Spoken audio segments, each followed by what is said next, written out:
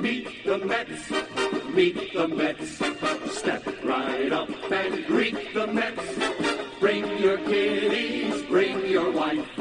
Guaranteed to have the time of your life, because the Mets are really socking the ball, knocking those home runs over the wall. East side, west side, everybody's coming down to meet the METS Mets of New York town. Oh, the butcher and the baker and the people on the streets, where do they go? To meet the Mets! Oh, they're hollering and cheering and they're jumping in their seats. Where do they go? To meet the Mets! All the fans are true to the orange and blue, so hurry up and come on down, 'cause we got ourselves a ball club, the Mets of New York town. Give 'em a yell, give 'em a hand, and let 'em know you're rooting in the stand. Come on and meet the Mets, meet the Mets. Step right up and greet the Mets. Bring your kiddies, bring your wife. Guaranteed to have the time of your life, because the Mets are really socking the ball, knocking those home runs over the wall. East side, west side, everybody's coming down to meet the METS Mets of New York town, of New York town.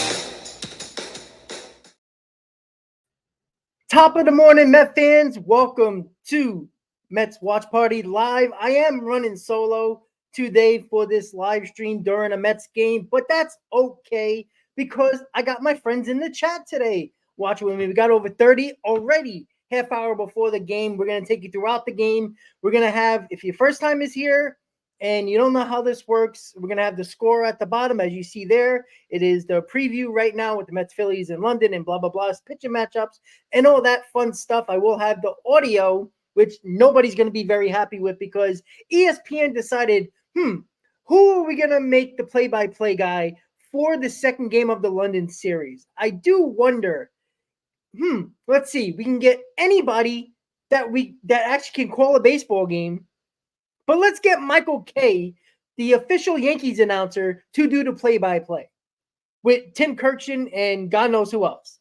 So we get to watch and listen to Michael Kay call a Mets and Phillies game, which we already know if you ever listen to his, Michael Kay show, he can't stand the Mets. So don't expect any good positivity from him.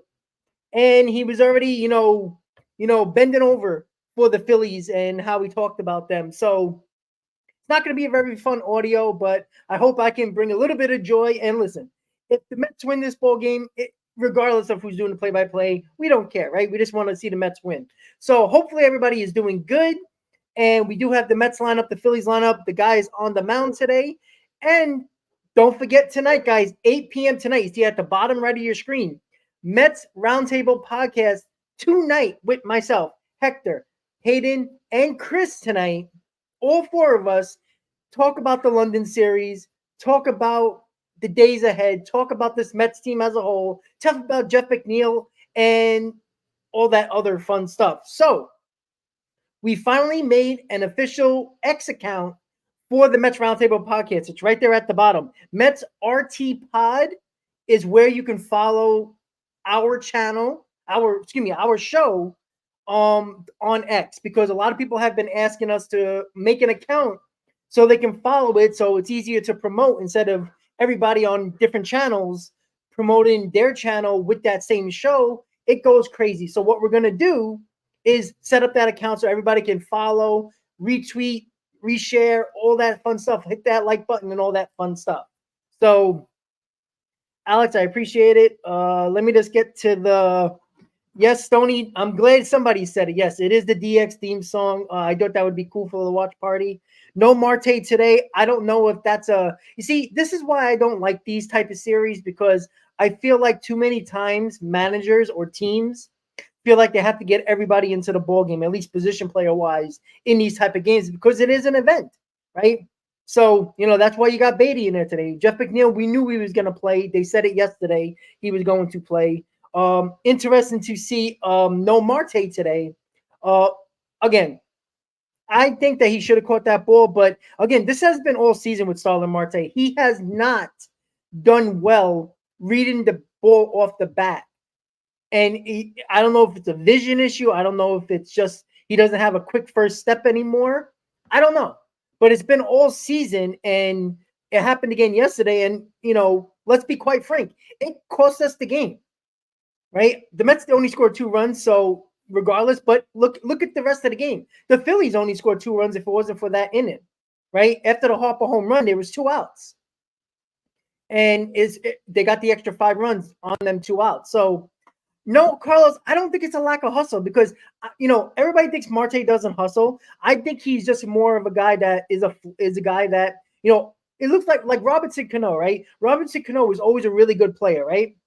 He looked like he was never trying, but he did so many things with ease. Even the hardest plays looked hard or looked easy. So I just think it's just the way Marte goes. And, in 2022, was everybody talking about lack of hustle? No, look, he's 2 years older. He's coming back from a couple of injuries. And, you get older, your reaction time isn't as good as it used to be. And when you're in right field, and again, this is a new stadium, this is no excuse for him, but there's a lot of issue. Again, if he's hurt, then that's on Mendoza, Stearns, and the Mets. If he's not hurt, it's on Starlin Marte. That's it.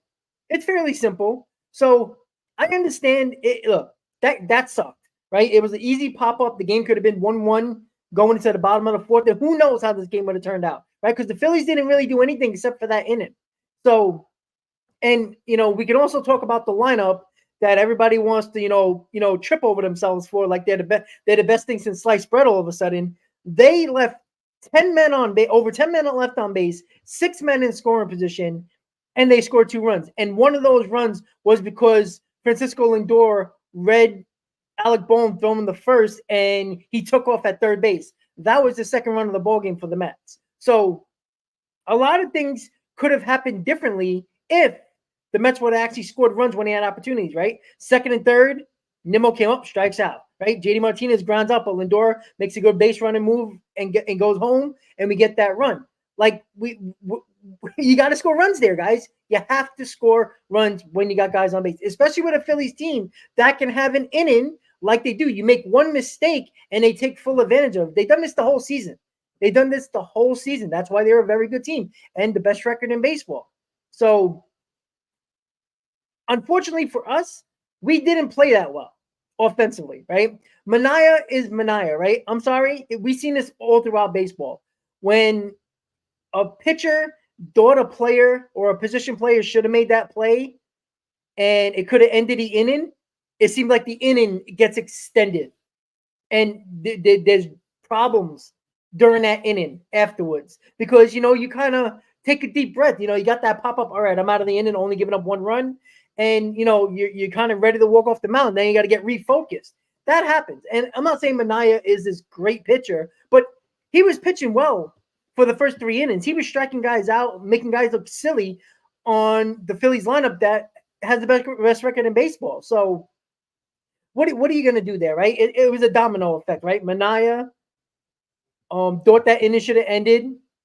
It kind of unraveled a little bit. It got a couple of men on it with the 2 outs, and then other things happened during that inning to lead to a 6-run inning, and there was the ball game. I think a lot of Met fans felt like if they didn't get anything going in the next couple of innings, we would be in trouble. But I don't think anybody thought that the Phillies weren't going to score for the next 5 innings, right? So they did. They got one extra run, but just think, the Mets still pitched well after that. The Mets still had opportunities to score runs and get back into the ball game. You can't do it in the 6th inning and it went by the wayside, and then do it in the 9th when you're down by 5 runs. Like you gotta start coming back a little bit, like a lot of teams do against the Mets this year. So let's talk about today's game. We've got about 15 minutes until game time.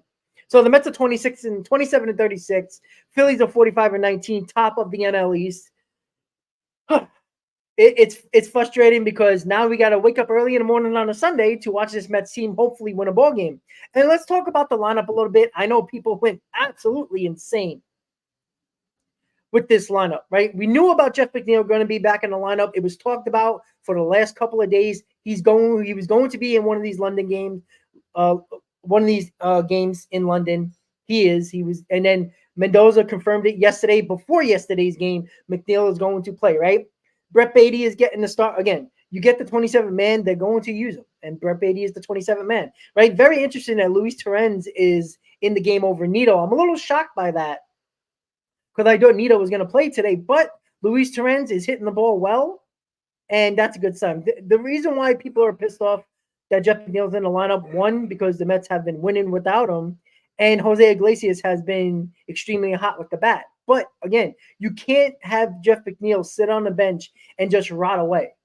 Even if you're not even using him in pinch hit situations. So you're wasting a roster spot and leaving him there. It's just bad management to do that. You got to get him involved. And if this was a wake-up call for him, then you give a lot of credit to Mendoza and you give a lot of credit to David Stearns for making that decision to bench his ass because he was that bad. This is a benching. Let's not act like, I know Mendoza is walking down the company line and saying McNeil is our second baseman. What is he supposed to say? He's not going to say to the media and blow up his own player. He's just not going to do that. Yeah, he lost his job. He wasn't playing well. They're not going to do that, right? This is not the baseball of the 80s or the 70s or even the 90s for that matter, where managers will call you out through the media. It doesn't happen anymore. So I don't know what everybody expected. I know my boy Hector talked about Mendoza saying, oh, he's still our second baseman. Well, he's not going to say he's not our second baseman anymore, right? You can't lose Jeff McNeil mentally for the remainder of the season, or at least until the deadline for the next 2 months. You just can't do that. You can't have a guy, you're not sending him down to the minors, so he's going to be a wasted roster spot if you continue to just bench him and never use him. So you got to get him going somehow, especially if you want to trade him at the deadline. And it's more and more, regardless of what the Mets are going to do, buyers or sellers, or staying pat, Jeff McNeil is probably going to get traded. Maybe because Jose Iglesias is performing extremely well, and why not put him at second base, right? Or the Mets feel like Luis Acuna is ready to go, and you put him at second base. So Jeff McNeil's probably going to get traded. I think this benching is very clear that they're not happy with Jeff McNeil's performance. And listen, here's the problem. If Jeff McNeil starts getting hot and the Mets are winning ball games, the Mets are getting closer and closer to a playoff spot, the third or second wild card, nobody is going to want to trade him because you're going to get all the Jeff McNeil supporters that are hiding in the ditch right now saying, oh, look, this is the Jeff McNeil we remember, blah, blah, blah. And then what? What are you going to do? Right? If he is the problem in this clubhouse, in this team, in this lineup, you can't, just because he's doing well now, oh, let's back off and not do what we should have been doing 2 years ago. I said this for years, and I got killed for it. Jeff McNeil, if you needed to get something, Jeff McNeil is the guy you could have used him, especially when he had a good enough value to do a trade. Right? You could have got a starting pitcher because at the time, the Seattle Mariners were so desperate for another bat in that line. And they're still talking about Jeff McNeil over the last couple of days with the reports. The Mariners have wanted Jeff McNeil, I think, since 2021. right? Met fans are, and this is the problem with a lot of fans when it comes to their homegrown guys, regardless of if he's very good or, above average. They don't like to trade their homegrown talent. I understand that, but you're not looking at the bigger picture. And I think that's the issue when it comes to a lot of these players when they come from the farm. And that's okay, but you're not helping your team by falling in love with players that don't deserve to be here or that can help your team in another way that is more necessary to help your team. Like the Mets need starter pitching, the Mets need bullpen help. You don't think we could probably trade Jeff McNeil if he starts hitting a little bit more? Probably get a bullpen arm? Of course you can. Or an arm that Stearns and the analytic department and his scouts say, hey, I think this guy has what it takes to be a big bullpen arm or end of the road starting pitcher. A guy that can be the fourth or fifth starter. Something like that. You can do that. You can do that. And people who thinks that McNeil doesn't have value, yeah, it might have faltered a little bit. But a team like the Mariners that you've been hearing for 3+ years, they've wanted Jeff McNeil in trades, the Edwin Diaz trade, all these trades that the Mets were trying to make and it involved Seattle somehow. They wanted Jeff McNeil in the trade, and the Mets were hesitant with Sandy Alderson, with Billy Epler, and at the moment, David Stearns, even though I think David Stearns is probably ready to kick him to the curb. So if the Mariners still want him, because all you need is a GM, and the Mariners GM seems like he thinks that his pitching guys and his people can fix Jeff McNeil and fix the problem, maybe just a change of scenery, right? You only need one team to think that they can fix a player, and they'll pay above board to get a guy, right? We talk about Holderman all the time for Vogelback, right? He was one of the better arms in the Mets bullpen in 2022, right? They traded him away because they were so desperate for a bat. They traded a quality arm for Vogelback, right? They needed a bat, right? Nobody wanted to trade prospects, right? That's all we heard. Nobody wants to trade prospects. You can't trade prospects for, a Josh Bell or JD Martinez. Yes, you can. Because when you have a chance to go deep in the playoffs and be one of the best teams in baseball, you do what you got to do. So you traded one of your assets in your bullpen for Vogelback. Not only did it hurt your lineup, it hurt your bullpen in 2022. So, yes, you can make those trades. It happens, especially when a team is desperate for something. And again, if you look at the Mariners, they pitch well, but they're besides Julio Rodriguez, their offense is not that good. So they might think that Jeff McNeil might be that spark. We might not think so, but who cares what we think? If the Mariners believe that they can, maybe you can, bend them over a barrel and get what you want from them. Maybe a higher level prospect than people might have thought, right? People laughed when people said, "Oh, we can get a top prospect for Scherzer, regardless of the money." Nobody thought that because he wasn't pitching well.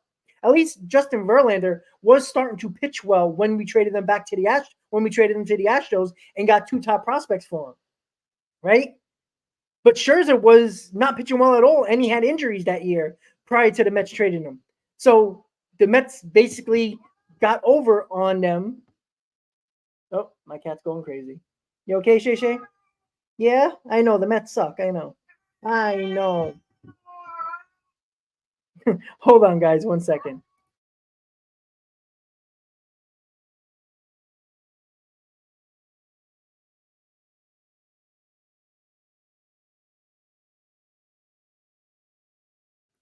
Sorry about that, guys. We're trying to take care of the cat here. He's in one of his moods. All right. Sorry, guys. I don't know if you heard him starting to meow all over the place. He has a sensitive stomach, so when he eats, he kind of has problems with the stomach. So we gotta, baby him a little bit. So again, he don't like the Mets either. He thinks they suck too. So that's why he's like, get me out of here. So listen, guys, the fact of the matter is that we don't have to worry about players, regardless of they're homegrown or not, right? You got to get better. You got to make decisions without the emotions. And I think David Stearns, he already showed you, right? He could have been very emotional with the Adrian Hauser move and saying, no, that was my first trade as a Met, right? As running the Mets. That's a guy that I know is is a solid reliever, a solid starter in the back end of the rotation, and he's been my guy for a many number of years when I was with the Brewers, right? But he took his emotions away and his ego and says, Hauser's hurting this rotation. Let's put him in the bullpen where he was successful with the Brewers. He's been very good with the Mets in the bullpen since they moved him. So David Stearns is already telling you that regardless of if he has the guy for a long period of time and knows the player very well, is not going to stop him from making a move to better the team, even if it's in-house. So that just tells you that his emotions aren't going to get the best of him. And that's the type of guy I want running a baseball team, running my team. It's just that simple. Carlos, I don't think he's going to make a guest appearance because he just ate, and with his sensitive stomach, we got to be careful on the amount we feed him and what type of food. And sometimes his stomach acts up, so he cries a little bit and meows. So, but yeah, Shay is probably not going to. Well, maybe he will. He might jump in. It's 2.5 hour, 3 hour stream, so he might pop up. Just trying to get attention, trying to get some camera time. All right, guys. So when the game starts, obviously down at the bottom, we're gonna have the score and all that fun stuff. I'm gonna reset it and all that just to make sure it all works, because game day is just absolutely terrible when you try to stream it with the put it a part of the stream. It kind of like delays everything. So let's hope it doesn't do that. Let me just check. Would the Cards give up Josh Walker and replace him in right field? I think the Mets have other options. If you got it, they're probably not going to sit Marte if he's healthy. His bat is pretty good right now. It's going to be a little bit more where Tyrone Taylor is probably going to get more games and DJ Stewart. Yeah, Deron, I think that's infusing young players is kind of overrated, to be honest with you. Because the Texas Rangers got a bunch of veterans in, right? A team like the Yankees, yeah, they infused a little bit of young, but the Phillies aren't a very young team. They're not very young. So we can infuse all the young players you're on, right? We have Vientos, we have Beatty, we had Alvarez, right? I mean, you got your core guys that are your core guys, regardless of age. They've tried to infuse it. It's just that they're not playing well. Like that's basically it. Like you can put all the young players you want, but if you infuse with young players and they don't perform, what do you do then? Right? You outcast the veterans, and now the young players aren't good. So now you're kind of in you're kind of down the middle now, where one side you want to play the young players and they're not doing well, and then you kind of outcast the veterans on this team. You can't do that, right? I mean, hey, Ryan Clifton's hitting the ball. You want to sit Pete Alonso? Why not? Right? You could do that, right? If you wanted to, you can infuse young talent. But just because you infuse the young talent doesn't mean that Pete Alonso is going to play better, or Francisco Lindor, or JD Martinez, or Brandon Nimmo. Like it just, maybe those guys might. Like Vientos has been hitting the ball well, right? I mean, it hasn't really, it kind of made somewhat of a difference, but let's, we're going off of 5 or 6 games. Let's go about 2 or 3 weeks of games and see how that influx of Vientos and younger players. And let's see if Alvarez, who's been coming back right after this series is over, and when the Mets go back home, Alvarez should be back. So that should influx a little bit of a jolt to this team, right? But is that going to make it enough of a jolt to start winning more ball games consistently? Yet to be determined. So that's where we are right now. But we are going to find out. I'm going to make sure this thing actually pops up when it's supposed to. All right. I just want to make sure, guys, because I'm not using game day. I'm using the score, box score. Hopefully it starts up when the game starts. That would be nice. If not, we'll figure something out. Let's see. I'm going to. All right, Sony. Have a good day. Yeah, I understand that, Rox. But again, there was a report that the Mariners are still interested in Jeff McNeil. So obviously, and Brad, I doubt that's going to happen with the Pirates, right? You got a cheap reliever, and you're going to tell the Pirates to take on some money. I don't know. But yeah, let's see what else. What else do we got? Yeah, his return's been delayed because he had a family matter. Again, he'll be back sometime this week, right? Probably at the end of the week, probably like the weekend, probably. So we'll see Alvy soon enough. So the game's about to start. Again, unfortunately, ESPN sort of decided it was a good idea to make Michael Kay the play-by-play guy for this Mets Phillies game in London. You couldn't find anybody else. I mean, why not? I don't get it. What are they thinking? This is the problem with Fox yesterday. They didn't even put their A team on an MLB event of the London series, regardless of who's playing. You got an event that you're trying to promote in another country, and you get your B team to do play-by-play on Fox, while your A team is at Yankee Stadium with Yankees Dodgers. It's idiotic. You're not trying to promote the game across the country. You're not, because you got your B team as your guys doing the Mets Phillies game in London that you're trying to promote in another country. And now, not only do you have Michael Kay doing it for ESPN, but he's the full-time Yankee announcer. Come on, guys. Could we do better? I just don't get it. Well, Duran, yeah, I mean, we could talk about the 80s all we want, but it was the veterans that, that really, really did what they had to do. And you can say that about any team, though. But you know what? If the Mets were winning right now, we'd be talking about Vientos. We'd be talking, I'm not talking about, Pete Alonso's not old. Lindor is not old. You can't get a bunch of 22, 23-year-olds to throw in there because they're younger. You just can't do that. So we'll see how it goes. Let's see. Yeah, what about Ron Darling, right? Ron Darling does things for TBS. Maybe there's a contract dispute there, but they couldn't find anybody from ESPN calling a game than Michael Kay. I just don't get it. I really just don't get it. It pisses me off. It really pisses me off. And I'm assuming the game's about to start in a few minutes when ESPN actually turns it on. And, boy, let's see. Give me 1 second, guys. I just want to see if I restart this, that this works. All right. There we go. So I'm assuming it's about to start. It didn't pop up yet, but we'll see. As soon as it starts up, we'll get what we need to get, and the game will start. So, all right, guys. Sometimes it's the chemistry, lack of it. Yeah, but that doesn't mean the infusion of young players is going to change the chemistry, right?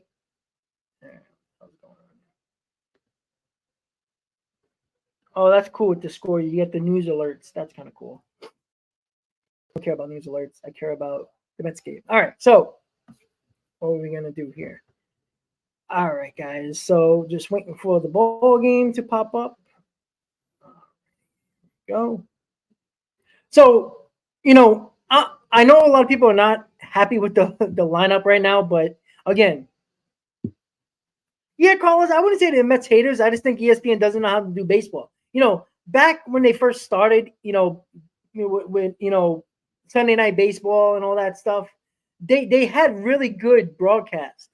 They don't care anymore. They're so concerned about the NFL and the NBA that they neglect the MLB and the new contract they got with the NHL. They haven't done a terrible job with the NHL, but their camera sucks. So, yeah, but it's not even about the London series, though, right? It's nothing to do with, it's the Yankees against the Dodgers during that time as well. It's that I don't think that's the issue. The fact of the matter is MLB should say, listen, guys, you got to have your top guys doing these world tour series, these series in another country. You're trying to promote the game. You can't bring your B or C play-by-play guys doing these games and expect people to get excited about it. It doesn't make sense at all. So, I'm sorry, they couldn't find anybody but Michael Kay. I mean, Jesus. All right, so the game is about to start. All right. So the Mets are doing the introductions. They're doing the introductions now. The Mets are wearing their road grays. Phillies are wearing their home whites.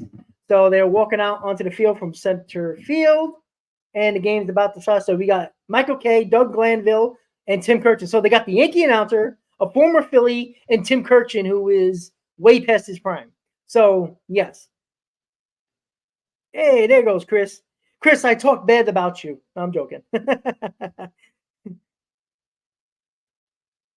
Yeah, absolutely, buddy. If you want to pop on, you absolutely can. I didn't even send you the link. That's bad on me, but I will send you the link. Yes, the roundtable tonight, guys. Remember, 8 p.m. We got the full cast of characters tonight, all of us. So make sure, and again, guys, follow the account Mets RT Pod, Mets Roundtable Pod, officially the official X account of the Mets Roundtable Podcast. That is going to be promoted very much on everybody's channel, everybody's X. Again, follow that on X. You get the shows, you get some, inside scoops. Everybody's going to be sharing and retweeting and all that fun stuff. So make sure you do that. Yeah, easy. It might be dumb, but you also can do a better job with announcers, right? I'm sorry, right? Yeah, the Yankees. What happens if the Mets and the Phillies were the two best teams in baseball? They already set these broadcasts in advance. So if the Mets and the Phillies were the two best teams in baseball or had the best records in baseball, even if it was the Yankees and Dodgers, are they going to put their B teams there? Yeah, they probably would have. But it's just bad optics. Like, you can't promote another country with the sport that they don't care about. And obviously not everybody in London is watching a game.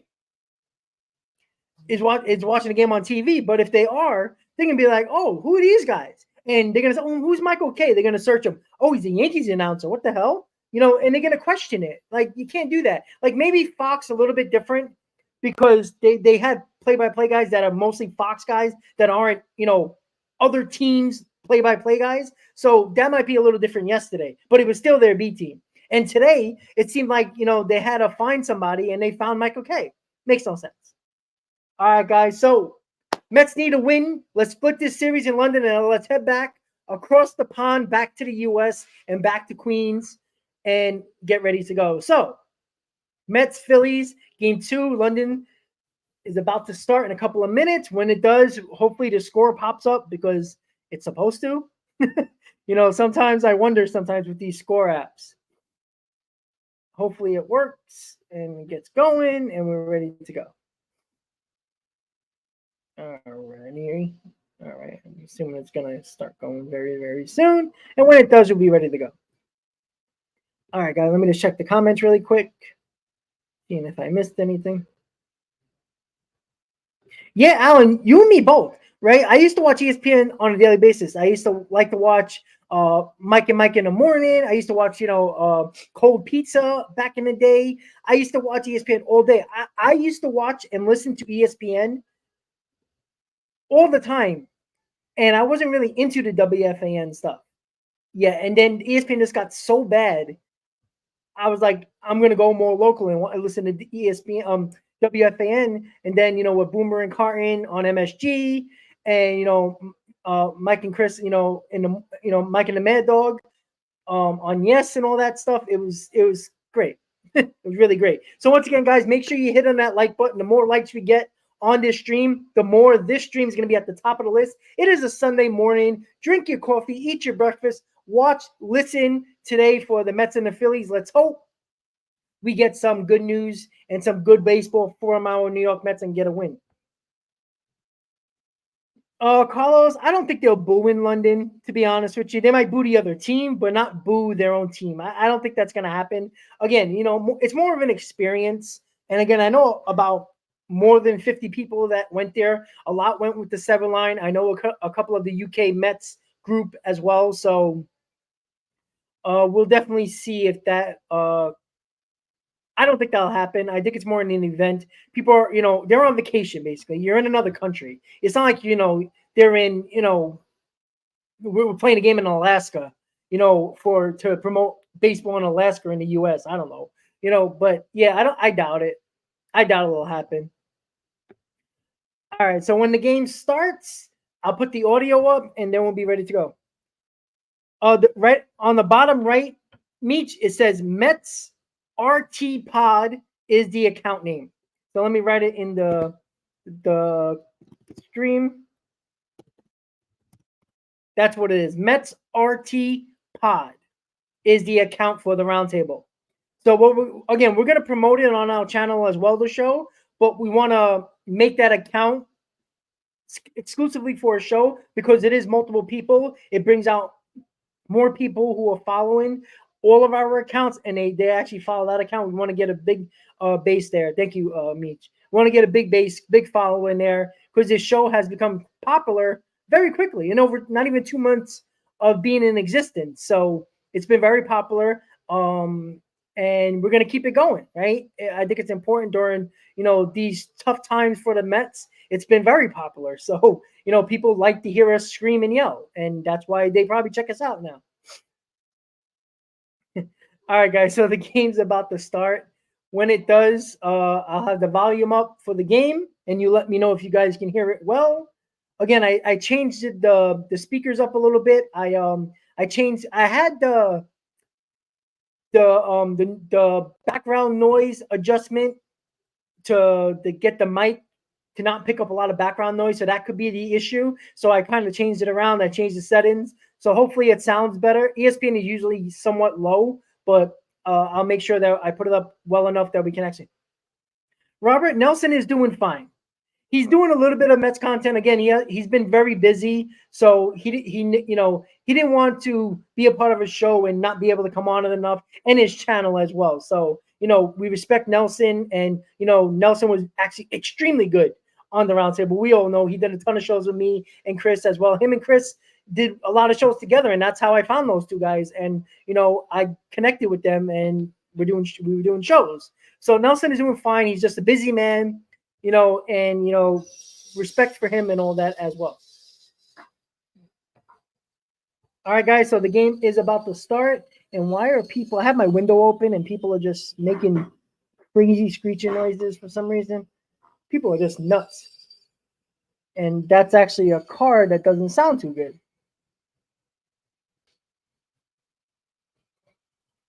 Yeah, definitely got to fix that. All right, guys, so the game's about to start. And I'll put up the volume and we'll be ready to go.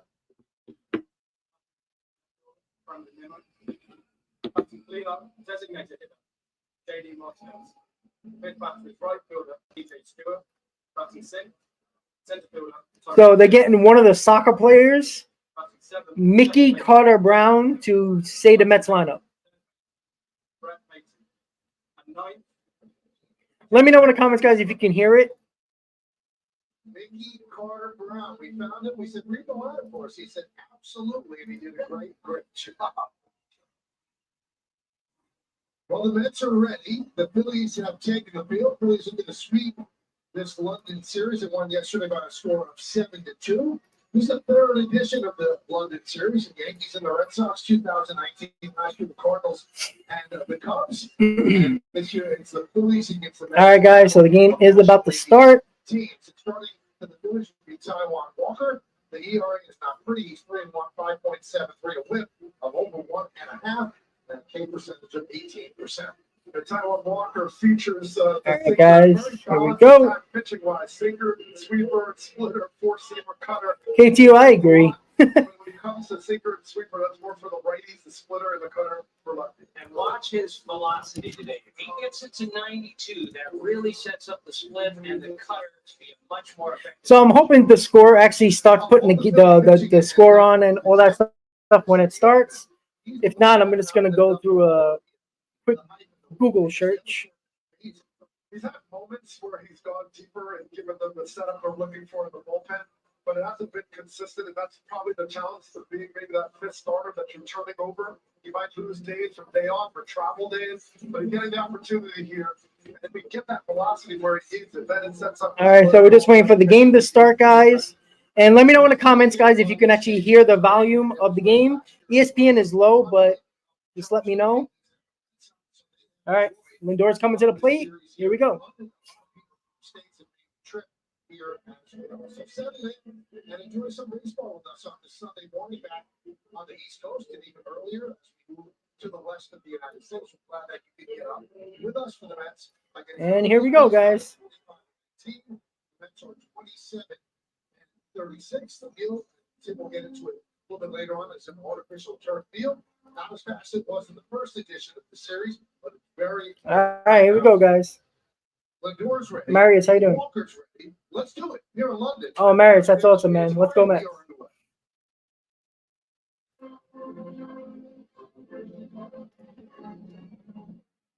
Shortstop Sosa shades up the middle, and there's a strike to Lindor. Lindor's been a different hitter since they moved him into the leadoff spot. Leading off, he's hitting 325, 3 homers, 11 ribbies, 195 before he was moved up. There's a ground ball first. All right, that is one out. All All right, guys, there we go. We got the game on. We got the score on. We're ready to go. Here we go. Locating on the outer third, so hoping he'll either roll over or swing over it. There we go, guys. We got the game on. We got the score going. I like it. So here is Pete Alonso. He asked the other day, can I get Sunday roast on Friday? And he does not believe in jet lag. He said jet lag is a state of mind. So I've got to convince my mind that he's right. There's a strike. He has a different look at a lot of things. He told me he made deer jerky by himself. That's what he does with his spare time. And I tasted it. It's great. You're a great man, Tim. You just tasted it. Here's Michael who never eats anything. During the broadcast, you're going to have to tell us that you ate an egg for the first time in your life. No, I will not do that.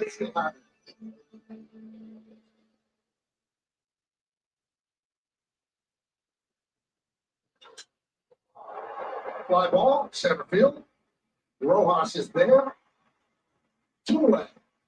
And that was just a routine fly ball, of course. But yesterday, the outfielders had a lot of trouble picking up the ball. Starling Marte told me before the game, he missed that ball in right field because he just didn't see it. And it's not as sunny as it quick was 2 outs yesterday, for the so I Mets. think it'll be a little easier, but that is, as an outfielder, disconcerting when you can't see the ball. Beyond disconcerting, life changing. Vincent Immo is inside. Doug and I were on the field and looking up because there's kind of a white backing, and if the ball gets caught up in there, you're gonna have some trouble. And the dome that has a rip, almost like a partial dome, it's open in the middle. And what that does is it certainly protects where we're sitting here, but you have the issue of the ball going up, and then the backdrop becomes white. And the white ball, white backdrop, bad outcome.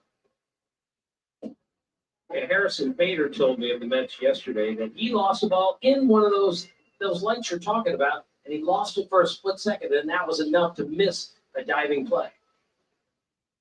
1-2, strike 3. And Walker, 1, 2, 3 inning for Taiwan Walker. That was a not good top of the first, guys. Taiwan Walker has not been good for the Phillies this year. He struck out Lindor. He struck out Nimmo to end the inning, unfortunately. But what are we going to do? That's just how it goes, guys. This is how it goes. And I'm not sure why this is not reading properly, and it's taking too long to load, and it's annoying me.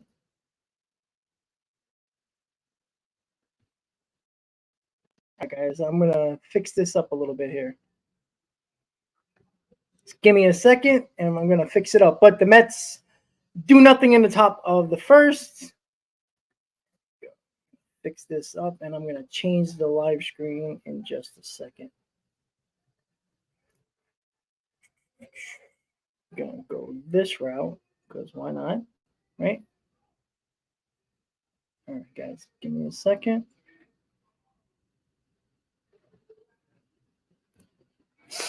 All right, guys, there we go. That's a lot better. I like that a lot more.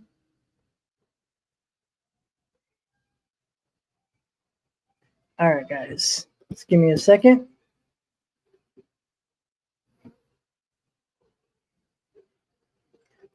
Alrighty.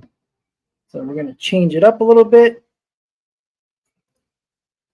I'm going to share the other screen, which is a lot better.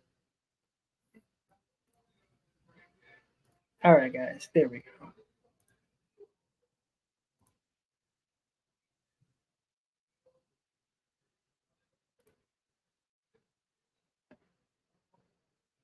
Yeah, Marius, I expected that. Again, when the team's doing well, that's what's going to happen, you know?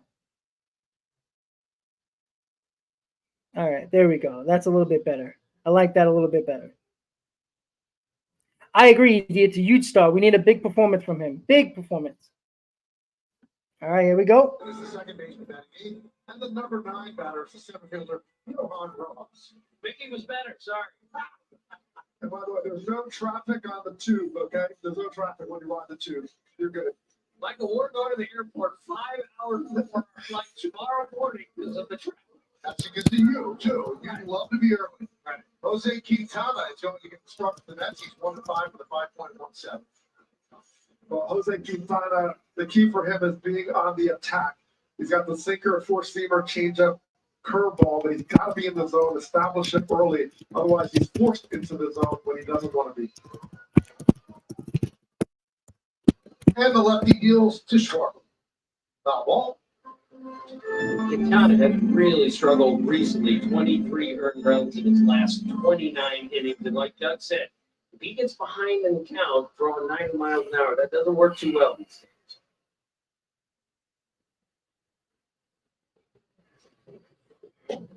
There's a strike. This is what makes the Phillies so dangerous. Top of the order. The threat for the home run is immediate. In the first pitch of the game, you could be down 1-0 to Kyle Schwarber.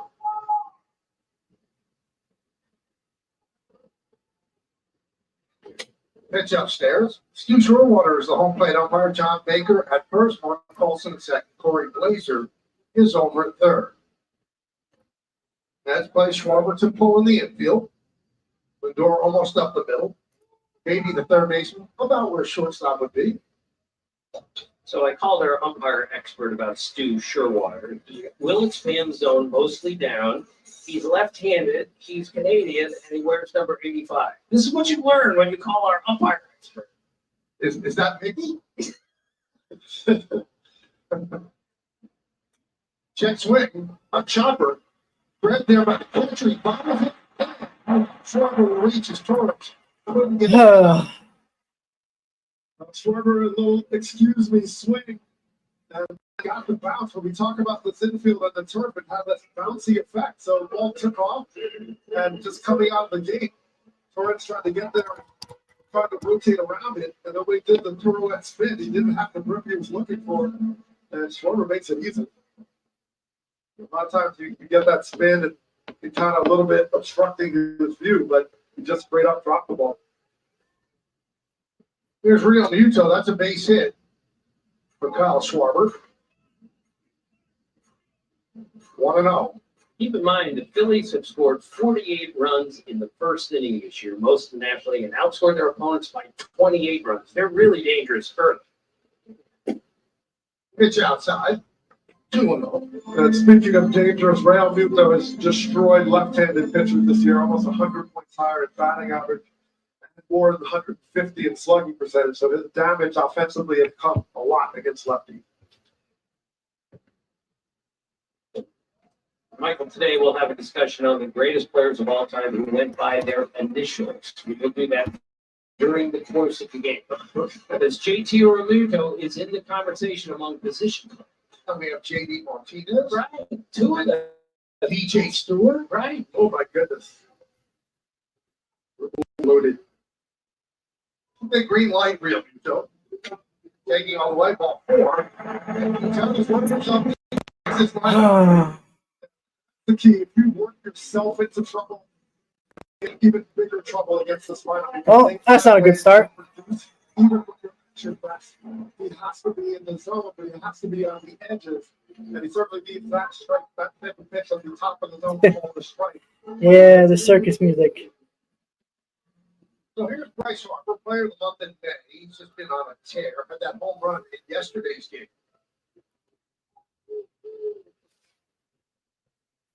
You know, he did that soccer celebration slide toward the Philly dugout.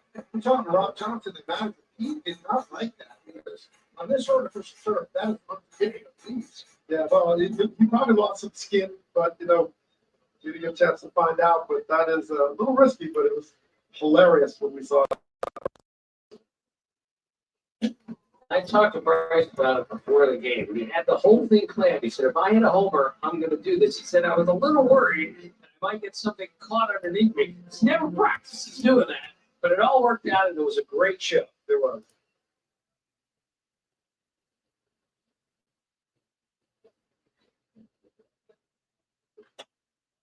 Grounded foul. Let's break down the slide, Doug. Well, I don't think I ever slid like this, but I learned hook slide. But this is the back, lean back, move to the sky, and you worry about the knees there, a little friction. But he's like, I think Bryce could pull that off. He goes, but I hope he doesn't try it again.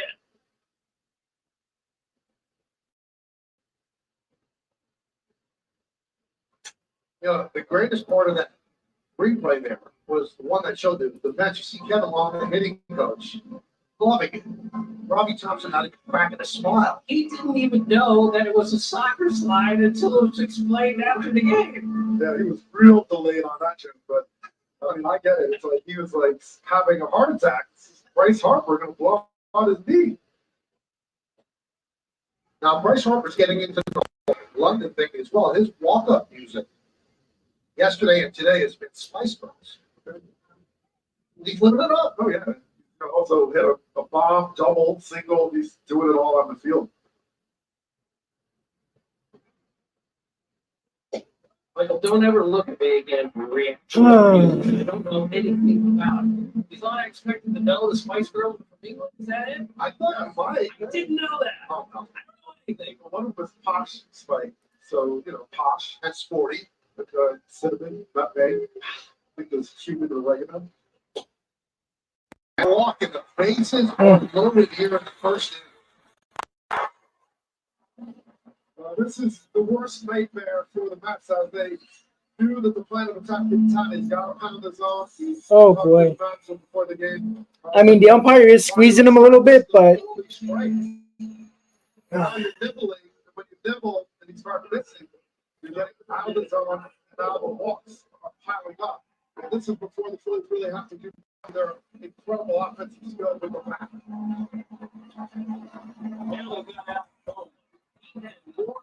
Oh, Lord. The only third baseman that's ever had more RBIs to get to. Not good, guys. Not good. That's how productive this guy has been. Michael, he has gone to another level offensively this year. Doug, you've seen it, right? I mean, he's always been a guy thinking he's going to hit for average, not necessarily as much power on the home run side, but he's getting the bat head out to pull balls, staying back when he needs to. He's using the whole field, a lot of doubles, doing it all.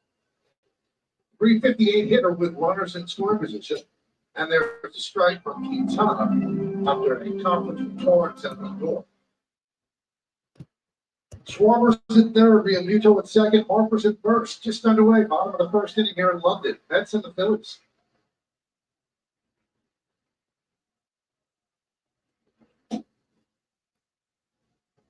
One and one. I tip you for the Taylor Swift, right? Yes, look, I don't know anything other than baseball, basketball, and sitcoms of the 60s. So don't ask me anything else. All right.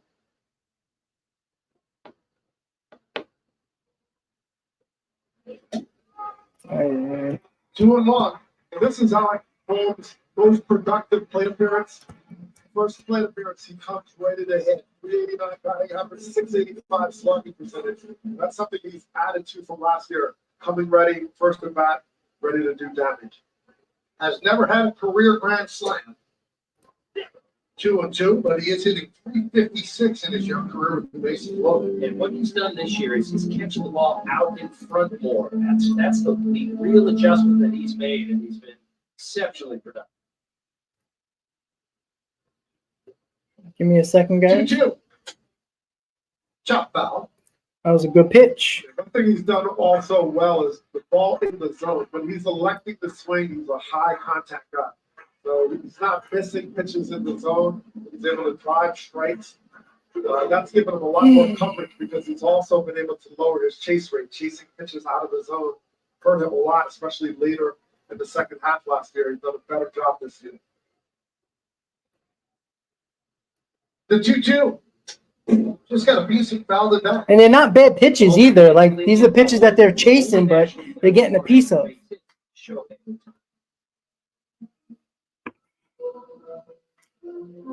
Okay, John has thrown 22 pitches. Still nobody out.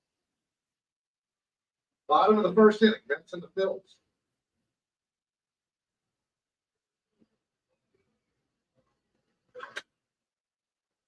It's got to be on the way in that play. A lot of pitches. No outs, base load, 23 Crowd pitches. here at London Stadium. A lot of Philly fans here. I was here last year, Doug. The Cardinals and the Cubs traveled so unbelievably well. I think the Phillies matched them this year. Mets pretty good. Phillies really good. See the Philly fans everywhere, really, literally everywhere. The 2-2. This could be 2. Yeah, all right. I'll take that. I'll give a run for 2 outs. Good job. Big double play there. One thing that Francisco Lindor has brought his game is his defense has been exceptional this year. This is a hard hit ball, getting the transfer. Well, it's nice to see Lindor and McNeil turn to double play. They haven't done that a lot. Good job. Come on. Only getting out with 1 run here is crucial. Here's Nick Castellanos, runner at third now with 2 outs. Castellanos hit 4 homers his first 50 games. He's got 5 homers his last 14. He's really starting to heat up.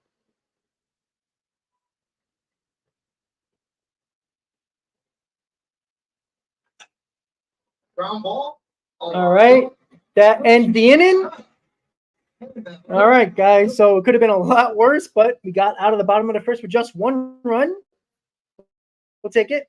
And game day is obviously much quicker than the games on TV. A little bit ahead, much ahead, but that's okay. But the Mets are coming up, only down by 1. It could have been a lot worse. Could have been a end of a game real quickly, but it wasn't. So that's a good sign. So Mets only give up that 1 run and big double play to get the 2 outs. We gladly give up a run for 2 outs there. And the Mets are coming up. So we're going to have up. Oh boy. We have Martinez, we have Stewart, and we have, who's that other guy? Taylor. There we go. Sorry, guys. Trying to look at that. So it would be Martinez, Stewart, and Taylor. 4, 5, 6 coming up for the Mets. Yeah, hell yeah. Game. We'll definitely take that as a win. Yeah, and you know what? You put yourself in these holes. This is exactly what Chris is talking about.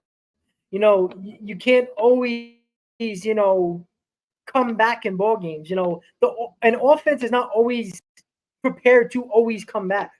Again, that can be on the offense early on, but again, it was the bottom of the first, right? You can't give up multiple runs in the first inning and say, "Oh, well, the offense will come back."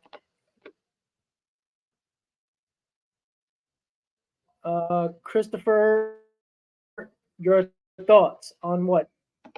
1 inning and the Phillies only got 1 run with the base loaded, nobody out. I mean, I take that 10 times out of 10 if that's the best scenario.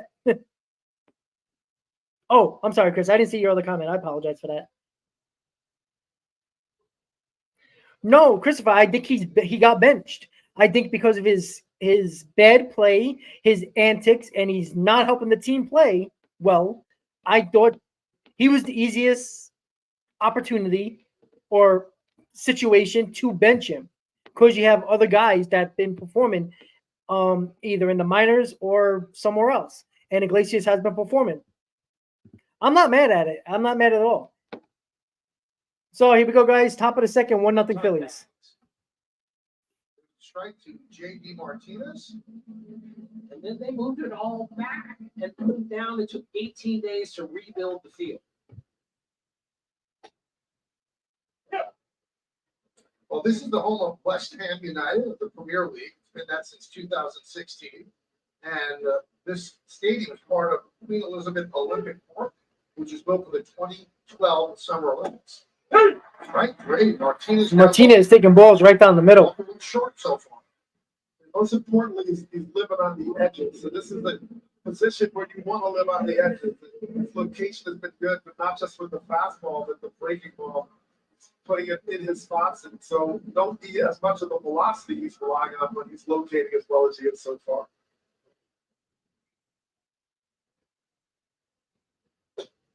DJ Stewart takes a strike. Now, it's in 186, but batting average is not as important to baseball people as it used to be. He has a 344 on base percentage, 16.4% walk rate. So he gets on base, and that's what they look for. So when he was drafted by the Orioles in 2015, that was the style. He was working almost before his time a little bit, getting the walks, not necessarily big power. Now he's a dead pull hitter. Over 50% of his balls hit. And he went to the bowl school in Florida, which is where Chip Jones was. Didn't know that till today. Now he knows that, but not the Spice Girls. What's in that head? Strike. A lot of useless information, Michael, as you will see for the next 9 innings. Well, they quizzed me on the Spice Girls when I first got traded to the Phillies, and I think I got ginger, and I don't think I got posh, and I threw in my other spices like nutmeg. Didn't endear myself with the Spice Girl fans out there. Strike three. Stewart now looking. 3 straight strikeouts looking for Walker. Yeah, Walker is not a strikeout pitcher either, which is amazing. He hasn't been this So year. the great movement. Watch how this ball starts in and then takes that right turn right over the plate. Come on. Like they're talking about, oh, look at that ball that started in. That ball started on the corner of the plate and moved in the middle. That's the ball that you should be hitting. Struck out looking. Here's Taylor.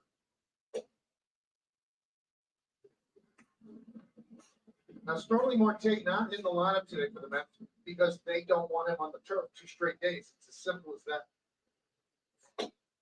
There's a strike. Taking fastballs right down the middle. That knee is barking pretty good. So 1 extra day here, and then a day off tomorrow. That should help him to get ready for Tuesday. And you don't have to deal with that as much, right? The turf factor is not what it used to be. 70s, all these turf stadiums. And I remember playing 3-game series with knees and everything's sore. It's like a broken bat. You never played in Montreal. I did it. That was the hardest turf ever, right? It was tough. I mean, I got an MRI from Montreal at some point. so, Yeah, game changer. It really is. I dove in Pittsburgh, in the tetanus shot, got an MRI in Montreal. I'm like, this stuff can't be that great. You know, like, what's going on? It's amazing, though, how soft this turf is in comparison to the turf of 40 years ago. I mean, it feels like real grass you're on, and that's really important because it'll crush your knees if you play too many games on turf. Tim, didn't Tuck McGraw say if I can't smoke, I don't want to play? I think that was Dick Allen that said that. Really? Okay. Fly ball, right field. Castellanos coming on. Makes the Well, at least Taylor swung at the ball. Mets do not score anything in the top of the second. 1-0 Phillies going to the bottom of the second, excuse me. So once again, guys, make sure you hit on that like button, and the more likes we get, we are consistently over 95 viewing during Mets Watch Party Live. And we're watching it early in the morning on a Sunday morning in London as the Mets and Phillies are playing game 2 in London. Once again, guys, tonight, 8 p.m., don't miss it. Mets Roundtable Podcast, Chris, Hector, Hayden, and myself will be on the podcast tonight. One of the popular shows, Mets shows, related to not just one channel, but many channels, but a popular show that's a weekly show that we do every week, depending on Mets off days or time of games. We make sure we do it at least once a week to bring you game recaps, series recaps, weekly recaps, and just our thoughts and opinions. And everybody likes us yelling at each other as well. So make sure tonight, 8 p.m., Mets Roundtable Podcast with all 4 guys on the roundtable. Make sure you follow on X, Mets RT Pod on X. Follow them. We get all the shows. You will be live streaming on that X account as well during that process. So make sure you tune in tonight at 8 p.m. We're gonna have hopefully the Mets win and we can talk a little bit of positivity. But if they lose both games and they don't look good in these games, it's gonna be a lot of negative talk once again and a lot of screaming back and forth. But again, it's only the bottom of the second. Mets got a whole game to go here. Hopefully, you have a little bit more positive talk on the roundtable tonight. So, waiting for the game to come back on so I can put up the volume. Make sure, guys, let me know in the comments if you can hear the audio, even though I know you don't want to listen to Michael K, but a lot of people might be at work, might be just, relaxing and not really watching the stream, but listening.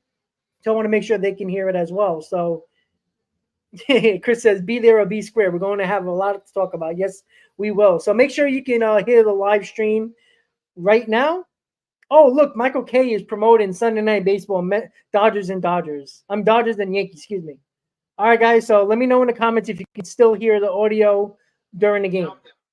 We got to the bottom of the Chip. Tuck McGraw was asked to be like AstroTurf. He said, I don't know. I've never spoke this stuff. There's an amalgamation of both. Pitches outside to Sosa. Sosa's been a revelation for the Phillies with the injury to Trey Turner. Well, that's a huge blow, but he has made it a little less so. Now, Trey Turner. And he hits him. He got hit, so they don't take first. He's traveled with the team. There he is. And he should be coming off the IL at some point in the next week or so. We're going to have pregame as well. And Michael, you're right. Sosa has slugged 541 since Turner went down. He's played 26 games. He hasn't made an error. He is a tremendous defensive shortstop. And what a great, valuable utility guy to have when Turner. We need a quick inning from Quintana. Yeah. I'm going to think about finding the outfield a little bit more when Turner comes back. He's been that good. He really has. Here's Merrifield. And Sosa, of course, is the greatest guy in the world. Rob Thompson loves him. He was late for the workout here the other day because he overslept because his phone went out, and he came out to apologize to Rob Thompson, and he was crying, saying, I'm sorry, I'm late. There's a strike. But I think it's tough. Thank you, Game Changer. Appreciate that. Trying to get that chance to play every day. It's so fragile. You're just like, is this my moment? I don't want to blow it. And he played exceptionally well with Turner out. He kept the level of play right there.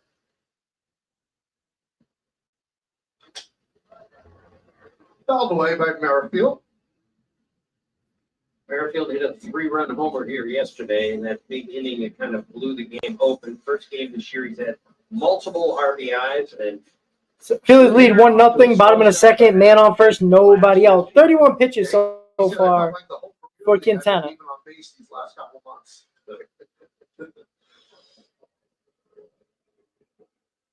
I mean, this is a guy with quite a resume. He led the league in hits a couple of years, stolen bases. He can run. He's done a lot. He got to the league kind of on the late side, was very polished when he did get into Major League Baseball. 1-2 on Merrifield. Signed a 1-year, $8 million deal with the Phillies in January. Team option for another year at the same price. 3-time All-Star. Twice with the Royals and last year with Toronto. Foul away. Take a look at yesterday's home run. So this pitch got in, and he just turned his hands right on it. But he has a two-handed kind of short contact, choked up swing. And he just focuses on contact. Easy, I agree, 100%.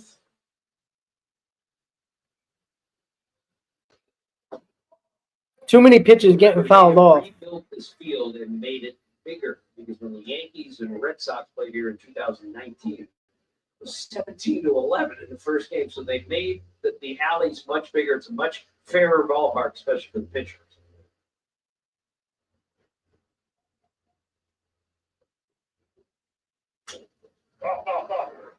Still 2-2. Well, Quintana got out of that first inning. That was huge because he was about to be in a lot of trouble.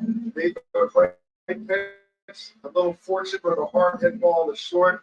But now he's trying to stay down. He's been a little more effective staying down in that zone. The changeup, turning it over. He's got to live down there if he's going to get in the zone at all.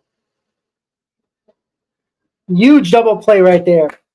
This could be another double play. There's one. Nice to see Lindor and McNeil turn in double plays. Lovely. That was really nice by Lindor there. He could have backhanded, but make sure he got in front of it. Make sure he got the lead runner. That's the most important thing. Even if he didn't turn that double play, made sure he got that lead runner. And now let's talk to Chase Utley. Why not? We got a Yankee announcer, we got a former Philly, and another former Philly. Oh, it's just lovely. Yeah, but I can't save my life. But I had a good time. Yes. He told me yesterday, it's not like it's like riding a bike. Hitting baseball is harder than that. I still think you're a great hitter at 45. I appreciate it. What has it been like for you living in England the last couple of years? It's been fantastic. The access to the rest of Europe. And nice play by Stewart to end the inning in territory, and the Mets are coming up in the top of the third, 1-0 Phillies, and that was a nice inning. We needed that kind of quick inning for Quintana there, and Chase Utley lives in England. That's interesting. All right, so all right, guys. So once again, make sure you hit on that like button. Mets coming up in the top of the third. I apologize for a little bit of delay there, but when game day is up there, it's the only thing that works with the score right now, unfortunately. But make sure you hit that like button, guys, and subscribe to the channel, and make sure you subscribe to Chris's channel as well. See during a live stream, but that's okay. He's with us in the chat right now, watching the game as well. So again, I'm going to say it every inning during the break. Mets Roundtable Podcast tonight, 8 p.m. Make sure you are there. It's either going to be very negative or somewhat positive, depending on today's outcome of Game 2 of the London. Myself, Hayden, and Chris to scream at each other and go back and forth as everybody seems to enjoy. And make sure you follow us official X account of the Mets Roundtable Podcast. Make sure I'm gonna talk to the guys to see if we're gonna do maybe like a giveaway or maybe a T-shirt with the Roundtable logo or something like that. I'm actually looking into that now. I haven't spoke to the guys about it, but I'm already looking into it. I got a ton of stuff that I can do giveaways with, for subscribers and all that fun stuff as well. And we'll make sure we'll talk about that during the show so we can get more people involved here and some incentives and all that fun stuff as well. So we're going to the top of the third. Phillies lead 1-0. CP, that would be nice if we get better at bats, right? That would be really nice. But hey, if the bottom of the order's coming up, they usually do the job. So regardless of who it is. The other day, a T-shirt press machine, a heat press machine for T-shirts. So I actually bought my channel logo transfers so I can do it myself. So I'm buying a bunch of. I'm gonna get people see who's gonna do like that pre-sale that I talked about. I was gonna do last week, but I found the easier way to do it and a more productive way to do it instead of ordering from companies as well for that. And I'd rather know if I screw up the quality, it's on me and not blaming somebody else. So, all right, guys, Jeff McNeil leading off first game, playing in a while. Let's see what he does. Top of the third, 1-0 Phillies. To play baseball, generate interest in the United States. Obviously, it's a cultural sport. Here, it's not so much, but slowly but surely, we're chipping away at that. And so progress is being made about interest here, correct? Correct. Yes, definitely. From last year to this year, I can definitely see a tick up in interest, especially at the youth level. Kids playing. I invited several of my friends we made over here to these games. All right, McNeil grounds out. I do like that McNeil was going up the middle though. I'm just curious, Chase. So you have like I want him to hit the ball on the ground. Like him hitting the ball up in the air is a no for me. He's got to hit the ball on the ground. Got to get on top of that ball. Why not? We told them how cool Europe is. Italy has amazing pizza. We affiliate different types of food. Countries. And that made them croissants and pears are amazing. So that kind of twists their arm a little bit, and they got it. Now you weren't able to sell them on food in London, right? They're still a little behind the food here. It's different. It's a little bit different. We venture out, but actually, London is melting pot. So you get any dish you want, and it's extreme quality. The British food isn't always my cup of tea, but I appreciate it. Chase, yesterday, a bunch of Phillies from 2018 were here. Jimmy Brown, Ryan Norton, all sorts of great people. What was that like for you yesterday? It's really great to connect with them. We have families. We've been separated once we stopped playing. It's harder and harder to keep in contact. But once we're in the same room together, it's like nothing ever changed. We're still young and dumb and still playing, which is nice. And we tell stories and make fun of each other, and it just brings some great memories back. What do you most hope for baseball? Like where it could go now? What do you see the future being the brightest spots? Well, we focused here in London, but I think there's some territory throughout Europe that is worth looking at. Fan bases, the sports fan bases in Europe are incredible. Well, Kendall, and how you doing, Kendall? Yeah, absolutely. Stearns is going to make changes, no matter if we like it or not. From those different areas, focus their attention on baseball a little bit more. I think it's a win-win. It's great for the sport, and to me, I mean, listen, baseball's near and dear to my heart. It gave me a lot of different. That's what I want to see from Brett Beatty. Stick on the right field. Good job. Well, have you traveled a lot? Like, Carlos, I don't know. On the South Coast, you pretty much get to France. And how the travel been just going around Europe? That's a Come on. beautiful thing because your access Go. to the rest of Europe is so simple. You're an hour and a half from Rome. We've done several trips to Italy, several trips throughout France, Germany, Austria. We've been Netherlands, we've been Portugal, Morocco. You name it. We've checked a lot of boxes over the past 2 years with more to go. So, Chase, someone from Great Britain wants to get into So, Carlos? baseball. What do you tell them to look for in order to understand the game better? That's the most difficult thing is to explain the rules and the concept of baseball.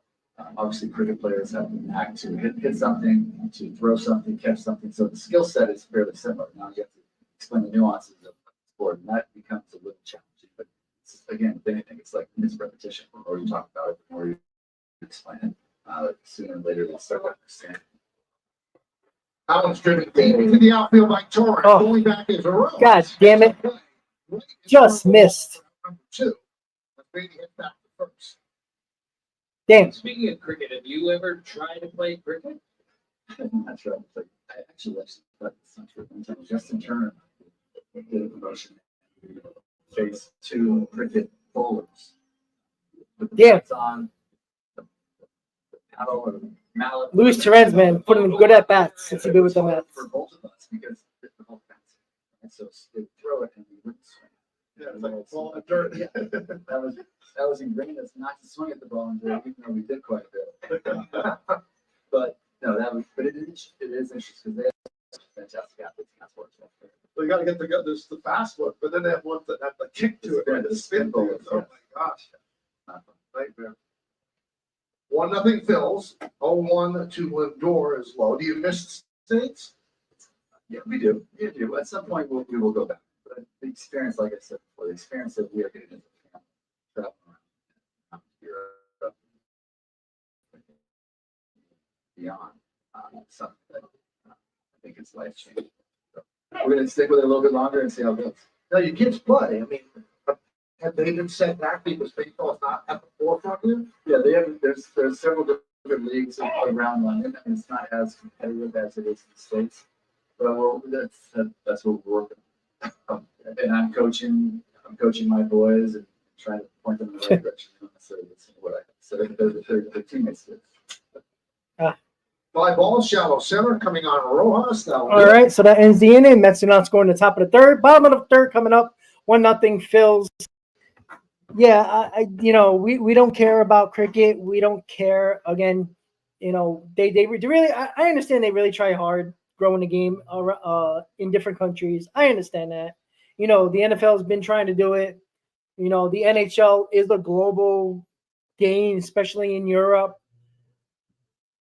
But you can only be as popular as you can be, right? Unless you got a team in London, not gonna happen. Like it's just not. I'm sorry. It's just why don't you get a baseball team in Mexico instead? That makes more sense. At least that's in North America. So I don't know. It's amazing to me. They try so hard to grow the game elsewhere when you can do better growing the game in the United States, right? Baseball was the national pastime at one point, was the number one sport in this country. And, you should worry about doing that. You okay, Shay Shay? What happened? I don't know. That's my Shay Shay. You okay? Yeah? What happened? You okay? Yeah, my boy Shay. What happened? I know they suck. Yeah, Shay. His stomach acts up when he eats. So he's just letting me know that he's not comfortable right now. But he usually goes on my bed and he stretches like he is now. Come. He's like, leave me alone.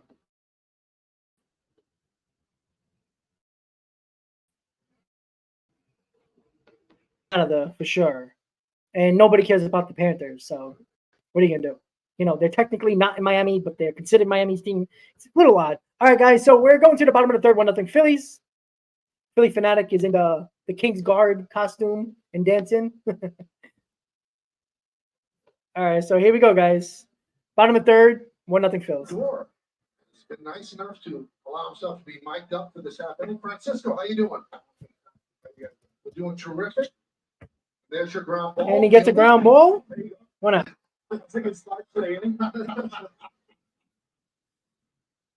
So you've got the Union Jack on your glove, so you really have taken to the whole London thing, right? What's that? You have the Union Jack on your glove. Have you enjoyed this trip so far? Yeah. A lot of stuff to do the first couple of days, but once we get to game time, everything slows down. I agree, Daniel. Here's Schwarber. Another quick inning from Quintana would be nice. Now, Francisco, since you moved to leadoff, you've taken off offensively. Is there any reason for that? Why the difference? No, it's putting all adjustments with the hitting coaches and teammates, and just finding ways to get better.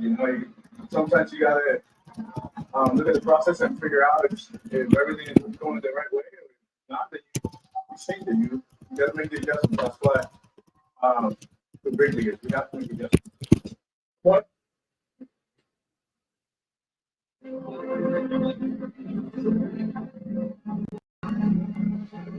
So, Francisco, what's the difference between hitting in the middle of the order versus the top of the order? Well, I get to hit nobody on.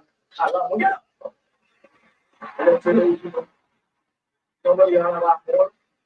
Yeah, I did.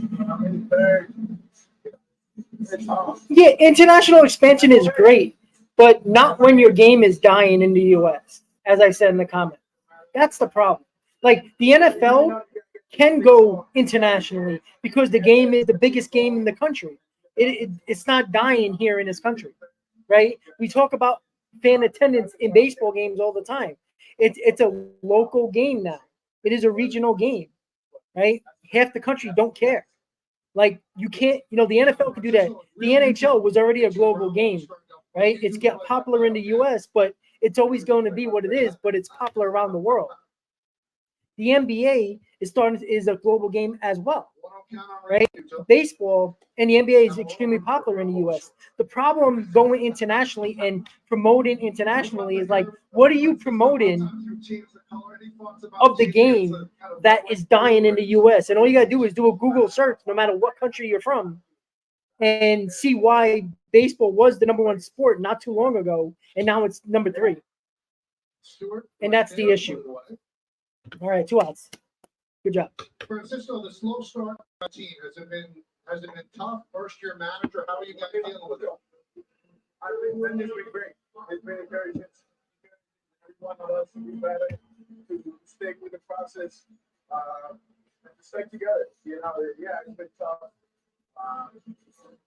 You know, you invest a lot of money, like Carl says, invest a lot of money in growing a game elsewhere, Yeah, I'll be here. but for you in your own country, anyway. I'll be here. in the U.S., it's just not working. It's not doing well. But at the end of the day, You know, and I'm not saying you don't have MLB ambassadors going to Europe and, you know, make leagues and start kids playing the game, because that's how you grow the game. But there's a lot of cities in this country that used to have little league teams and don't anymore. Now it's soccer and lacrosse in this country, like, which is fine. Like, I have no problem with the kids playing whatever sport, but you know, I go into baseball fields and they're completely empty. You go into a soccer field and they're playing. You know, that's the problem. in this case, Yeah, Daniel, I don't believe that, because the game was long many, many years ago and people watched. The problem is that a lot of this new generation, especially with technology, likes it quick and done. And baseball is never that type of game. You could speed it up as much as possible. It's still a methodical game. It's still a strategy type game. And there's no time. It's the only sport that doesn't have a time. That's why it is what it is. You can't change that.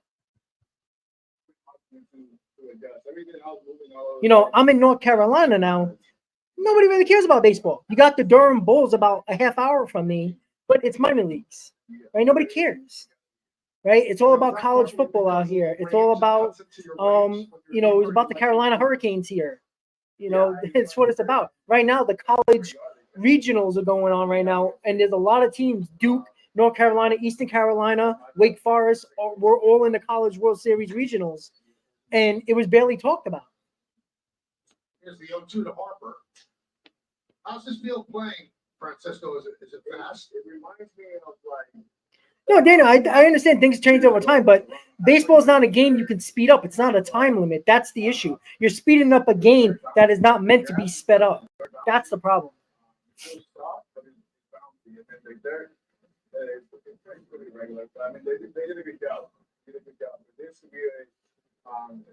I agree, Z. I think that's a huge problem. And to be frank, you lost a lot of African American athletes and great all-around athletes to basketball and football. That's a fact. I mean, where are the Griffeys of the world, right? You know, a lot of great African American baseball players, and they're great athletes, and they probably played 3 sports in college. But, and let's be honest, and another reason why is it's quicker, and this goes for any player. I don't care what color you are. When you can play another sport really well and be an elite athlete in that sport, are you going to choose baseball where you got to start in the minor leagues making chump change, or the NFL or the NBA where you can make millions of dollars right away? It's a big problem.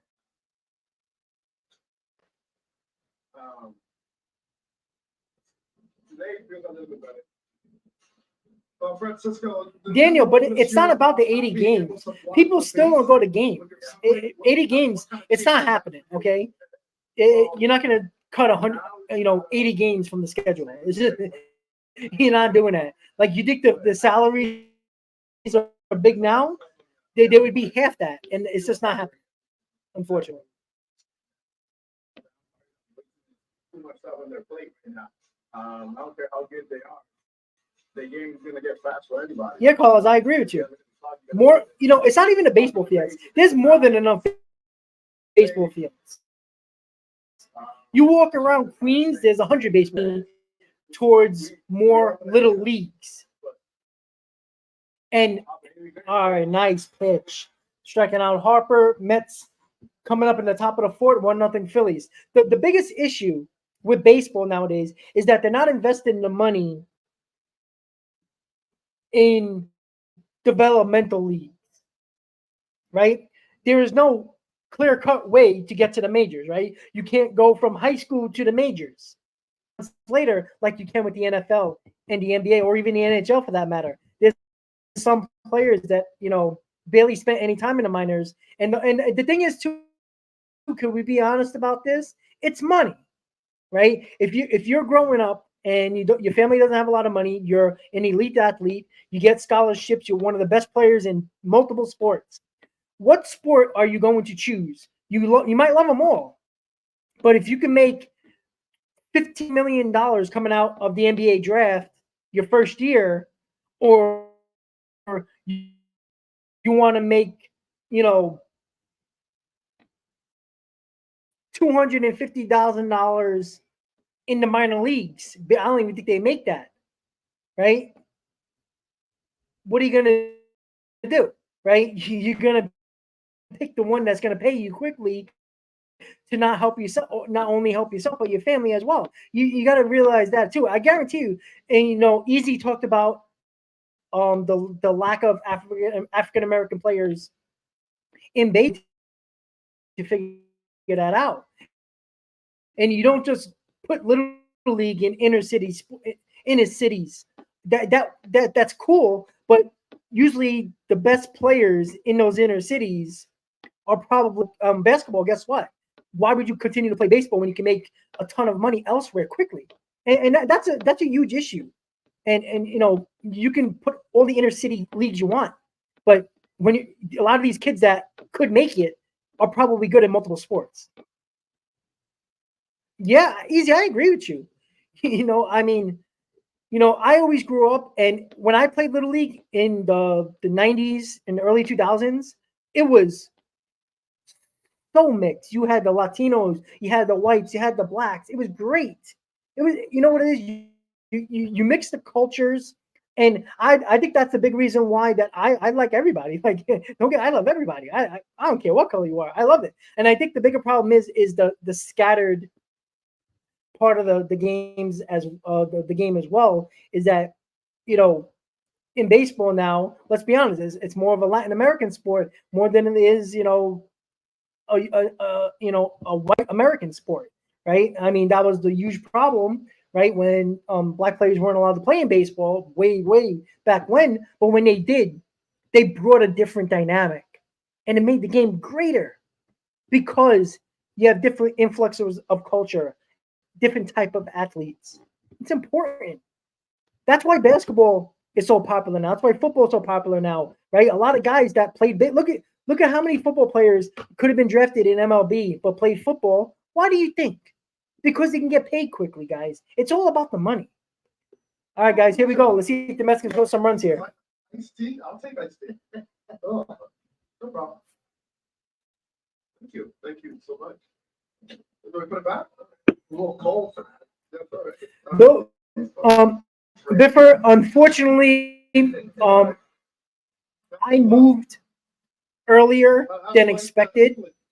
I was supposed to move more in the summertime, later in the summer, and it ended up being in April. And it kind of unfortunately messed up my time and my new place where I work. I couldn't just ask for a vacation. I had the tickets, I had everything set up, but it's just the timing sucked for me, unfortunately. I wish I was there, to be honest with you. Spent $200,000 in 4 years of college so he could dress up as a little orange. But you know what? The fanatic. All right, Daniel. Have a good day, buddy. Hopefully you win your bets. You throw your W-2 out there, man. Let him do that. Way outside. So a better at bat from Nimmo here. A lot of people are fanatic. I know Bryce Harper's a big fan. Right. And Nimmo with another strikeout, though. It's just, he's got to get out of that 3-hole. He's just not a 3-hitter. He's tries to be such a different hitter in that spot. Yeah, CP, I agree. If you notice, he wasn't giving that corner to Quintana, and he's giving it to Walker. And let's be honest, Walker's not a good pitcher. He hasn't pitched well. The Mets are making him look a lot better than he is. I bet you the fanatic knows who the Spice Girls are. Look, he hasn't moved yet. It's like he's fucking a pal. That's the rule. But it's pretty easy to stare with those eyes too. Like you just stare forever. That's amazing. I can't win a staring contest.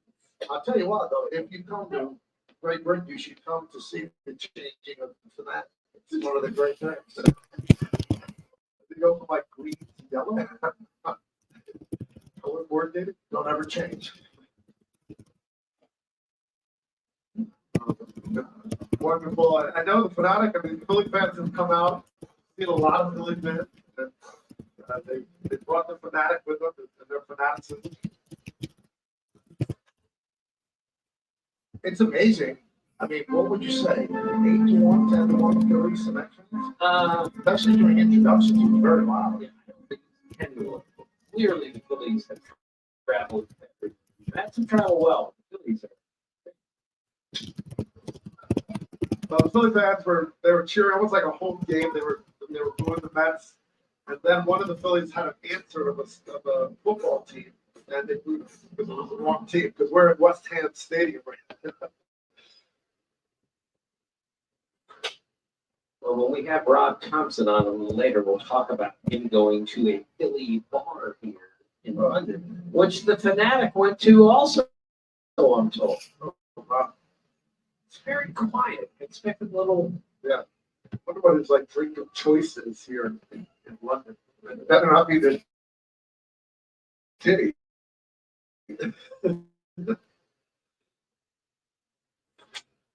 As we know, the mascot rule is once you got the suit on, you can't speak. My son taught.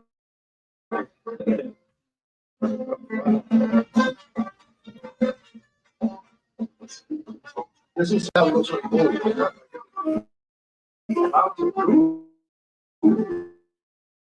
All right. So unfortunately, Martinez strikes out another pitch.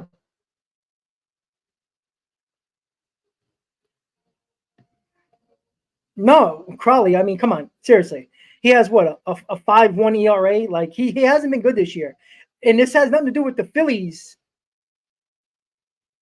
not being good because they're the best team in baseball. Let's be honest. Walker is not good. The Mets are making him look better than he is. Let's be honest. Come on, Crawley. Like you can be honest. Yeah, he is the worst by far, and it's not that because even though the Phillies rotation has been really damn good, you have over a 5 ERA. You're not good. Just like Jose Quintana is not good, right? But he's not good, right? The Mets are not swinging him. They'll be killing that ball.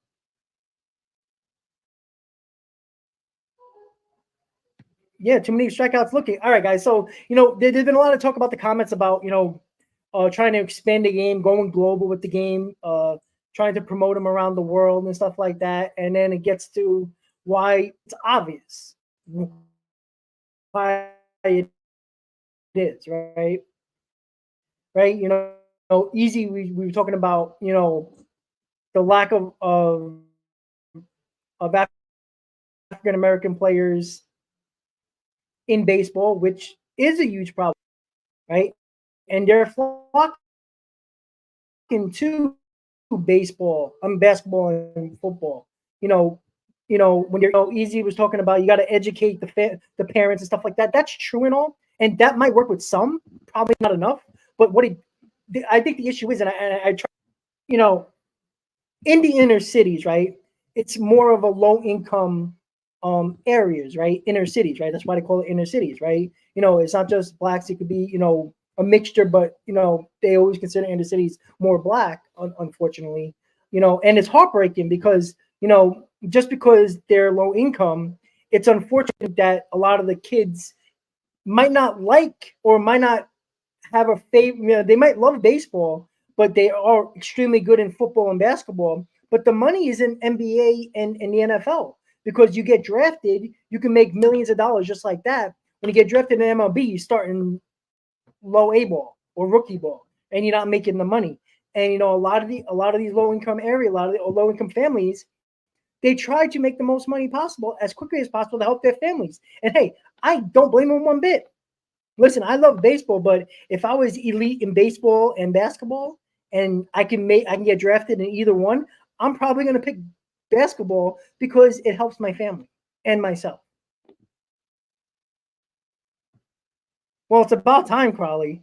I mean, he called that pitch to Walker, the other pitch. It was on the inside corner. and it was just off the plate. He called it a strike. He didn't do that for a Quintana. But as long as they're consistent, I don't care. Like, they can miss the plate by 5 miles. As long as they call for both sides, I don't care. All right, guys, let's see if the Mets can get out of this quick inning here. 1-0 Phillies. Bottom of the fourth. Schwarber came up to me and said, "How do they get that clock up to the top of Big Ben?" Well, Ricardo, he hasn't been, and he's been taking a lot of pitches down the middle. He hasn't been playing well lately either. So, but then again, when the team around you are not doing well either, Martinez isn't supposed to be the biggest bat in the lineup. He's supposed to be part of the big part of the lineup. How did they build that? And he goes, "Well, it's probably just survival." And Ricardo, I think they should do it. To be honest, you might cut your head off, so you better do your job.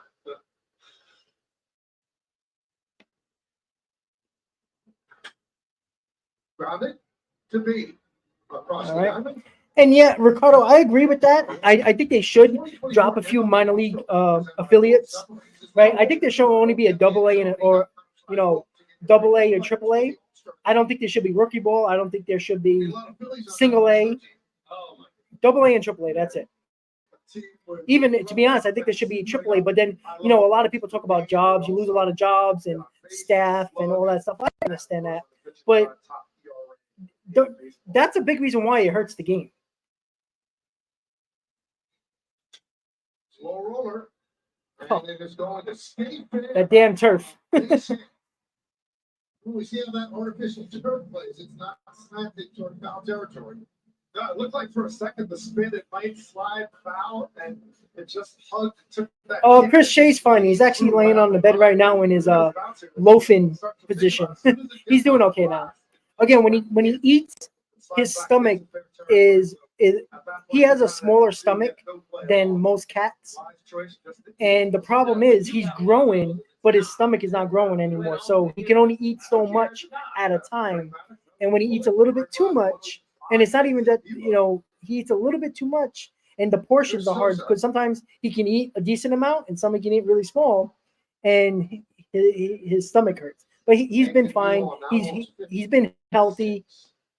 I took him to the vet. There's nothing wrong with him except he has a smaller stomach than most cats, so we can't eat as much. So his system is smaller, and the food digests quickly, and he kind of feels it a little bit more than most cats. So. But he's good. He's cool. He's chilling. And that's going to be a run probably, and it is.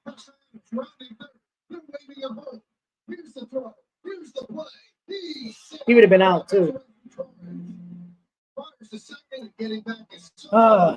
He would have been out too. Well, Sosa has a big team.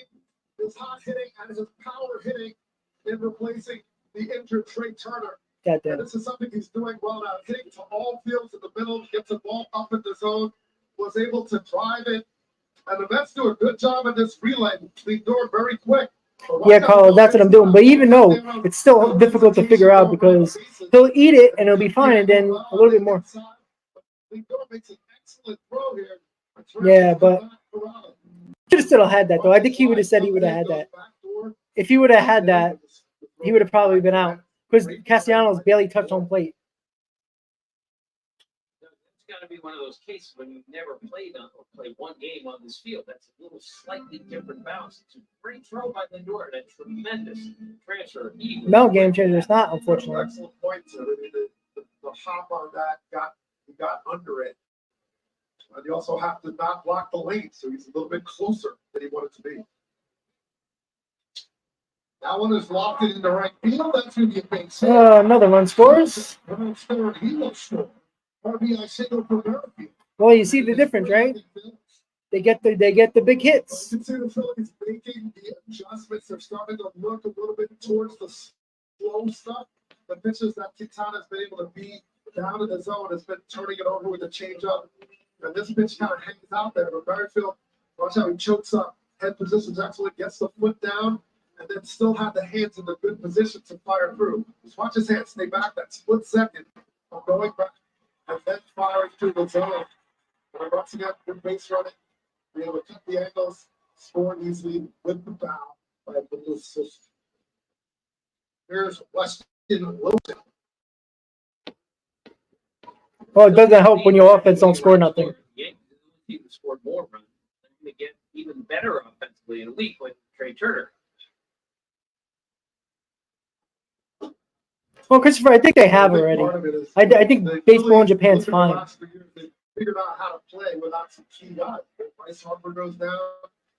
And they didn't miss a beat. A lot of the young guys got opportunity. Bryson Stott, Alec Bohm, and they delivered. They've been in the World Series. No, Ricardo, Quintana has not been good at all.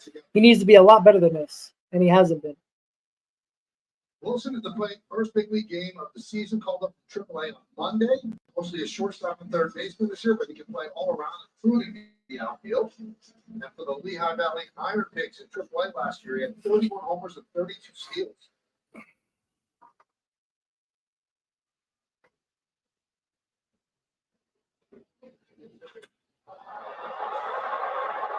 Fly ball, right field. Stewart turns the wrong way, rights himself. Jesus. And makes the catch. He made the play. Stewart held on and made the play for out number 2. That was a hell of a play by Stewart there. Excellent play. And you see him floating back, and you get in trouble as an outfielder because you're turning and then trying to feel like you've turned the wrong way. That's a hell of a play. Make an adjustment. That's a hell of a play. Turning and twisting. Ouch. And back kind of goes up against the wall. That's a hell of a play. Watch how he adjusts here as he's squaring his body. No, Marte hit off his head and go over the wall. Just in an awkward position as he hits the netting. Carlos, no, just the next account, buddy. Stewart's all right. Doug, as an outfielder, you must have run the warning track to see how different. If you've never played at a place, what's the wall like? If you bang into it, what's it like? I mean, the problem with these artificial turf is that there's no discrepancy from the feel of the turf to the dirt because it's the same length, it seems like. And he probably had no idea he was getting to the wall that quickly. You pick up the ball, you find the wall, then you pick up the ball. Use your eyes to judge that. All right, Stewart, good job. The hell of a catch. Has to jump up, pays the price, but he holds on to it. And that's the other talent. You have to make sure you collect the ball and don't let the collision knock it out of your glove. And in this case, Stewart squares, takes the hit, comes up with the ball in his glove. So loud second out, 2 down. We're still on first base here. You don't have Rojas. All right, 3-0 Phillies, bottom of the 4th, 2 outs. 68 pitches for Quintana in the bottom of the 4th. Phillies up 3-0. Runner goes. Time was called. Merrifield with a really nice slide. That didn't help out. Carlos, I agree. It was close. Like the timing of everything, getting the timeout was right on the borderline. And Merrifield saw something he was tipping off, and clearly he knew in advance that he had a good read on whether Quintana was going home or not. Quintana used to be really good at holding runners, but 10 of the last 11 have tried to been successful. Doug, is it a little too easy to steal a base these days? You're a base stealer. They're picking up on tips, and they have the clock sometimes. There's a base hit. There's a right center. Merrifield. Just quality hitting by the Phillies. They're not trying to do too much. That'll bring up Schwarber, and that'll bring out Mendoza. We saw Johan Rojas working before the game, and he's really trying to get the bat flatter through the zone. Try not to pop it up. He's hitting too many balls in the air. So trying to get that line drive through. And that was a great swing by Rojas to go the opposite. All right, so Mendoza's taking out Quintana for, I believe it's Walker. Or Young, excuse me. So, Phillies getting a couple extra runs in the 4th. Still got runners on first and second with 2 outs. Again, another poor performance by Jose Quintana. And, we need better. Like, let's be honest. If he would have got through 6 innings with 3 runs, I would take that every day of the week. But not getting through 4 and giving up 3 runs with runners on first and second, and those runners count for Quintana, that's a problem. So unfortunately, we got to score some runs out.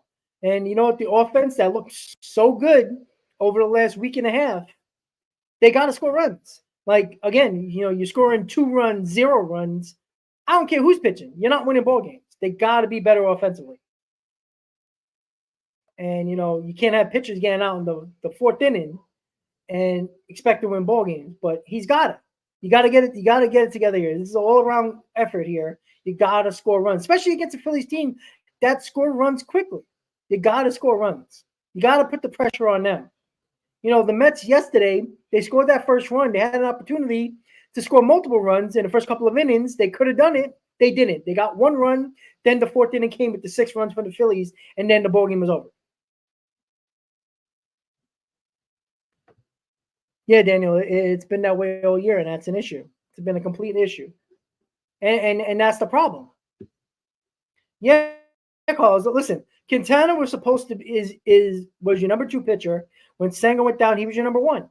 Right? He's got to be better. Look, I'm not asking him to have a 2.5 ERA. He can have a 4 ERA and still pitch extremely well. But you got to go deeper into ball games. He just doesn't have it. I don't know if it's age kept catching up to him or it's just a bad season. Well, Robert, what are you going to do? They embarrass themselves in Queens. They embarrass themselves in the U.S., in every city. And then they go to a different country and show why Met fans hate this team. All right, so here we go. 2 outs. Bottom of the 4th, 3-0 Phillies. Pitch outside, 1-0. And his sweeper I agree, is his Carlos. best pitch. He throws it 54% of the time. Granted, small sample, but the league's 0 for 11 against that sweeper. Doug, that is a difficult angle for a left-handed hitter. Ooh, he's throwing it from the first base side. Now, he came in yesterday, struck out Bryce Harper in the 7th, but then he gave up a long home run. Castellanos in the 8th. 30 years old, 3rd big league season, Mariners, Braves, and Mets. Also, can't walk them either. A lot of stress on the Met bullpen because the starters have not been that great. They've given them short outings, and Carlos Mendoza had to find a way. Right. They lost 4 games in the month of May that they led. Alan, it feels like that, right? 4 games in 1 month. Most teams don't do that the whole year. Oh, you can't walk them.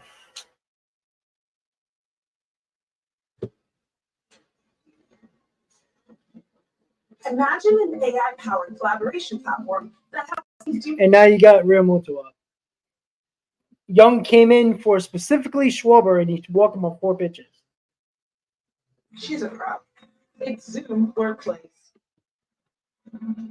Welcome back to the London series.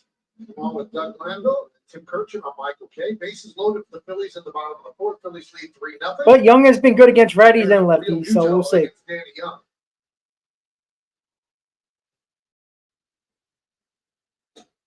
There's a strike. 0-1.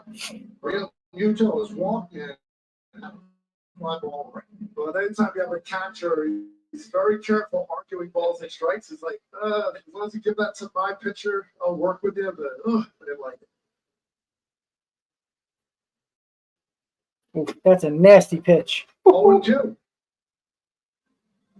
We talked earlier, Ram Muto has hit lefties very well this season. So he's been able to stay in there. The unorthodox angle that Young is throwing from. Yes. Big strikeout by Young there to get out of the 4th inning, only giving up 2 runs. That's another nasty pitch, man. 1-2. I know the game day said it, but I'm watching it. At London Stadium. Pretty important pitch in this game. All right, so Young struck out Real Muto to end the inning. The Phillies scored 2, 3-0 Phillies going to the top of the 5th. The Mets got to score some runs here. Like, let's be honest. Like, again, nobody's doing anything right now.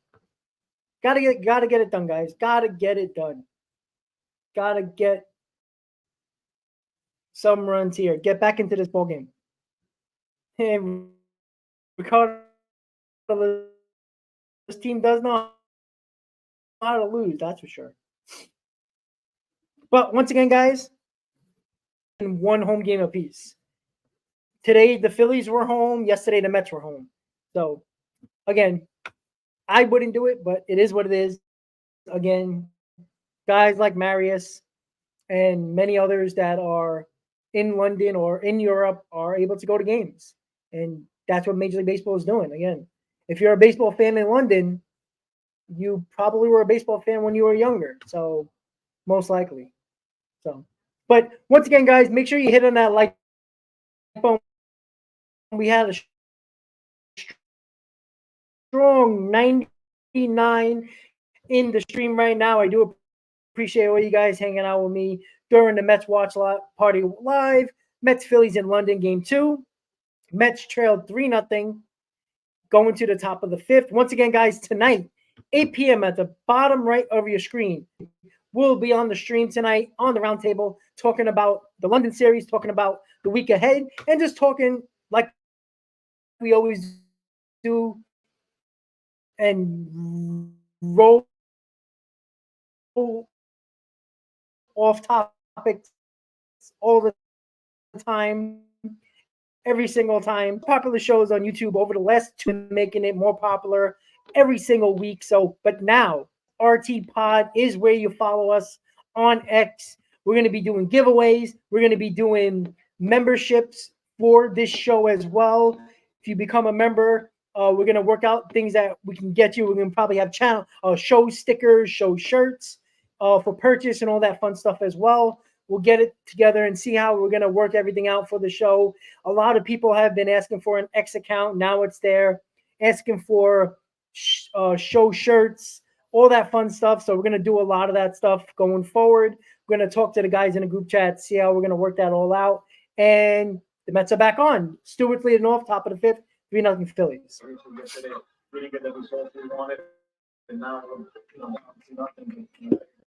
Very quickly, But Daniel, Walker struck out 5 what did you ball expect? walking. What do you see The about Phillies are the Walker? best team in baseball, and the Mets are bad right now. Who's traveling to London? What do you think? If the Mets and the Phillies traveled in London in 2022, I guarantee you the Mets fans would overrun the Philly fans. Just how it I'll let is. you get back to work. Thank you, Carlos. Thank you. That one is looped into left center field. And Seems like all the blue pits are not falling for the Mets. Stewart. One down here in the 5th. Well, one thing when you talk to people D, on the Mets, it might be the after case. season, everyone is impressed by the way Mendoza is dealing. He has kept his team together. They still play really hard for him, and they are not at all unhappy with the choice of Carlos Mendoza. Right? He's very sharp. He's very smart. Being a coach in New York with the Yankees really helped him. Being a manager of the Mets, he knows what this market is like. And he learned an awful lot from Aaron Boone on how to deal with the media, how to deal with stressful situations. I think they have a manager for several years here. And that's the way they're looking at it as well. He's an impressive guy. He's impressed a lot of people around baseball. I know that the Yankees always felt it was just a matter of time before he became a big league manager, and this was his time. And don't know when that opportunity will come, if it ever comes. He's seizing the moment. Vincent Taylor swung on this. And the other guy, you got Rob Thompson, and he's been such a perfect fit for the Phillies. That Lonnie, not as extreme anymore. They banned it. He never got a bite. Never got a bite or call to be a major league manager, and he's excelled in that done. He has taken a page from Joe Torre and others that when things go poorly, instead of panicking, he takes a step back. I can tell you, after 2 weeks with the Phillies last year, Kyle Schwarber told me, we love this guy so much. If anyone ever went after our manager, 25 guys would jump over the rail to get that guy. They're playing for their manager too, just because he has treated them like such adults, like backed off and allowed them to play. And allow them to lead, to be able to take on control and police themselves. That's a terrible Taylor swing. down on strikes. Hey, well, game 2 of the NBA Finals tonight at 8 Eastern, 5 Pacific on ABC, ESPN Deportes, ESPN Plus, and ESPN Radio. With the Celtics up 1-0. Coverage tips. Yeah, Christopher, but the problem with the have a Japan series is that their league is going on right now. So it's kind of hard to do that. So you're taking away from the Japan league to play Major League Baseball. You don't need to grow the game in Japan. The game is growing. They're going to London and Mexico to grow the game because, well, they're trying to grow the game in those countries. Baseball is not needed to be grown in Japan. It's big. The biggest sport there.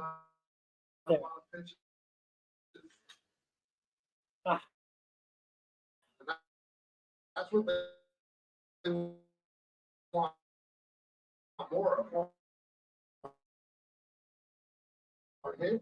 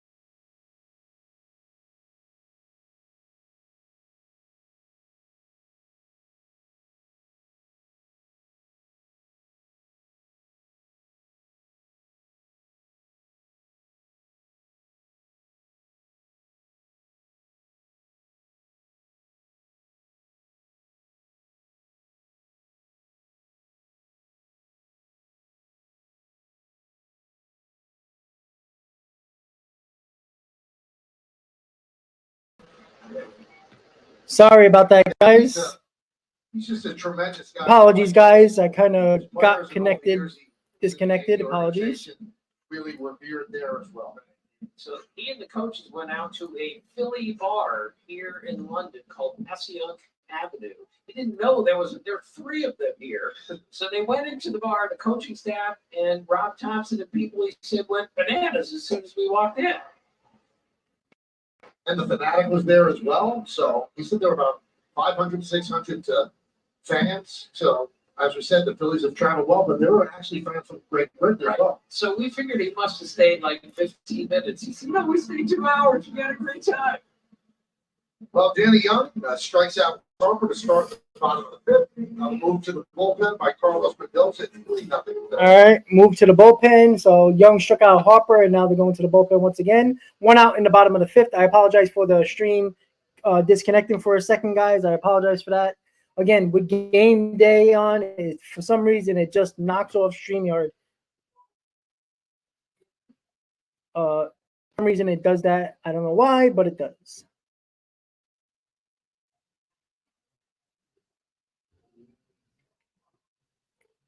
So once again, guys, pitch and change for Mendoza. Trying to see if the Mets have any life offensively to come back into this ball game, but they don't at the moment.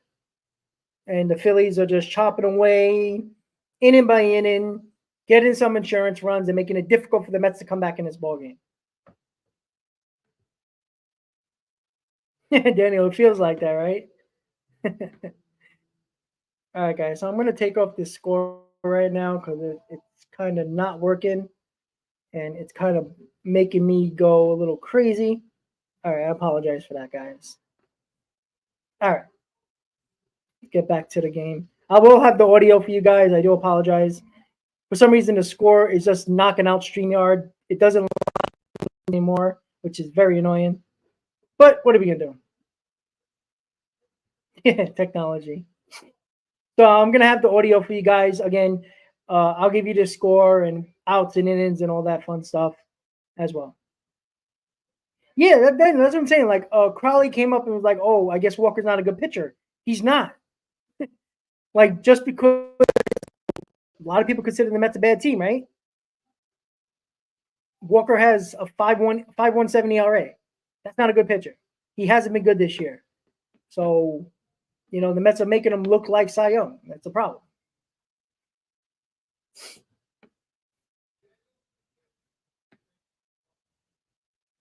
All right. See how it goes here. Pitches inside 1-0. What away here in the bottom of the fifth inning. The Phillies lead the Mets 3-0 in their second and final game of the London series, the third edition of the series. 2019, the Yankees and the Red Sox. Last year, Cardinals and the Cubs, and now the Mets and the Phillies. All right, so I got Danilo Nunez in the ball game. Throws 96 miles an hour, 11 2/3 innings, 3 walks, 19 strikeouts. Very impressive. Come on.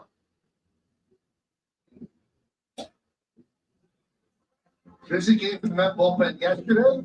Manaea was knocked out after 3 2/3 innings. They used Foley, Hauser, Young, Ottavino, and Diekman. They did not use Nunez. And Drew Smith and Reed Garrett have yet to see action. So, Michael, I talked to Bryce Harper about getting around London, and he said one of the things that was Enrock, former Met. Took a bus. They drove through London, and he said there were a bunch of pubs and a lot of outdoor pubs, and he said I didn't see anyone looking at their cell phone. He was struck by it. I found that very interesting. We can learn a little from that, don't you think? Well, it's an interesting point. Made me think we were Trafalgar Square. We took pictures, but yeah. I'm sorry, I was just looking at my phone. Sorry, Tim. That's past the diving the lung zone into right field, a base hit from home. Yeah, this is what Bohm has added. He's always been a capable hitter in terms of going line to line. This is a good pitch. This is, a better swing. A good pitch right here. It gets the breaking ball down and away. Yeah, this is the season where everything's going right for the Phillies right now, guys. That split second. Alonso almost had that. Piece of it, but not enough of it to take the play. So a nice piece of hitting by Bohm and start the potential rally for the Phillies. That's what Rob Thompson told us. He wants to get the ball out in front more and yet still use the whole field like he did there. Let's take a look at StatCast powered by Google Cloud and the season splits on this young man who was really turned around. First 50 games hitting 200. Last 14 games, it's up to 263, and the power is back as well. Rob Thompson, when we spoke to him before the game, very forthright. They worried because he really struggled for a long time, worked a lot with him along the hitting coach, and starting to come together. He's notorious for swinging at the first pitch, but he's been a little bit more patient during this period where he's really got the swing. And one big problem, he gets to this count 2 strikes, and he was getting to it quickly. He's hitting under 100 with 2 strikes.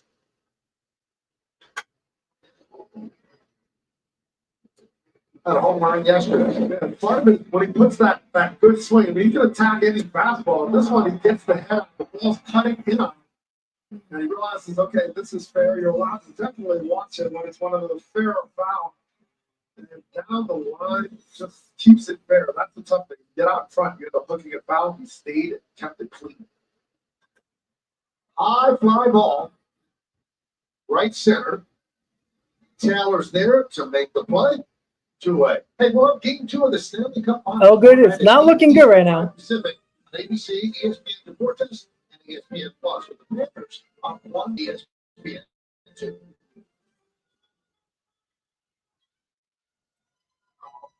So 2-way. Man on first here. Sosa hit by pitch and RBI double.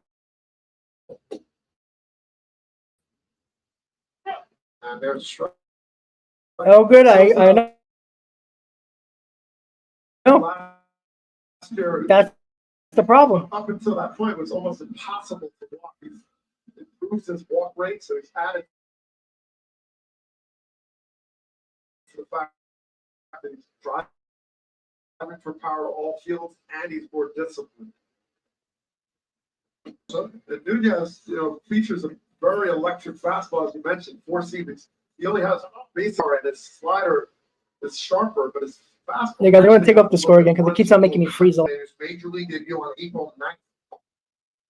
This is his 4th stint in the big leagues. He's gone back and forth. Yeah, Carlos, that's the issue. That is exactly what the issue is. They're taking a lot of pitches right down the middle. Walker has been hanging a lot of pitches, and they're just not swinging at him. Cutting action, and then you have the slider. Now the challenge for him is how well he can work in on righties, where the other secondary pitches can come into play. Snap throw to first. Oh. He's getting back. Pete Alonso checking to see if Bone got hit with the tag. He kind of made the blind tag, catching the ball. Then he reached back quickly, and in his swipe, looked like he got Bone in the face. But looking squaring this way, the throw takes him into foul territory. Then he comes around. Oh, he might have been out. Ends up getting Bone in the face. He might have had him if he got his glove. Watch his Bone's right hand. It looked like he actually got him. Oh, they're going to challenge that. Yeah, they're challenging. I was going to say he got him. This is going to be overturned. That's a hell of a tag and a hell of a throw. It hits the base. The oven bit there. Yeah, he's out. Against the Definitely glove. out. Question is, did he make contact? Looked like he hit the caught glove. That oven bit before, obviously hitting him in the face. He was out. Looks like it might have changed directions. Watch that right there. Yep. Ooh. That's a hell of a play by Terrence throwing and Pete Alonso making that tag. It's part of the equipment. It's a gigantic thing on this. Here's a good angle right here. Out. It's like, where's that contact? Wow.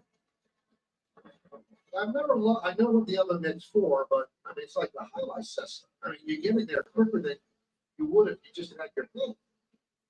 So he should be out, but yesterday was the same issue where they thought Beta was, I think it was Beta who was safe, and they called him out. So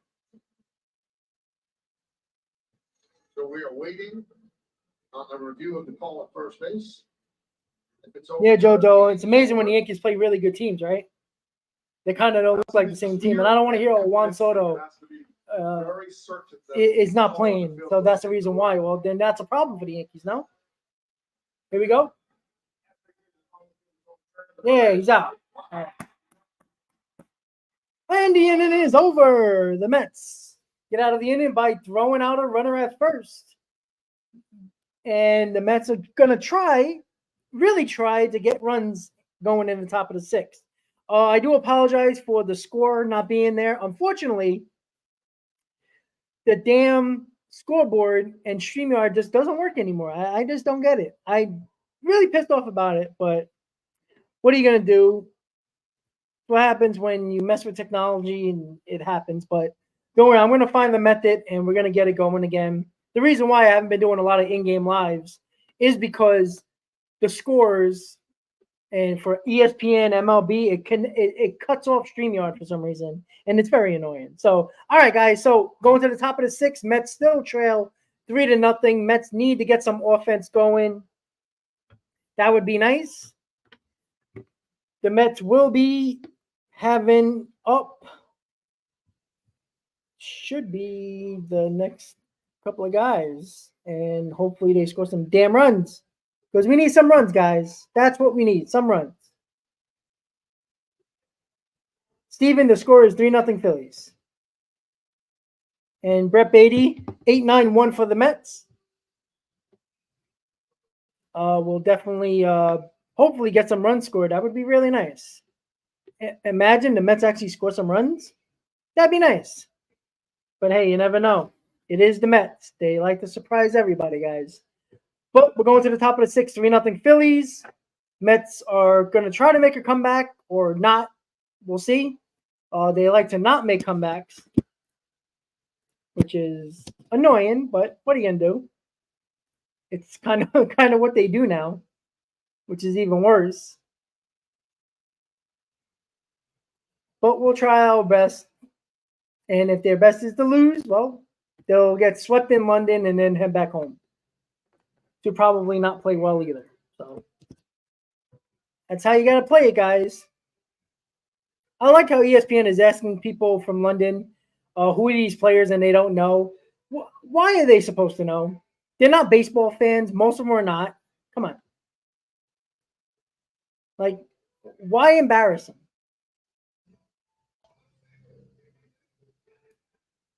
I just don't get it.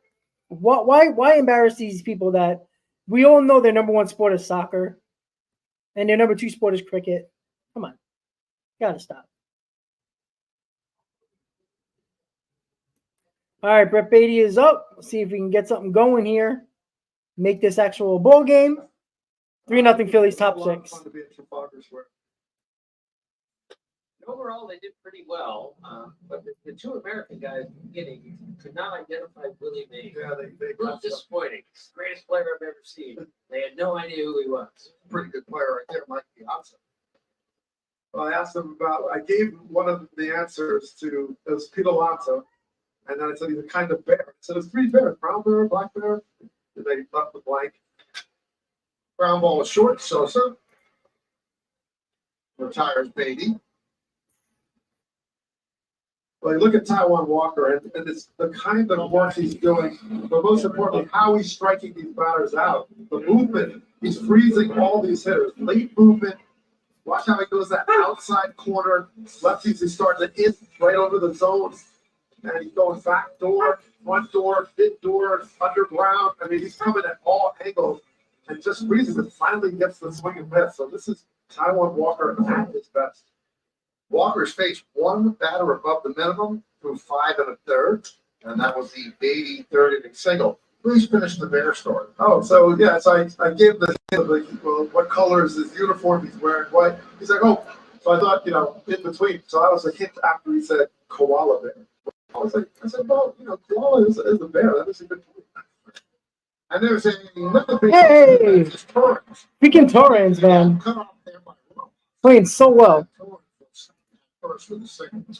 Torrance hasn't been here long, but he's done a really nice job offensively and defensively. But the good news is Francisco Alvarez is playing today. There's a chance he could join the team and start with the Mets on Tuesday. It might be a couple days after that, but that's really good news. They really missed him behind the plate and obviously at the plate. It's amazing. He kind of became this high-level catcher. They saw him as a bat. Come on.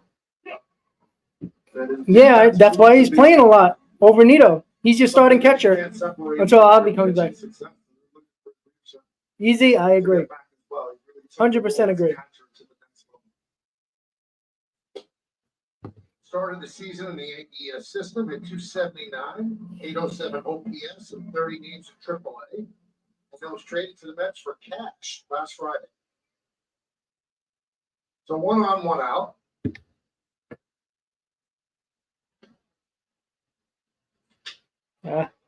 Hi, Papa. Catch is made by Wilson. What? So, Michael, since we're playing in another country and we have Taiwan Walker pitching today, Joe McCoy, our producer, suggested I give the all-country team. Taiwan Walker, we've got Derek Holland and Mark Portugal in our starting. The Mets are known to make average pitchers look great. Is our catcher. Okay. Wasn't ready for him. Tim Ireland at first. Jonathan Indy at second. Ty France at third. Germany Schaefer's our shortstop. Brian Jordan, Chad Binder, and Turkey Stearns in the outfield. And Mike Monaco is the broadcaster. Oh, yeah. For the team. That was my broadcaster in Orlando in the mid-90s. Right, Monaco.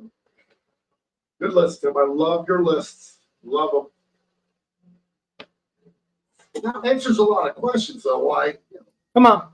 pop culture stuff that he's not in on ice, that stuff like that works. Yeah, well, good. That was a long time ago, wasn't it?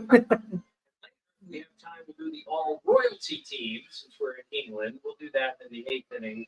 Everyone will be tuned out by then, I'm sure. You've got to have Michael King on there, right? Well, we had Jeff King. Not Michael. No, Jeff. I needed the second baseman, so Jeff King is the second baseman.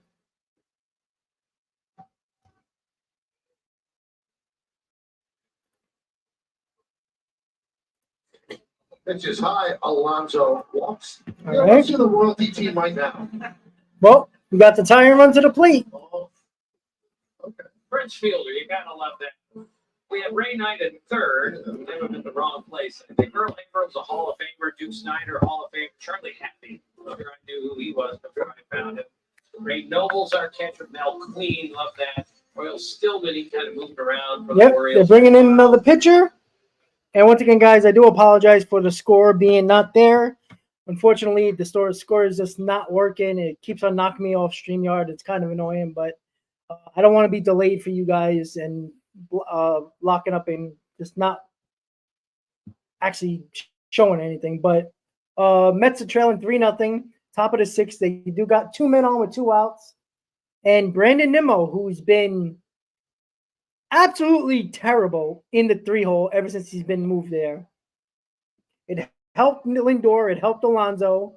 The lineup has been better, but Nimmo has been worse and has been absolutely putrid. And look, he's coming in.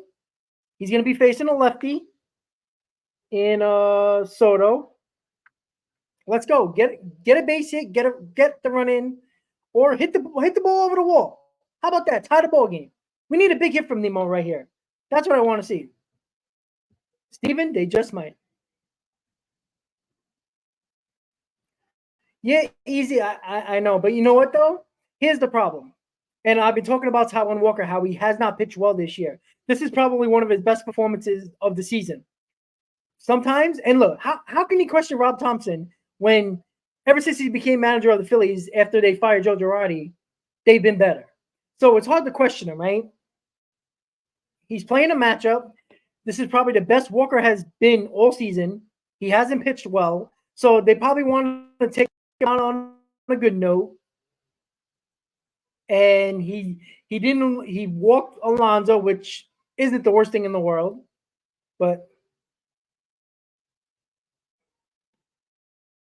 he's bringing in a tough lefty to face Nimmo, who hasn't been playing well.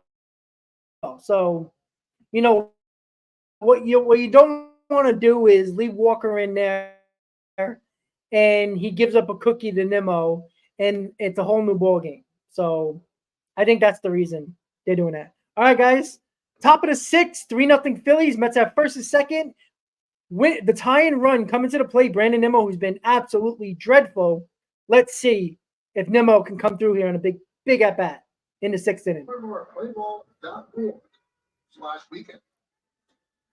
Michael, this bullpen has been unbelievable since the 1st of May. They have a bullpen year under. Patrick, I agree, and I don't think he is at all. Bullpen has been virtually everyone in that pen throws 96 and above, including this guy.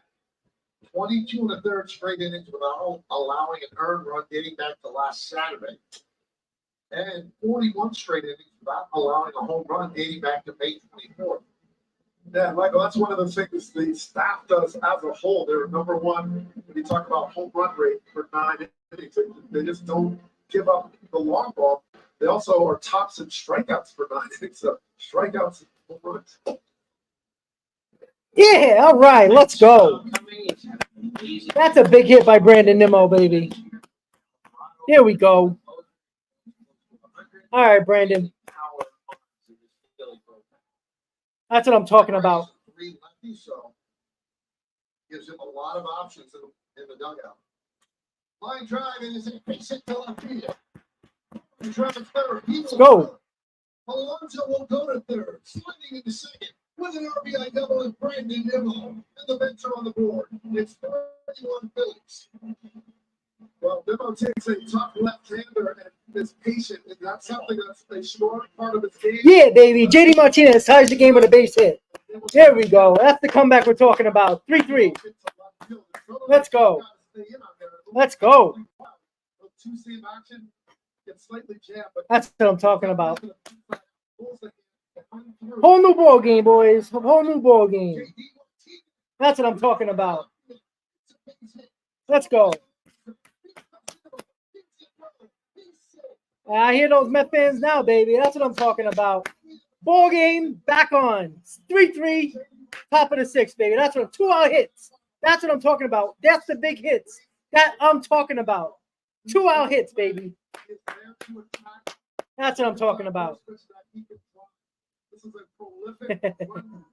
Let's go.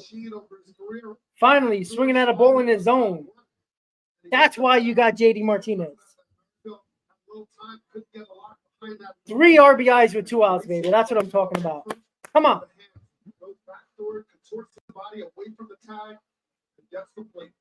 Yes. Yeah, we scored offense. JD Martinez.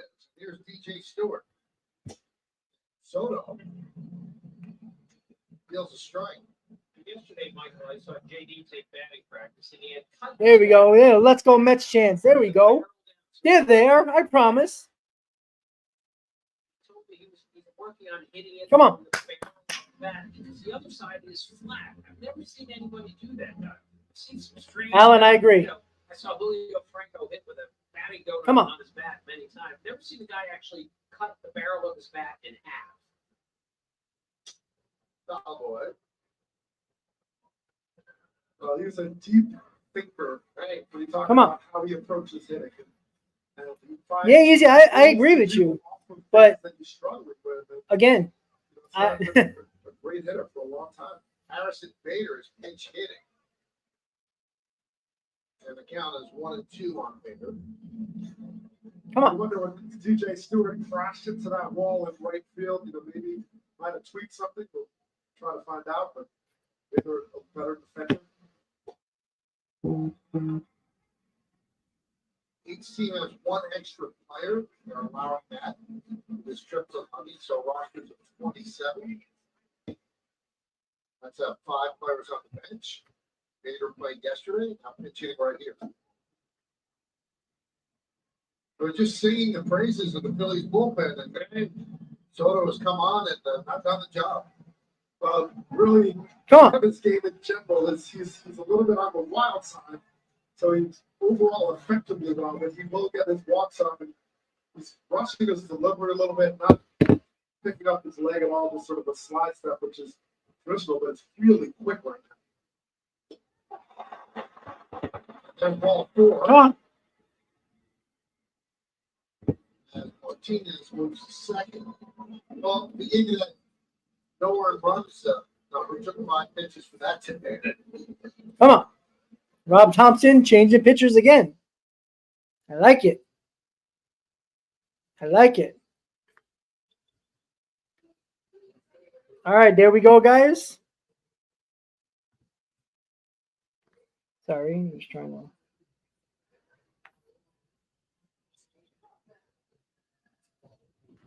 All right, guys. So Mets tied the ball game in the 6th. We were waiting for the big hits. Nimmo desperately needed that double. And then JD Martinez, 2 out, 2 RBIs in the top of the 6th to tie the ball game. It is a whole new ball game for the New York Mets. They got first and second with 2 outs. And who's coming up? We got Tyrone Taylor coming up. Bader hit for DJ Stewart. And Tyrone Taylor, see if he can come through with another 2-out hit. And we are taking the lead. How about that? How about that, guys? So just when you thought the nail was in the coffin and the Mets were done and the Mets were already on their flight back home to New York, not so fast. Mets tied the ball game, and we got a new ball game, boys. Let's go. Let's win this ball game. Let's split this series, and we can have some positive talk on what? The Mets Roundtable podcast tonight, 8 p.m. Be there or be square, as Chris said earlier in the chat today. Make sure, guys, you follow the new X account, the official X account of the Mets Roundtable podcast. Mets RT Pod is where you can follow us and follow the show and make this show even better because you guys are hanging out with us tonight. All of us will be there, the full roundtable. Chris, Hayden, Hector, and myself will be there talking about our Mets and hopefully a value and big comeback by the Mets in London to split the series. That's what we're hoping for, but a lot of ball game left to play. Mets did tie the game in 3 runs in the 6th, all 3 runs on 2 outs. That has happened a lot this year for the 2024 Mets, but hey, they always surprise us, right?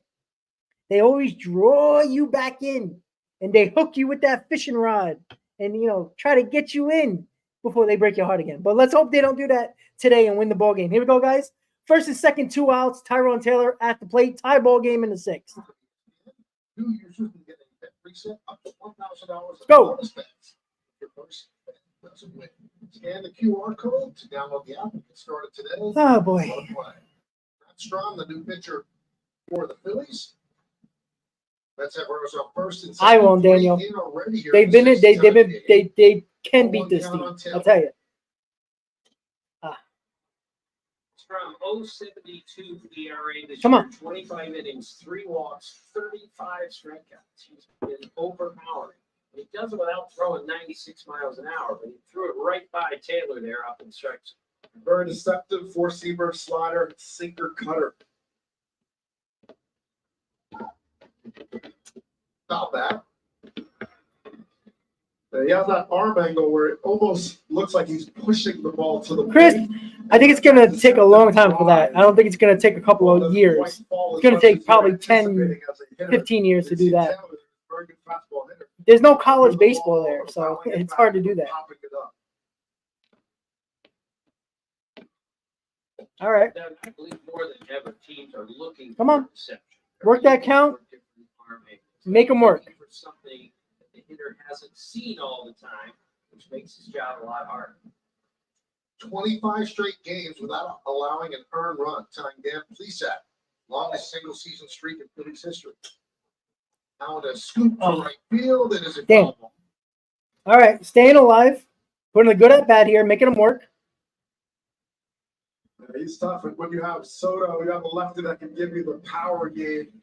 And then you have a scenario where you can mix and match. And that's what the Phillies bullpen has been able to do all season long. You got the power guys, the sinker guys, the guys, whatever it takes to get the outs. Martinez at second. Bader is at first.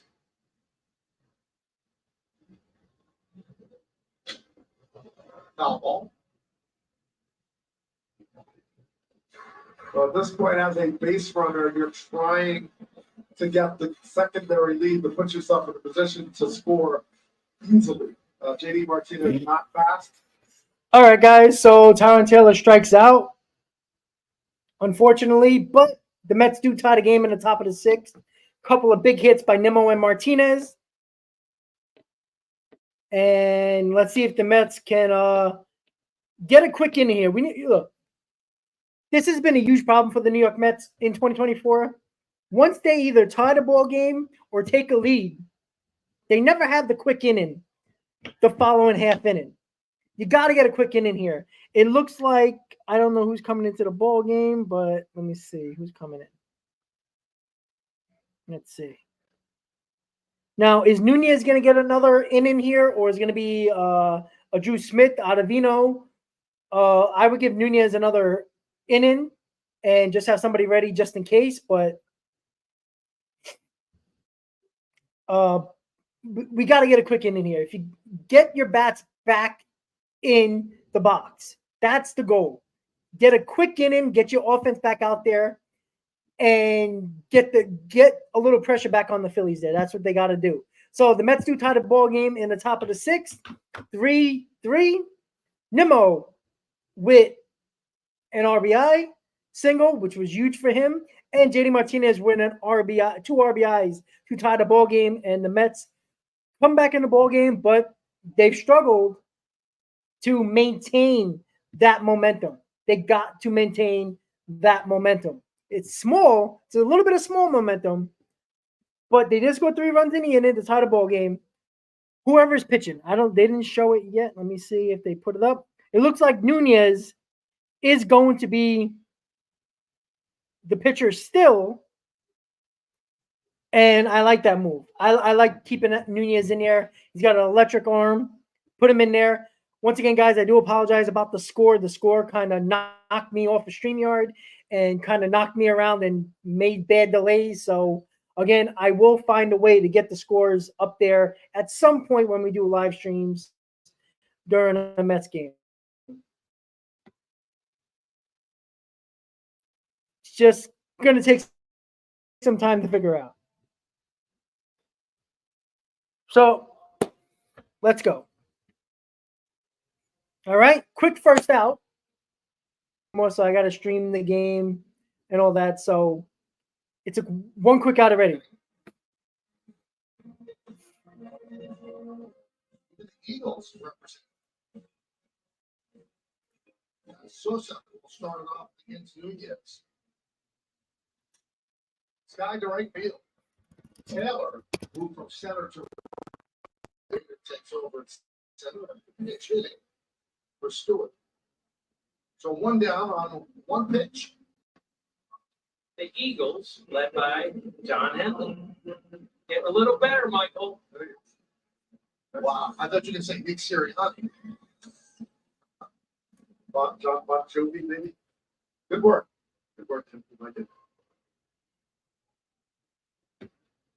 Now we'll lift the curtain just a little bit. Tim, so excited talking to Doug and I about he knew the song Journey. Come on. Who the lead singer of Journey was between innings. That was really I gave you special. a clue. I got Steve Perry. It's a thrill.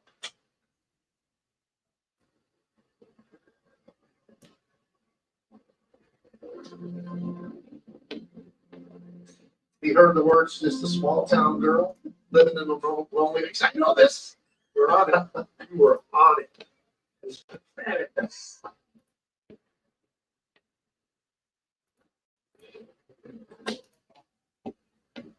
1 and 2 on Whitmer All right. Field. RBI single as last time. I was 1 for 2. There we go. Play ground ball.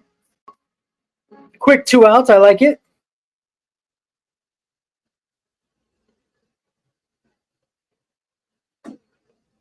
Just outside.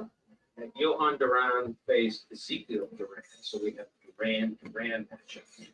And I didn't know one Duran song. Whoa. Come on.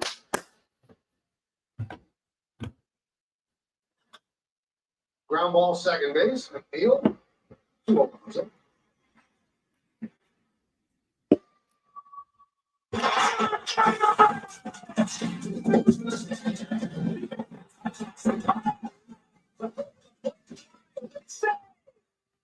Come on. Here is Weston Wilson. Only Phillies started to not reach base so far today. It took a great play by DJ Stewart crashing into the wall in right field for that to stay true. There's a strike from Nunez.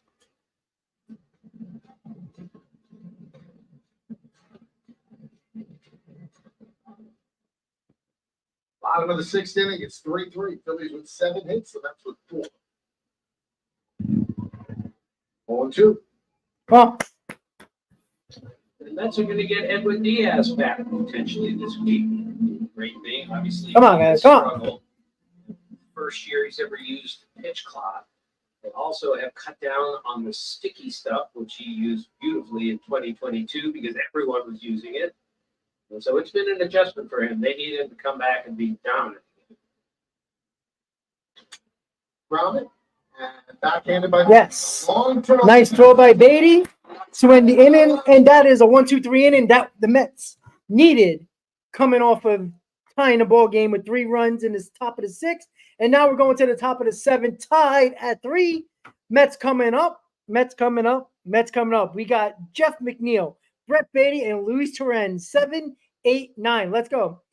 How we feel about Daniel Nunez? I want him to be the setup man. You know what? I want to make him the closer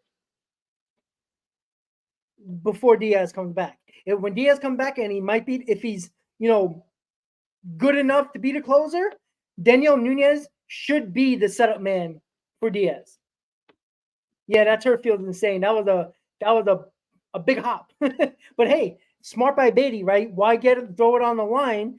Get a bounce. You're gonna get a good bounce, and there you go. Yeah, it's not the sticky stuff. It's not at all. Absolutely not at all. It's not because of the sticky stuff. Again, could it be because of the pitch clock? Remember, Diaz missed 2023 because of the knee injury, so he never pitched with the pitch clock. So could that be it? Yeah. Or it could be, again, guys, he's coming back from a major knee injury. As much as you might mentally think that you're ready, the strength might not be there. Remember, that's his plant leg, a push-off leg, right? So that's a lot of power that you generate to push off the mound. So I'm sorry, it's his plant leg. And his plant leg, your body's still got to get accustomed to that again. It could be very simple. Could be very simple for that. But again, if Diaz comes back 80% of what he was in 2022, that's only going to help the Mets, because the Mets ain't going nowhere if Diaz is not anywhere near what he was in 2022. And then again, Nunez should be the setup guy right now. That's an 8 and 9 that I can roll with if Diaz is Diaz. All right, let's see if McNeil can do something here. We need look. We got the quick inning after we tied the ball game. Now we got to get the offense going. Here we go. Puerto Rico, and to Mexico, the Dominican Republic, Tokyo, Mexico, again, London. Strange to me, though, this is the first time the Phillies have ever played. Jeff McNeil, Belgian fan club. That's interesting.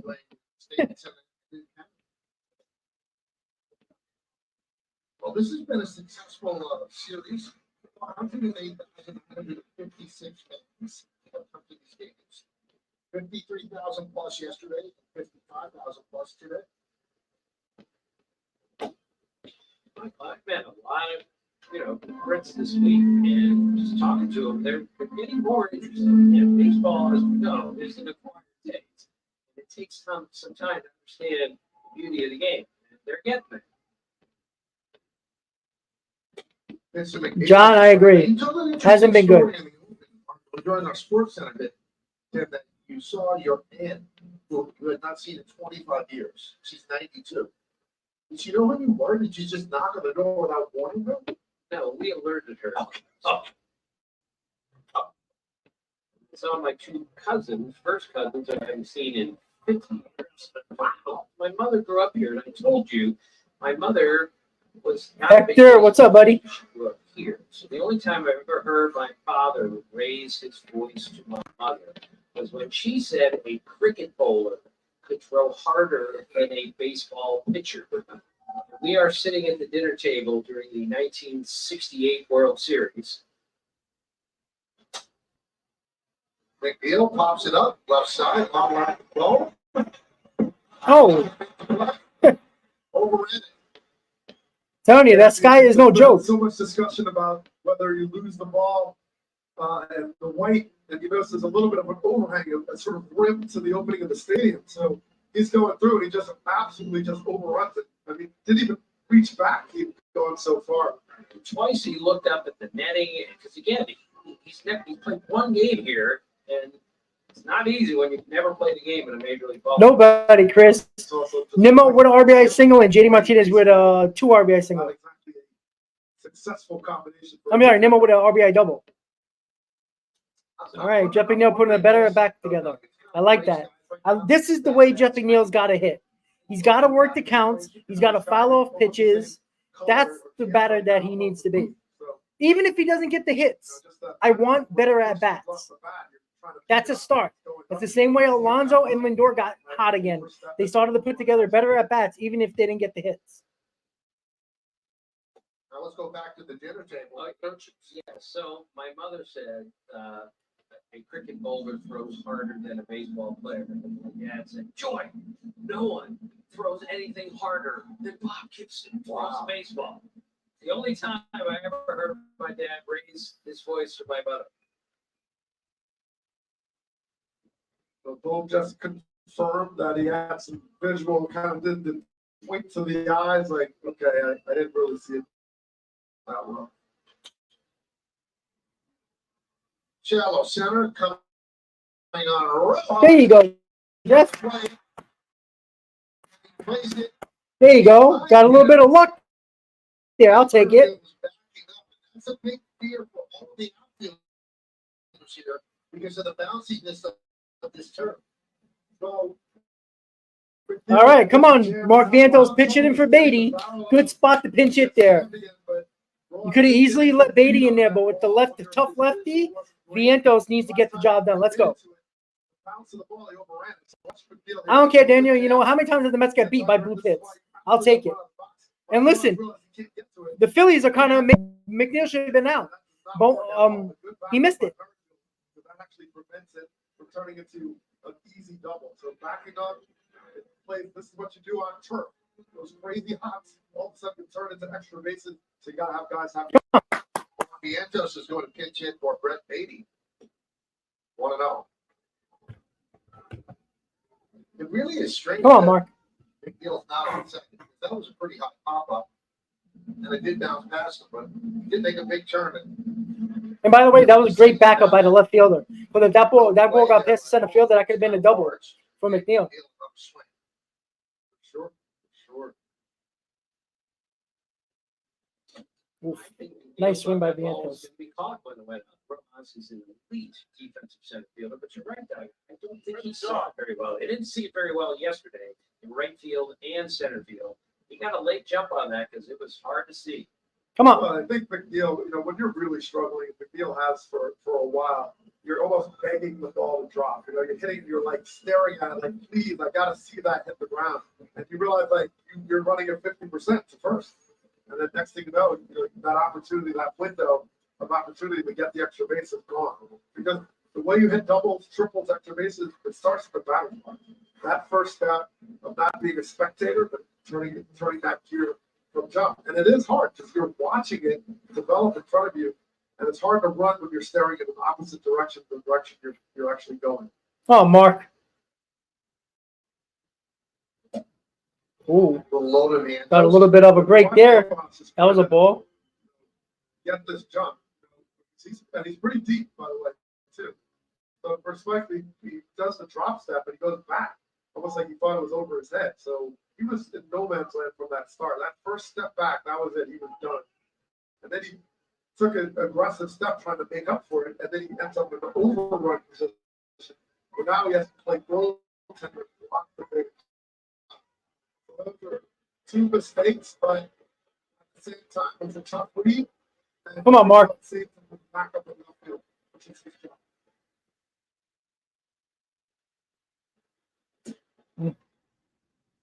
Little roaring factions here at the stadium. There was a "Let's Go Mets" chant, and then the Philly fans started booing because they didn't want to hear that. Yeah, Mets fans may not have the numbers, but they have the spirit. They are here. All right, good at bat by Vientos there to walk. First and second, nobody out. Luis Torrens, who's probably had the best swings of the past 2 days. See if he can drive in some runs and give the Mets a lead here. Come on. Come on, guys. It's amazing when you come back in a ball game, the mental aspect of the game. There you go. Good at bat. That's a good at bat by Vientos. I love that at bat. Yeah, he didn't get a hit there, but he didn't try to do too much. Nobody out. Get runners on here. Come on. He started this mistakes the defensive, and even though the mistakes are related to the opponents, they have given the Mets. I agree, Patrick, 100%. Pretty good about the last inning by putting up a 3 spot. So here is Torrance, 1 for 2. Scored the Mets' first run. We're 3-3 now in the 7th. First and second, nobody out. Come on. See, the pitcher has not really been pitching around the plate, and anything close, the umpire is not giving him. Come on, guys. Now I would take a productive out, moving the runners over. Grounded foul. Come on. In scenario, 2 goes, 1 pitch, 1 good pitch, gets the ground ball, gets the double play. On a fast surface, out of the above average runner, so you're in a position where, as a pitcher, trying to focus on executing that 1 pitch, because this inning can change very quickly to your favor. 1 and 2. On deck is Lindor. That is another key factor. He's been hot lately, and just don't want to give him and serve up and see the full base runners for no reason at all. Come on. Other than your failure of command.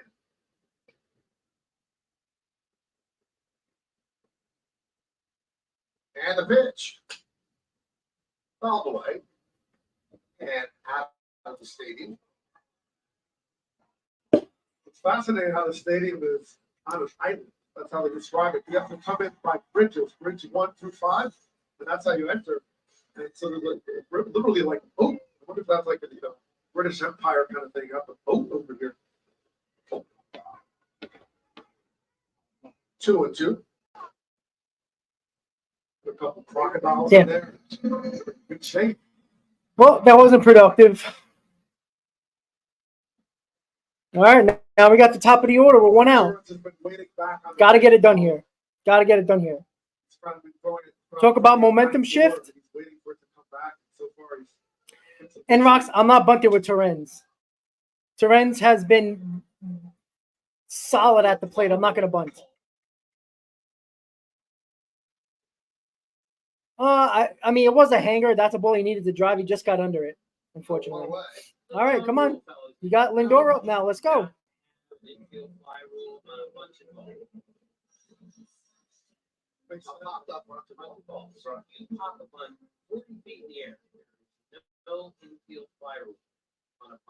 So a smart infielder would make that work. Sure. Or a bad bunter would make that work. That's not bad bunting. 0-1 on Lindor. He's open 3.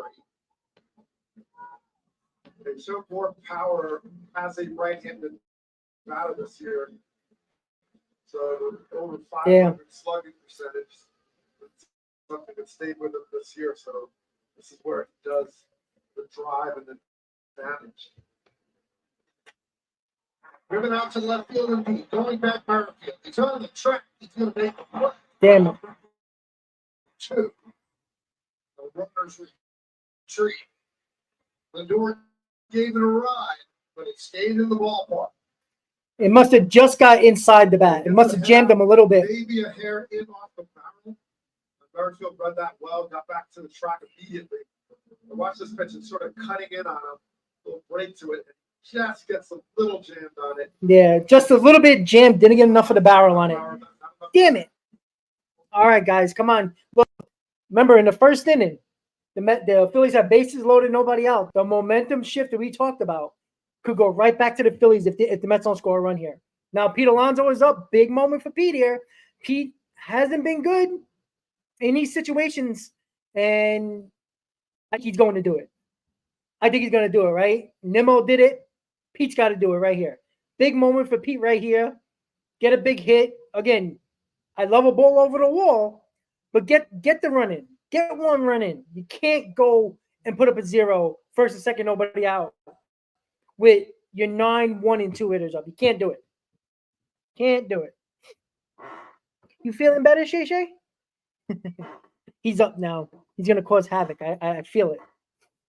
So there's a pitching change right now. The Mets and Phillies are tied at 3. Top of the 7th. Mets have first and second with nobody out before. Now it's first and second with 2 outs. Pete Alonso coming up. Big moment here. Big moment. And you know what? I want to see Pete pick up his boys, right? Pick them up, right? That's what I want, right? Lindor didn't get the job done. He got to get it done. But you know what? Now you have an opportunity for a teammate to pick you up. That's what I want to see. I agree. And Hector, look, I know I killed Pete Alonso. I know he's a really good player. But these are moments that I want to see more of these moments. This is a moment here where you can get a run in when it looks like, we might not score nothing. If you get this 2-out RBI here, it's a killer for the Phillies. Regardless of if they come back and win the ball game, it's a killer. An absolute killer. All right, come on, Pete. Right now, you can make the argument it's the best pitcher in baseball. He'll be on the mound. And I know game day is ahead. I'm a little behind on the stream. Chase over, deals to Alonso. Pitch is low, 1-0. Hoffman, 0.98 ERA, 27 and 2/3 innings, 8 walks, 35 strikeouts. Just another power arm out of this Philly rookie. First and second, 2 outs are in the 7th. 3-3 game. Rip foul. Pete had a pitch to hit in that second pitch. That second pitch is right down the middle. Damn it. He's throwing 41% of the time this season, but equally so, 4-seamer, he matches those two. Come on, Pete. Has a splitter and sinker to go with it, so likes to work off of the hard stuff, but then has that nasty splitter that equalizer. Another pitch to hit. He fouls it off. Come on, Pete. That's pitches you got to hit. Those pitches are right down the middle. Come on. You have a deep, versatile bullpen. Always have a chance, especially in the postseason. And that's what the Phillies have built to. So Since 2019, Alonso has the most RBIs in baseball. He'd like to pick that one up at second base right now. Give the Mets the lead. and the most homers too since his debut. 206. Isn't that amazing? And he's re-signed long term. Still confused me a little bit.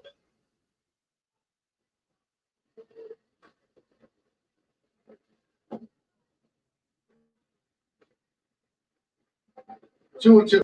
You can explode at any time. Just know the power is there. And that's the thing about it. Like any pitch in the zone when he gets right is gone.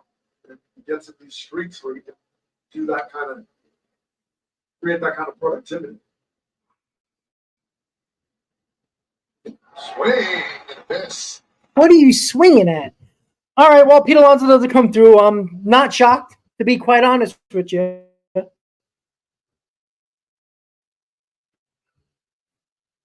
Yeah, the most RBIs and the most home runs, a lot of those home runs and RBIs are unfortunately not enough big moments for me. I'm sorry. Again, look, Pete Alonso, I tell you, man, there's too many times like this. I'm sorry to say. You want to kill me? Too many times.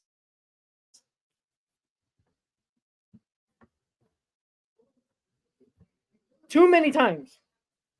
It's quite a stat, but you know what? I don't care about individual stats. Because individual stats over his tenure has been a lot of losing seasons with the Mets.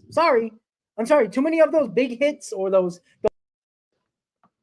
I'm sorry. There's too many times like that. I'm quite positive I believe he's batting under 200 in clutch situations. Has not been good. I'm sorry. I really am. It sucks to say, but am I the only one saying it? Because nobody wants to hear it. I'm sorry. I don't care if you're a big Pete Alonso fan. He has not been good in these situations. Hasn't been. I don't care about the RBIs. I don't care about the home runs. As much as everybody talks about Lindor pads his stats, Pete Alonso does the same thing. And I'm going to continue to say it on this show, on the round table, and any other show that I come on. It's just that simple.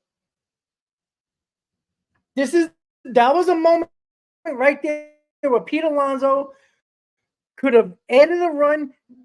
His team needed him there. Listen, Lindor didn't get it done either. So he's on my chopping block as well. But I saw Nimmo, who's been dreadful, come through with 2 outs.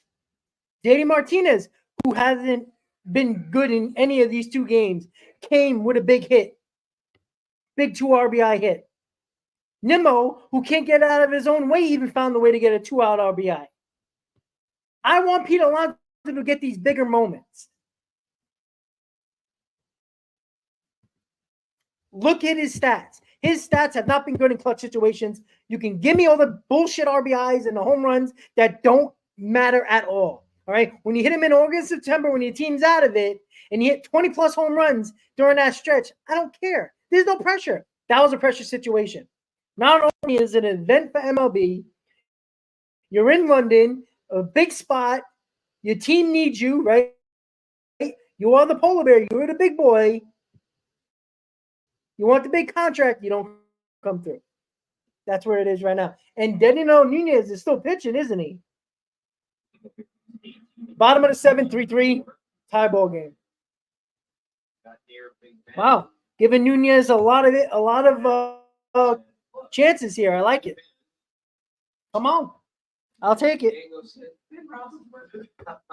Really thought. And I'll be right back, guys. Once he saw it, he recognized it. He thought that was a Ben Roethlisberger sighting in London. London, anything's possible. I went to the wax. Everybody looks real. And that got a piece of Torrance. Closer to home plate in order to frame pitches better. I'm not sure this is a great idea. You see catchers getting hit, catcher's interference is up at a historically high level. This one looks like got the kind of thump if you turned it into the pocket. Ouch. Second time that's happened today. I try right field. Taylor back on the track. Off the wall. See it. A pitching home run for Dom. The Phillies lead 4-3. Well, Dom gets a hanging, breaking ball, and this is what can happen, especially with Dom being that's hot. He had a phenomenal run in AAA, dominant 12 home runs, hit 340 plus 660 slug. So he has been locked in, earned this promotion, and he delivers with a big hit late. Well, after Nunez served up that home run, Carlos Mendoza is going to go to the bullpen. It's 4-3 Bills.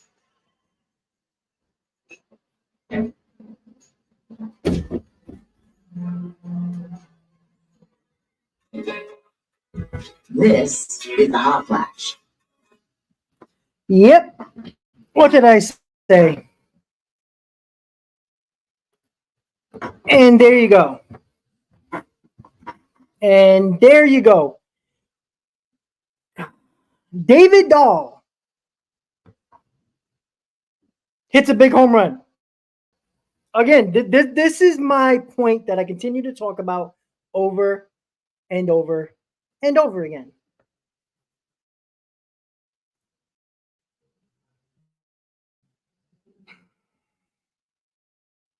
This is the problem, guys. This is the problem. I continue to talk about it over and over and over again, and I'm sorry that this thing didn't pop up correctly. Should have, but it didn't. This is what I continue to talk about in situations like that. You give the momentum back to the other team, and then look what happens.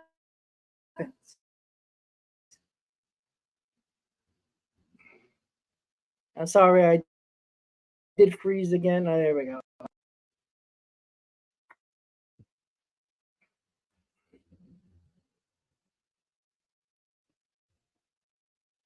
Yeah, well, you know what? Nunez, like, to put him in another inning is a little interesting. I tell you guys, again, this is the problem, right? I'm sorry. It's a huge issue. It's a huge issue, right? You have an opportunity right in a half inning, and then David Dahl hits a home run in the big spot. Like, come on.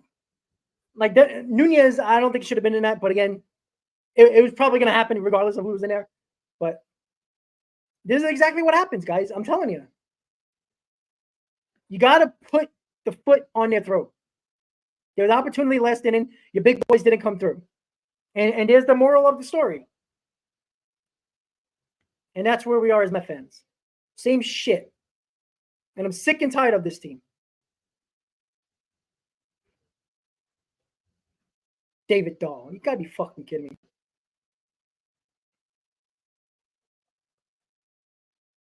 Daniel, but what are you supposed to do in that spot? Who do you trust?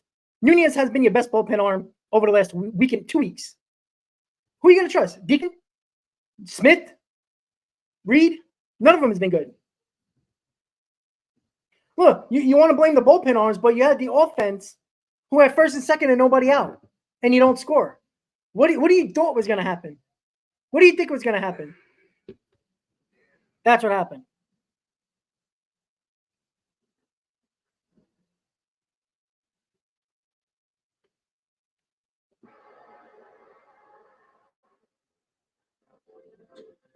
But Daniel, it's not excuses though. Who are you supposed to put in? I'm just curious. Who are you so confident in putting in? He tried to extend Nunez, who's been his best bullpen arm over the last week and a half. He's already a hitter that has Mark, it's not about being younger. The Phillies are not a young team. We're acting like the Phillies are all 20-year-olds. The Phillies are a veteran-laden team. Their rotation is a veteran team. Guys over 30 years old. Okay, Daniel, come on. Now you want Drew Smith? Nobody wanted Drew Smith on his team in the offseason. Sorry. Don't give me that, because if he would have brought in Drew Smith and give up the home run, you would be like, why Drew Smith? There's nobody you can trust. He tried to extend Nunez, who's been his best arm. But, Mark, no, we don't. You have a core team that are 30, 31 years old. 29, 30, and 31 years old.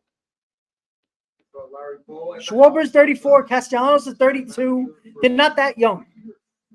No, Daniel, it's not bullshit. You know it 100%. You want Drew Smith over Nunez in that spot? Come on. That's so after the fact. You waited for the result to say that. Where was the comment that said, why is Nunez in another inning? It wasn't there.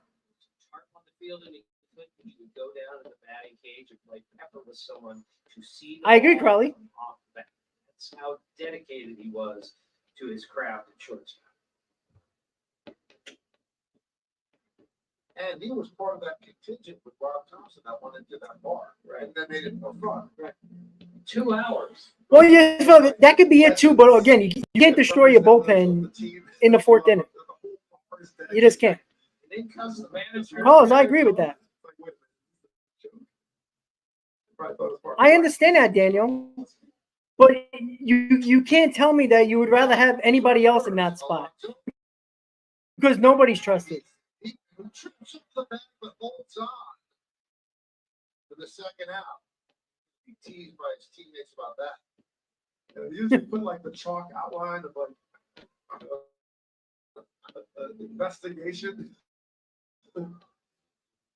Alan, what would Lugo be doing right now? He wouldn't be helping the team enough, so it doesn't really matter. He took a very sharp angle going to first, and then he realized it's like, wait a minute, I'm too much towards the fair side of the base here. I need to get back and reach the last minute. So unfortunately, he did not get hurt there.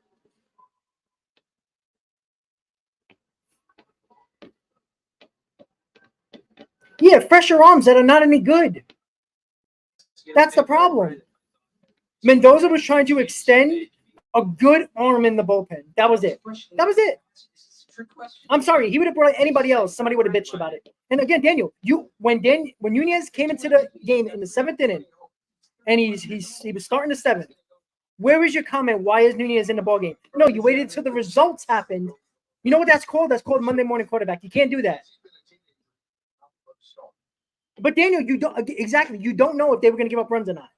The fact is, your comment was non-existent when the seventh inning started. As soon as you see Nunez, if you were really head whole or not pitching him, you should have said, why is he in the seventh inning? You didn't do that. So you can't wait after the fact and then complain about the result. It doesn't work like that. Because if Drew Smith would have came in and gave up the home run, you would have complained about that.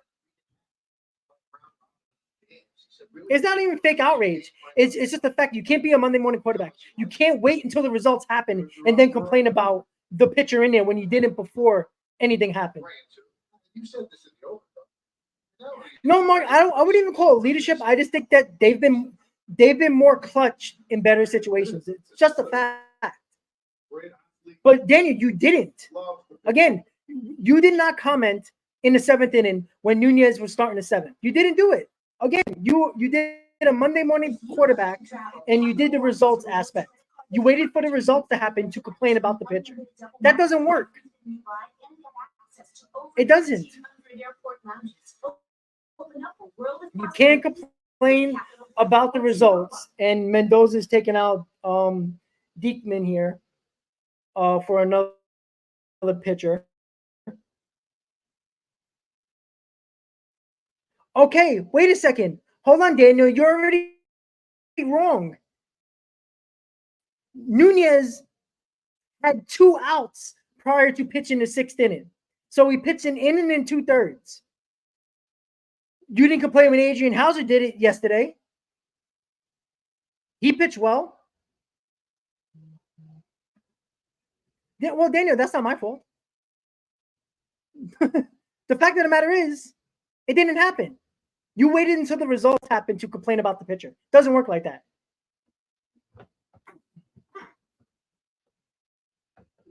No, Crowley, but again, Nunez has been the Mets' best bullpen arm, under 30 pitches.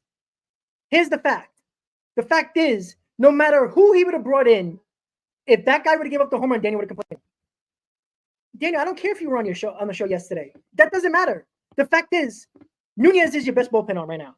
That's a fact. You can't complain about the result after the fact and then complain about the pitcher. Now, we can bitch and moan about giving up the home run. He shouldn't have hung that ball. It happens. But guess what? You can't complain about the pitcher after the fact. That's the point. That's what I'm trying to explain to you. Look, it doesn't matter. The fact of the matter is, Mendoza left him in because he don't trust nobody else. Okay, you weren't. Okay. I can't check 100 people in the chat. All right, you weren't there. That's fine. It is what it is. We got lives. I get it. Well, Patrick, that's the point. If Drew Smith would have came in and he said he wanted Drew Smith in there, if Drew Smith would have gave up the home run, he would have complained. Why did you bring him in? You can't complain about the results and then the player who gave up that result after the fact. It doesn't work like that. The fact is, Mendoza was trying to extend a trusted arm that he has none of in his bullpen. Because I know you would, Daniel. It's just a fact. Oh, Mark Levine. I don't want to know about you, but you can't even. The Dodgers kicked your ass. All right, let's see if Garrett's can do anything here to end this game. End this inning, excuse me. 31 innings, 49 strikeouts, throws 96 miles an hour. The league's hit 100 off of his sweeper. Picked up off waivers from Baltimore last June. A 5.82 ERA with the Mets last year, but much better this season. Mark, I agree with that, but you can't get rid of him. At least not right now. 13.50 ERA in his last 7. 10 runs allowed in 6 innings.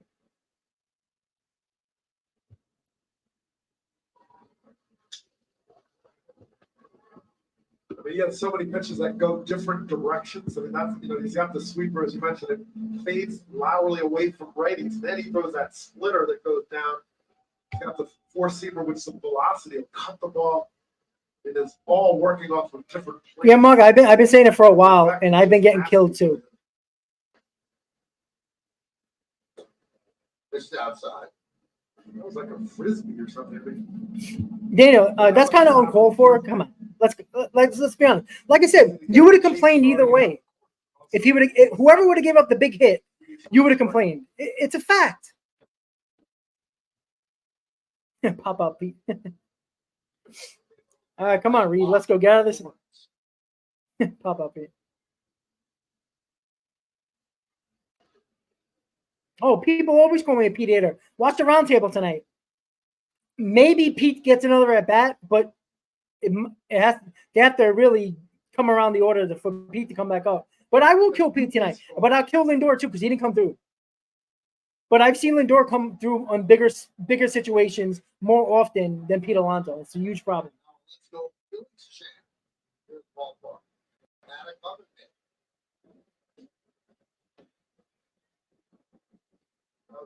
What the understanding is you're trying. No, Daniel, it's not about that. You did not say a word in the seventh. When the seventh inning started, Nunez was in the mound. Why didn't you say, why'd you bring him in? You can't complain about the 30 pitches and the result afterwards and then talk about the pitcher. Can we try to win this game? That would be nice. And he walked bone. So Harper will move to second. We should put it on Avino because look what Reed's doing. Look at Reed Garrett. Oh, my God. When it snows out, do you wear gloves or do you wear mittens, right? If you wear mittens, you don't have to make the grip. You have some trade-offs there. It's a little harder to kind of do that backdoor slide and hold onto a base. You don't have to grip. For safety purposes, with so many head first slides, it's like getting kind of need to protect those fingers. Hall of Famer Lou Brock went feet first every time. Oh, He boy. thought he was a weapon.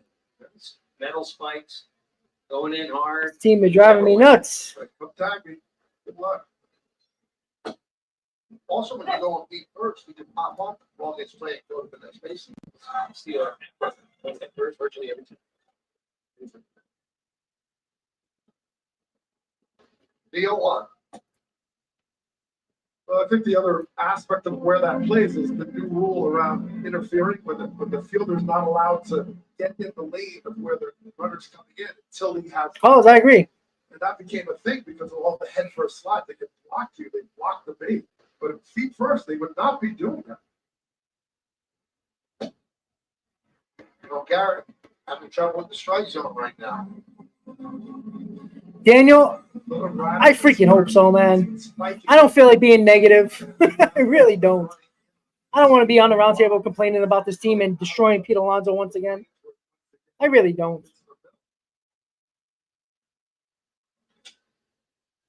And also, when he falls behind, it kind of takes away the value of the sport.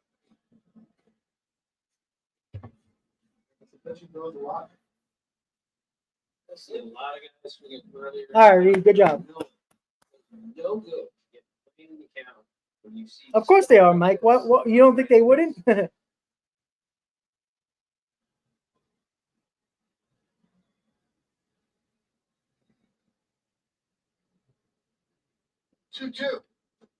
All right. Got him. Come on. All right, guys. We got 2 more innings to come back in this ball game. Come on. We got 3, 4, 5 coming up. We got Nimmo Martinez Stewart. Come on. I'm sorry. Nimmo Martinez Bader. How you feeling, Shay Shay? You feeling good? How you doing, buddy? Sorry, my cat's up now. He's up and about. Don't mess with that wire. People want to watch. All right, once again, guys. Oh, we got over 120 in the stream right now. I appreciate everybody hanging on throughout the entire game. Game 2 of the London series. Mets down 4-3. But the Mets will have an opportunity to come back here. Let's get some offense. Let's win this ball game. All right, guys. So once again, hit on that like button. Let's get more people in the stream in the last couple of innings here. Hopefully we get a Mets comeback here and a Mets victory. If not, well, more negativity to come as the Mets Roundtable is tonight at 8 p.m. The stream will be up in about an hour or two, around 2 o'clock or so, or whenever this game is over. I'll put it up. So make sure you tune in. If you want to follow us on X, the official Mets Roundtable account on X is Mets RT Pod is where you follow us for all the information about our show, all our opinions, and all that fun stuff as well. And we will be giving giveaways, and we're going to be most likely making T-shirts for the show as well. For a lot of people, really, the show has taken off since we started it about 2 months ago, a month and a half ago. So continuing to grow, we need you guys, and that's what we're here. What you guys are here for is to help us grow this show as well. Henry says, but you have to, Rob. It's been too much chance for Pete to prove himself. I agree. I'm sorry. Pete Alonso is the face of the franchise. Pete Alonso is the guy. Pete Alonso is the polar bear. Pete Alonso with the LFGM. Pete Alonso is the fan favorite, right? I'm sorry. You don't come through enough. I'm going to call you out. Lindor didn't come through either, right? But I always feel like Lindor comes through more often than Pete Alonso. And you know what? Hector brought up those stats in the clutch situations. And, with the Mets winning, when the Mets win, Lindor is doing well. When Pete Alonso is doing well, the Mets have a worse record. So what does that tell you? That Alonso isn't the driving force of this team to make them go forward and to win ball games. It's just a fact. The stats are there. All right, Nemo, let's go, baby. Come on. You flip that coin and just come on heads. Give it out into right field. Damn it. Away. A little bit off the end for Nemo and pretty level swing on it, but just a hair out in front. That ball just died out in the outfield.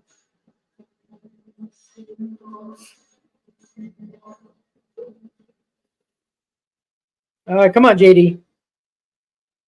There's JD Martinez in that big 2-run single in the 6th inning that tied the game at 3. Dahl's pinch hit, home run. 2 outs. Time. That's it. Dahl pinch hit for Rojas. Christian Pache takes over in center field for the Phillies.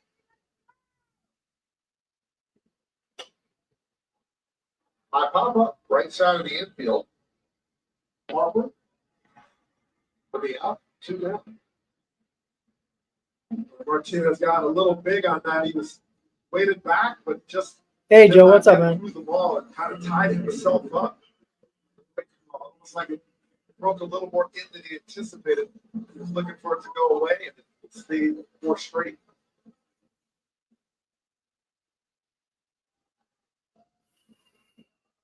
There's Harrison Bader.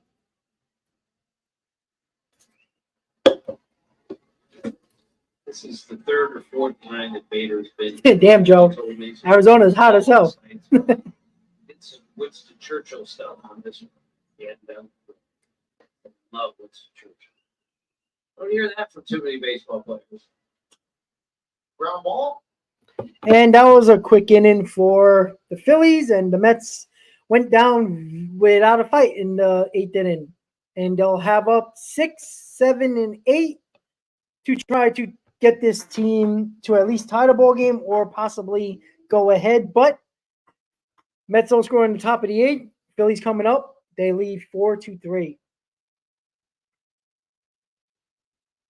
Yeah, Daniel, I mean, Lord, I tell you. Joe, no humidity, but isn't like 112 like 90 in Arizona?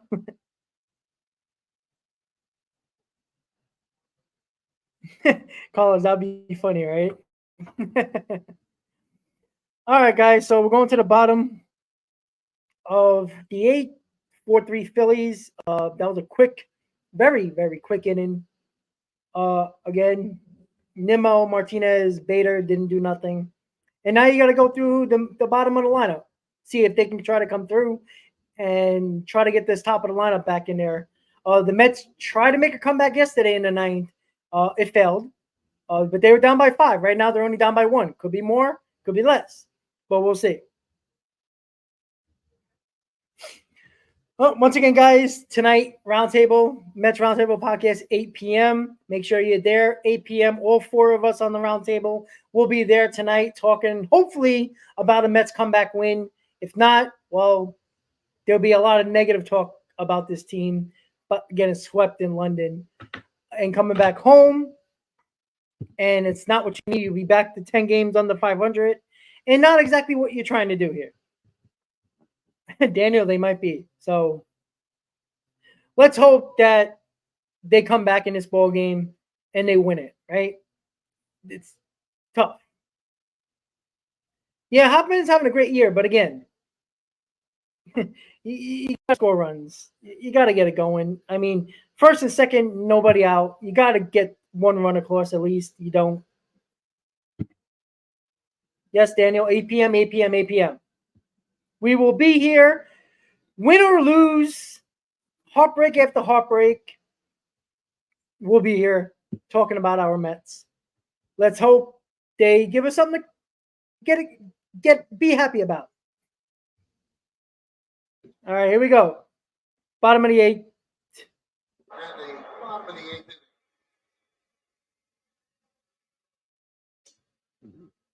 Sosa takes outside. Well, I don't know how many days, but game-wise, let's see. Top of that. And I surmised that you probably heard it that way, but 44 games until the deadline left. Until the deadline. I don't know how many days. It's probably about 47, 48 days until the deadline. But 44 games until the deadline after today.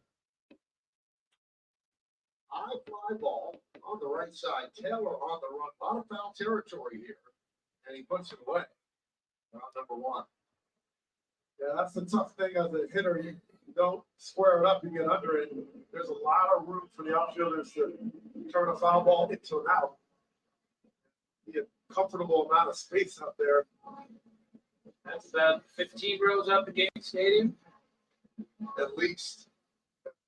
Wrigley Field, that's it for mascot. But you know what? It is out in Oakland Coliseum. Oh, yeah.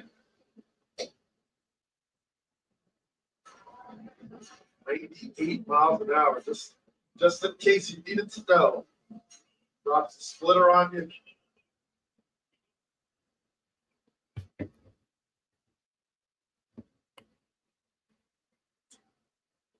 Get the closer ready.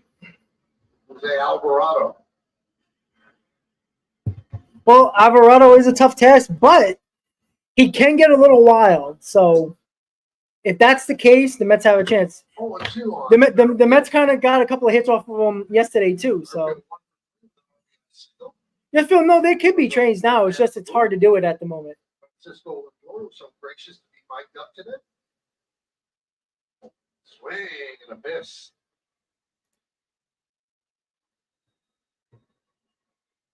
If you love to travel, Capital One has a rewards credit card that's perfect for you. With Venture X, earn unlimited double miles on everything you buy and get access to 1,300 airport lounges. Open up a world of possibilities with Capital One. What's in your wallet? Yeah, Hoffman can for sure. I should stop if you want to pitch in.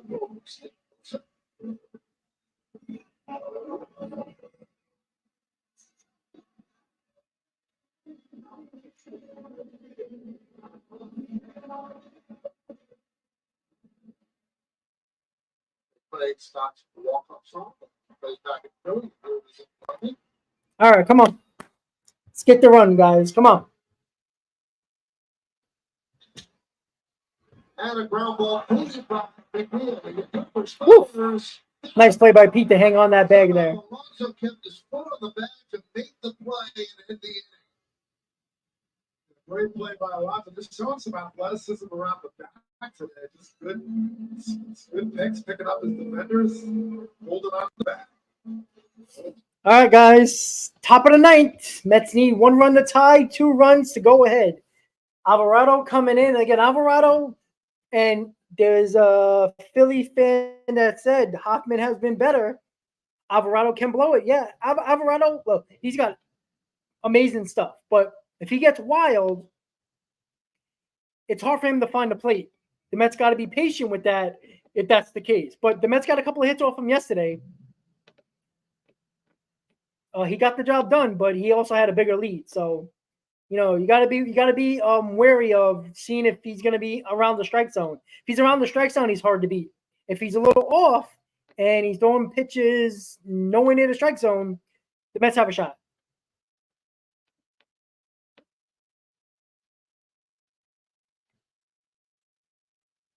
The Cards and Giants might be, but the Cards and Giants also might be sellers too.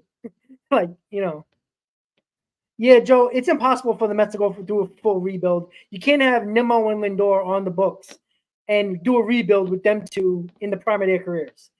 1, you're wasting money. 2, it's not smart. So can they do a retool? Yeah, rebuild. It's not happening. I agree, Danny. Look, Alvarado can self-destruct very easily. If you don't get certain calls and he gets wild, you can get to him. He throws hard. He's got nasty stuff, but you can get to him. But the Mets will have up Taylor,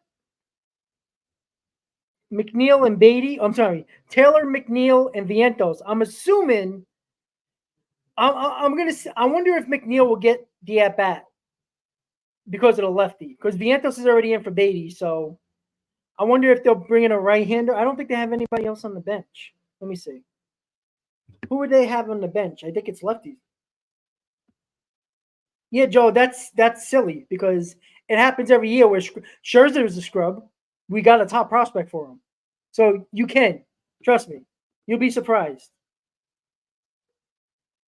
Let me see. I guess you could put Iglesias in, maybe Marte, who's been hitting the bat well. All right, here we go, guys. I'll get to see one of the better closers in the game, Jose Alvarado. Jose Alvarado, you talk about power, really just works off of two pitches here. Come on. It's two-seamer fastball, sinker, as they would define it, and a cutter. And he's coming over the top, he's coming hard, and he's coming at you. League hit 108 against that cutter this year. It is devastating.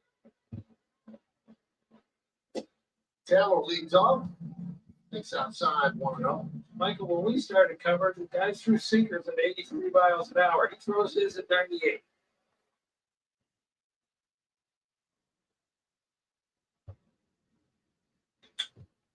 But again, Hector, nobody thought we can get a top prospect even with giving the money. That's the point. The point is you can find a way to get prospects or better players back for players that might not be having a good season. Out of the zone a little bit, get a pair erratic. Is that something that they could work with some discipline to get some base runners?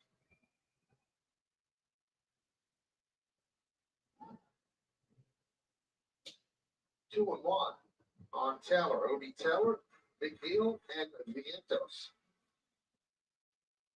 Daniel, I'd love that. And it looks like McNeil's going to get the at-bat. I'd be shocked if they pinch it for him, though. Even though I would. 2-2. And they had their best defensive in the infield for a one-run game in the night. The only update is that he's going through his routine again. Gives you also excellent defense. They don't use a ton. All right. Taylor's putting a good at-bat together. 6-pitch at-bat so far. Fouling off a couple of tough pitches.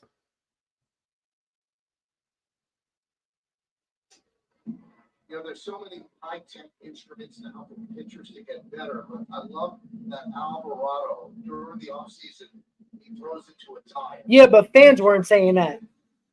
Dude, the fact is, you can get good players back if you find a way to do it. And the Mets have shown that they can do it. Swing and a foul ball. All right, 3-2. Good at-bat by Tyrone Taylor here.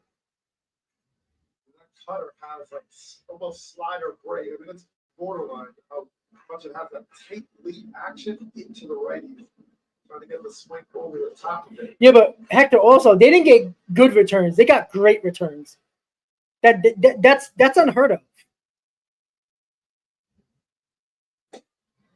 Work the count full. What an at-bat by Taylor there. That's an at-bat right there. They're in the ninth inning. Phillies lead 4-3. They won yesterday 7-2. Good at-bat by Taylor getting on there. Good job. It's a hell of an at-bat. Making him work. What was that, a 9-pitch at-bat? Just went cutter in, and then threw 100, not only 100, but at the black roll. All right, Jeff. Come on, Jeff. That's a hell of an at-bat. He worked a walk. Really good at bat for Taylor. Come on, Jeff. Let's go. It's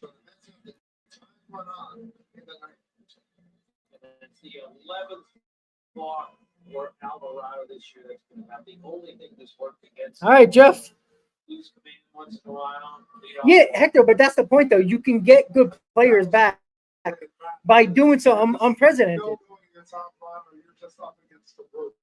You have to find a way to hope for a mistake. Hope he might be a little wild, work the walk. He's very tough to square up as a hitter. But give yourself a shot by swinging. All right, Jeff. There we go, baby. First and third, nobody out. Jeff McHitz is back. 1 for 3. Let's go. Come on, guys. Mark Vientos, let's go. Let's go. In on the grass here, anticipate. Neil's had some trouble again.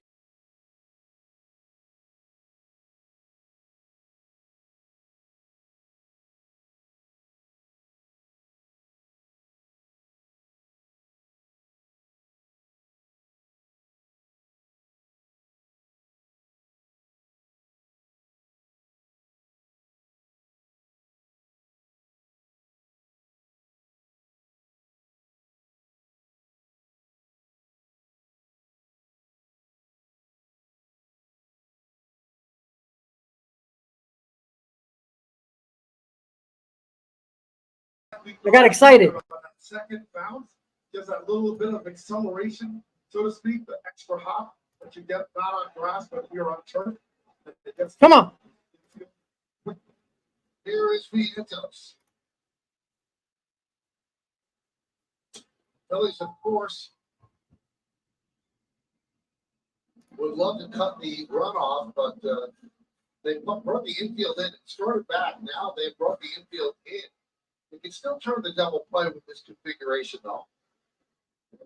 We're like halfway-ish. I got a piece of Yes! Juto. Tie ball game. Great job this year cutting down his strikeout rate. Now he needs to put a ball in play Yes. to get this game tied. Yes. He's been either like getting the extra base hit or hitting the ball on the ground or striking out. Those have been more his outcome. Ground ball certainly the Phillies would be happy with, but they probably will get a run out. There we go. Base hit, baby. Tie ball game. All right, Mark. Good job, baby. First and second, nobody out. Big boys are up. Here's Peter. Here comes Terens. The pitch. Big hit. Shot to third. Here comes Taylor. Oh, look at the Philly defense. Oh, man. Scoring is Taylor. The game is 4-4. There goes that Phillies defense that I remember. Let's go. Possible best bet. Come on. Just a tough read. Sosa was behind it. So I'll take the bullshit hits, baby. one window. He knows that Vientos well enough. No, he doesn't. He could have had Vientos at first, but he didn't. He tried to go for home. Let's go. Taylor got a good job. Yeah, I don't want Torrens to bunt. He's been hitting well. Just when he saw that ball was high enough, he said, I could score. Rio Mucho Come on. pointing to first. Throw it there. So here's Torrance. He pushes the bat. I don't want that bunt, man. Come on. Let him swing. He's been swinging well. He swings at it. I mean, he's not square. He's not an athletic. I know you risk a double play here, but come on. And a lot of times you stab at the whole barrel drops. And if you do make contact, all you're going to do is Come on. drop it. First and second, nobody out there. That's a tie the game. Alvarado over the inside. Boom. Takes his big deal back. Torrance showed bunt again. Ball three. I want to tip you off with the pickoff move. And ball two. Excuse me. I'm sorry. You have to make Come on. a much more concerted attempt here. Alvarado's wild. I told you guys. He gets wild. He has a hard time getting his pitches for strikes. Can't let him beat you. Let him try. You can't beat yourself. Let him beat you. Yeah. Bases loaded. Nobody out. Come on. Top of the order. Right now, that's their discipline is playing to their favor. Alvarado got the velocity going 100 miles an hour, and he's not missing by much, but the Mets are not biting.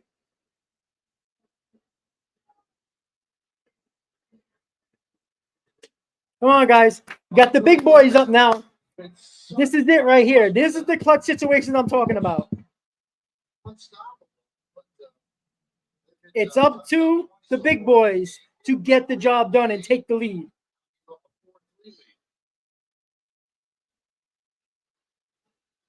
Yeah. That's what I'm talking about. Great at-bats by the bottom of the order. Now, the top of the order, it's in their hands. It is in their hands. Lindor and Alonso, here you go.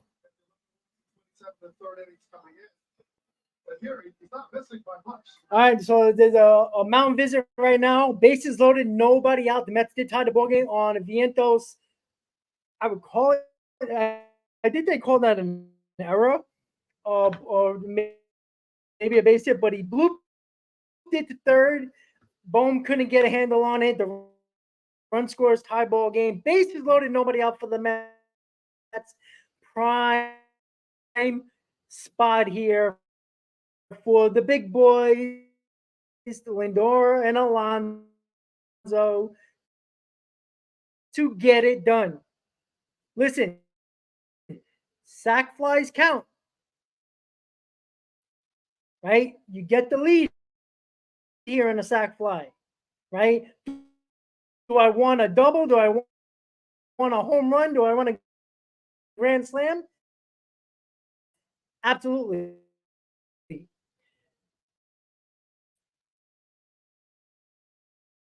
Iglesias is pinch running for McNeil.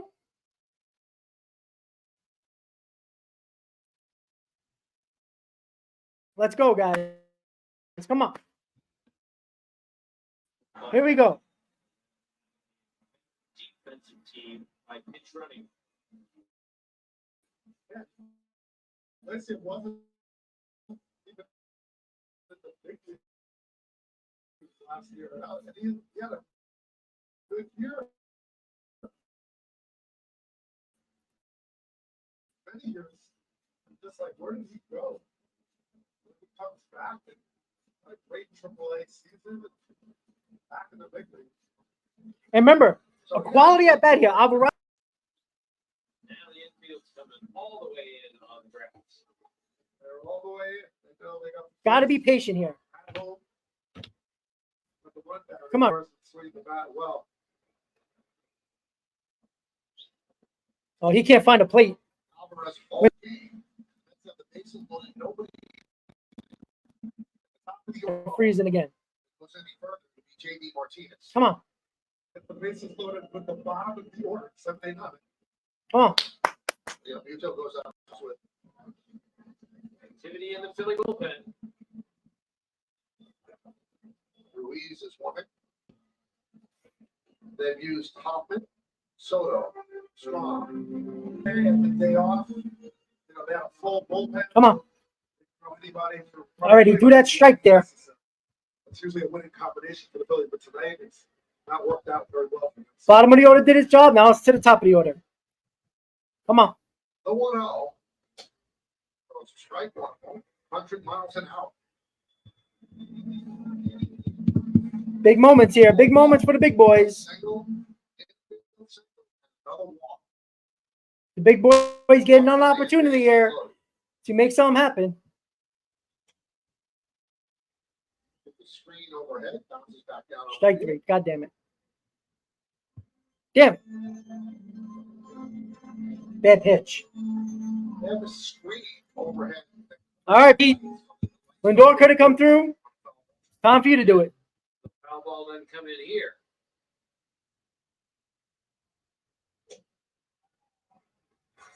Two and two. Quite a structure here, you know. This reminds me a little bit of Montreal. Yeah. Exposed. He did over there big time. The 2-2. Bad pitch. All right, Pete. Come on, baby. For out number one. Now, this is the sequence Alvarado was looking for. He was able to elevate in the zone, get Lindor to expand. And this opens this up to be able to go down and in. Now, because he had been missing so much in, that was not as effective as the previous hitters. But he had got more in the zone. He threw that 100 miles an hour to inner third on the zone, and that gave him a chance to. And you know what, Hector? I hope he does. So infield still in. I'm not betting against him. I want him to do well. Gotta still be in here right now. Can't depend on 6-4-3 double play, right? Yeah, gotta still be in. This is the winning run. Come on, a sack fly at least. Jesus. Killing me here. He's telling Alvarado you have to make eye contact with Alonso. Good etiquette, man. All right, Pete. Good eye, Pete. Good eye.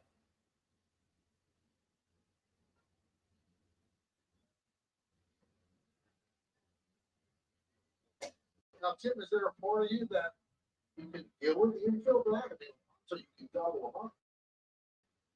I would keep the infield in. Ugh. Weak contact, even from a Come on, really Pete. strong man. You would have to get the force at the plate, if nothing else. I don't think you can play for two in the middle here. Well, there's no defense against the walk if you count 2-1.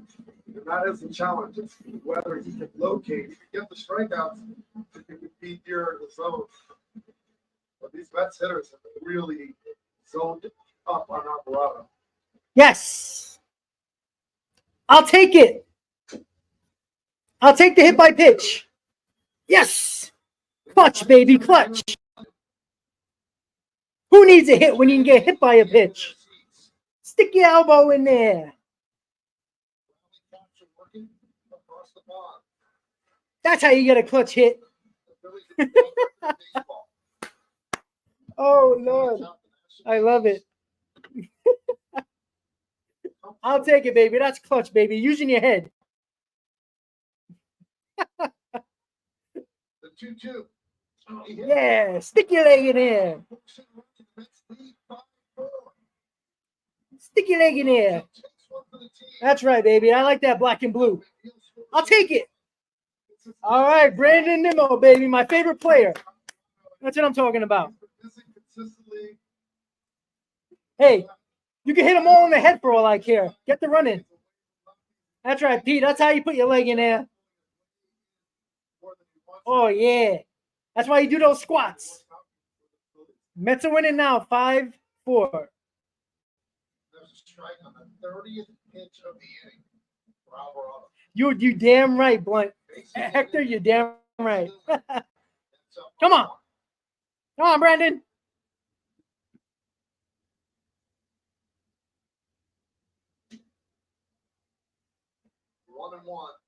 Oh, they're imploding, guys. A pass ball, and it scores another run. Oh, the detriment of the Phillies starts today. 6-4 Mets. Who needs hits when they can make the Phillies blow it for them? All right. Oh.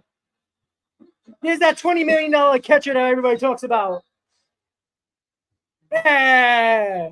We don't need hits. We let the Phillies do it for themselves. Wow, this looks like 2022 Phillies in June. What's going on here? They've been watching the Mets do it. See? They watched the Mets for 2 games. And they're like, we can be like them. Hey, the Mets fans are alive. Trying to catch 100 miles an hour, pretty tough to make that split-second decision. But he stayed backhand too long and ended up pushing it out of the zone and ultimately for the fastball. Ryan, no. So second and third, infield in, 2-2 count. Good eye, Nimmo, but Nimmo strikes out. Trickier for the defense. 34 pitches for Alvarado. Christopher, I don't even know who's gonna close the game. Drew Smith? Strike 3. Yeah, Nimmo. Sit down. That was a strike. All right, so pitching change happening, guys. The Mets scored 3 runs. So far in the top of the ninth, Alvarado implodes like he can do. He wasn't solid. He was pitching all over the place before the inning. And what did I say? If he is throwing strikes with his nasty stuff, it's almost an impossible to try to hit him.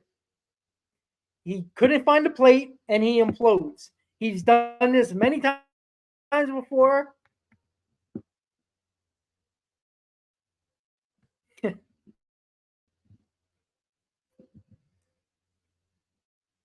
Hey, listen, I'm gonna tell you right now. I don't know who to put in. If you want to pitch Reed Garrett, even though he pitched the last inning, you want to do it? I'm okay. Look, who can you trust? You throw Drew Smith in there, he gives it up. What are you gonna do? It's probably, for all we know, it's probably gonna be Ottavino. Carlos, I said, like I said, good job by Pete using your big ass leg to get the job done. I'll take it. Look, Lindor struck out, Nimmo struck out. Right? At least Pete Alonso stuck his leg in there, at the very least. Like I said, I wouldn't even call him coming through. Like here we go, guys. You know, this is why I don't like Fox broadcast, ESPN broadcast. Like, tell me who's warming up in the Mets ball. We have a 2-run lead now. We need to save this game. Daniel, if Drew Smith gets a save, I'd be excited. Because I don't want them to fail. I don't think they'll use Hauser. All right, JD Martinez, let's go, baby. Come on. Let's go. Get it done. Get her done. Come on. Let's go. Come on, JD. Let's go. Vibrant Piccadilly Circus to a vibrant London Stadium where the Mets have staged a comeback in the 9th inning. Come on. And they lead 6-4 and looking for more. Yeah, but Hector, I think we're going to have to use Drew Smith. It's Jose Ruiz, and he will be dealing to J.D. Martinez. 1-0. Jose Ruiz features curveball, four-seamer, sinker, slider on a pitching. Okay, quickly, we asked the question in the first. Oh, boy. Position player to go by his initials. Is it JD Martinez, JT Realmuto, or DJ LeMay? Answer the question. JT Realmuto. Okay. Doug? Let's see.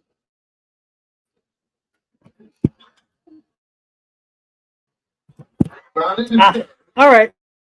Come on. And that'll do it. But the Mets put a 4 spot on the board in the 9th inning. They lead this one 6-4.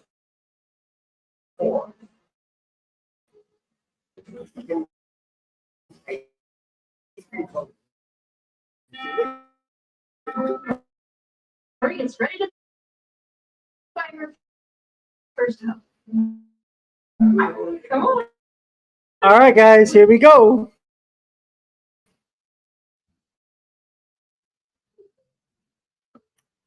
Who is going to pitch tonight? Who is it going to be? Oh boy. Oh boy. Here we go, guys. Bottom of the ninth.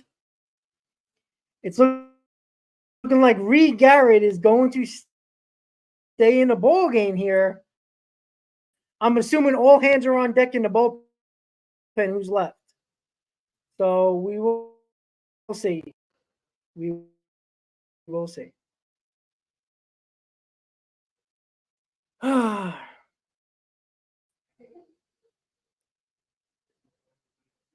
Yeah, I don't have a problem. I don't have a problem with anybody at this point. It's just that I don't trust anybody. I don't trust anybody, guys. I don't trust anybody. I really don't. I really don't. I really don't trust anybody, guys. I really, really don't. But I want somebody to pick it up. Start. Is that hard to ask for? No. Is it? Probably. Oh boy. Team's gonna make me drink. Oh wait, I already do that. We'll take the turnaround, but we know the bullpen is gonna make it interesting because this is what happened. It's looking like Reed Garrett staying in there. Oh boy. Boy, oh boy.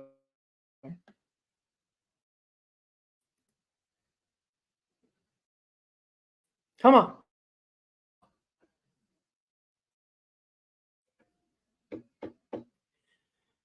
Oh, Lord, I hate these games.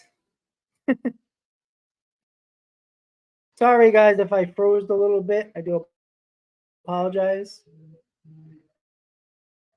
Trying to fix something here, but it won't let me, but that's all right. All right, come on.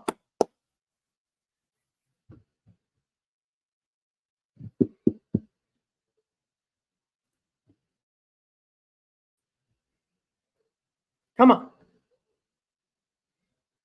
Oh boy, here we go. It's starting already. Expected back shortly. So Reed Garrett is out there still. He's pitched 1 1/3 innings, but just 19 pitches so far. It's never easy, folks. So he's going to face Christian Pache at 9-1-2 in the Phillies order.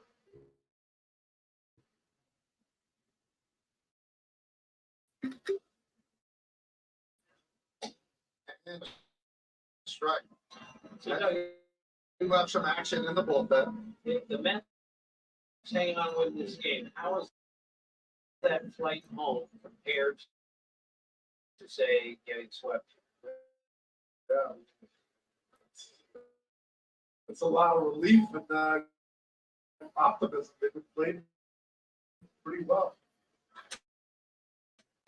That one's up. The middle of base hit. So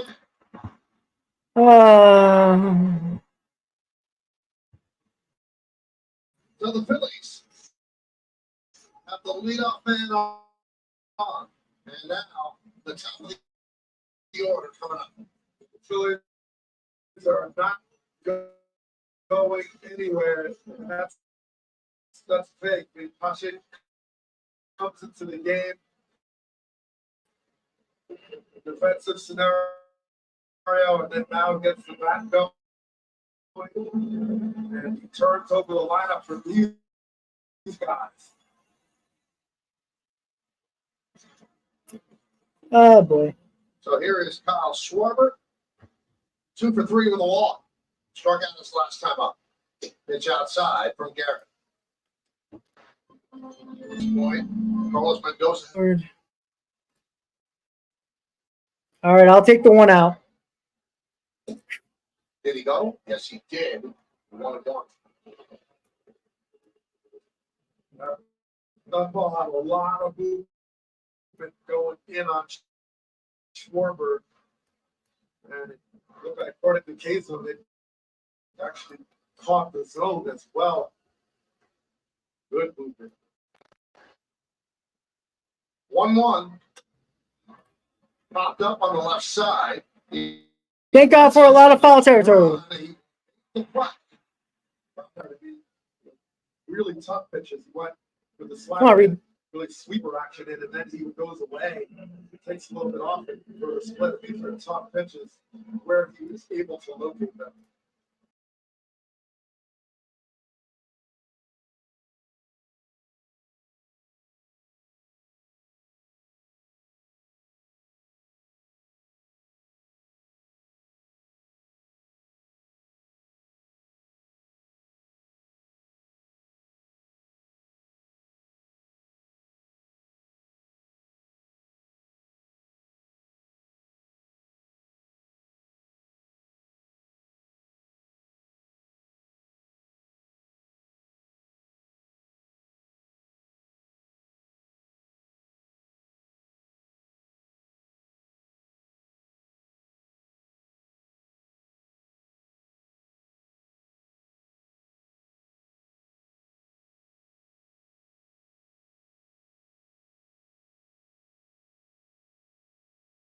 I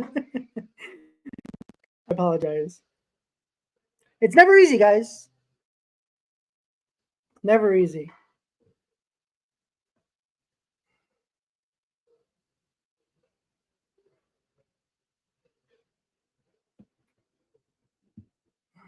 It's never easy. Never easy. Never easy. Oh, so Drew Smith's coming in the ball game, and we'll see how this goes. Hopefully, Daniel's right about Drew Smith. I ain't confident. I tell you that much. I hope he's right, but I'm not confident at all.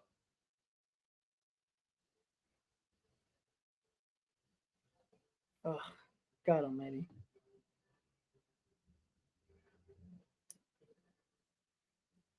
Alan, it's very possible.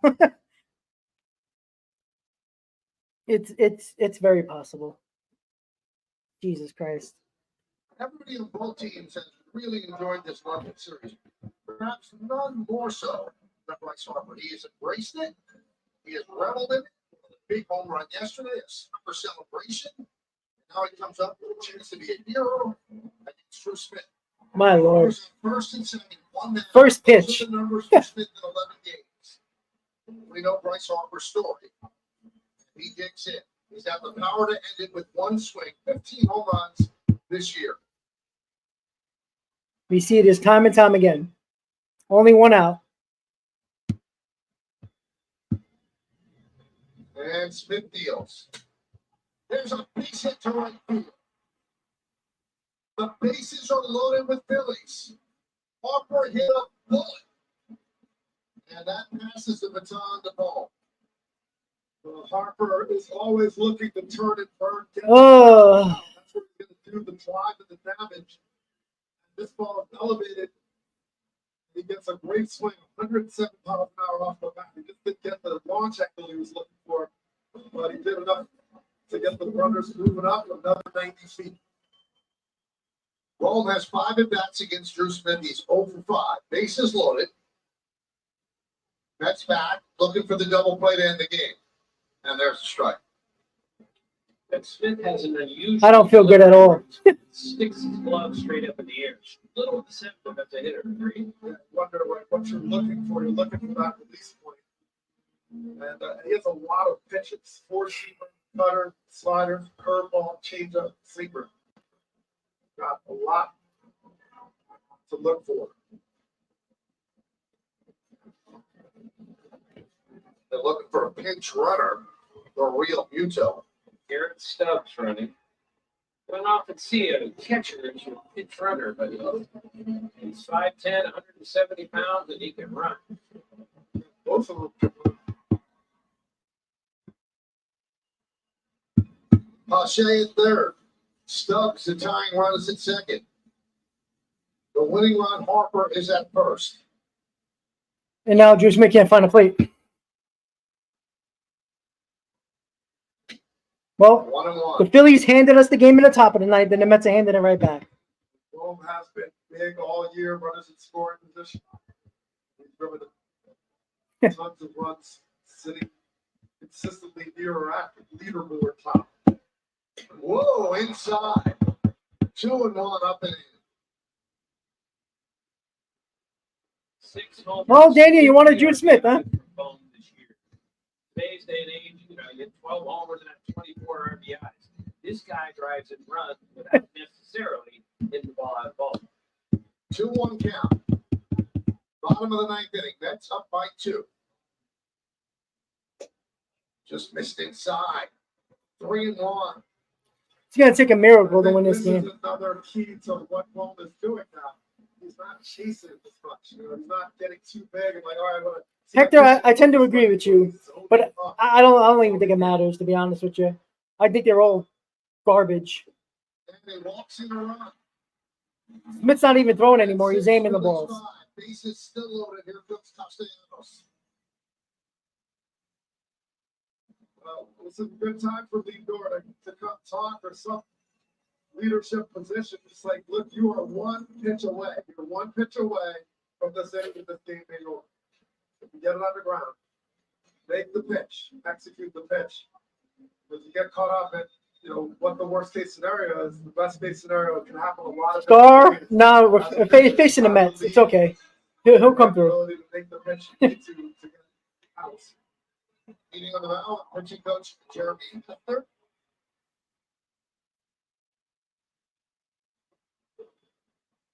The Mets have lost so many of these type games that you wonder, are they playing this game looking in the rearview mirror, waiting for something bad to happen?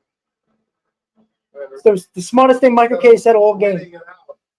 And I think that's a fact. You get tentative.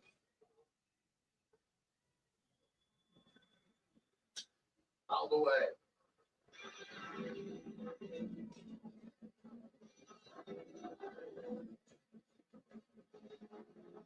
Castellanos is up there to hit. As always, first pitch swinging. Even though the pitcher's had a little trouble with his command, saw a pitch he get hit, just missed. 0-2. You saw that graphic. Terrible start from Castellanos, but May and June, he's more like the player that he has been in the past. Big moment for him and the Phillies. One team's flight back to the States is going to feel a lot shorter by the way this turns out. The 0-2. Outlet back to the screen. That was a defensive act. Yeah, so that's good. He's like, all right, let me shorten up a little bit. If I'm looking for some elevation, I can hit it in the air and do something with it. Get a sack fly, anything. But he slowed his swing down just to get contact.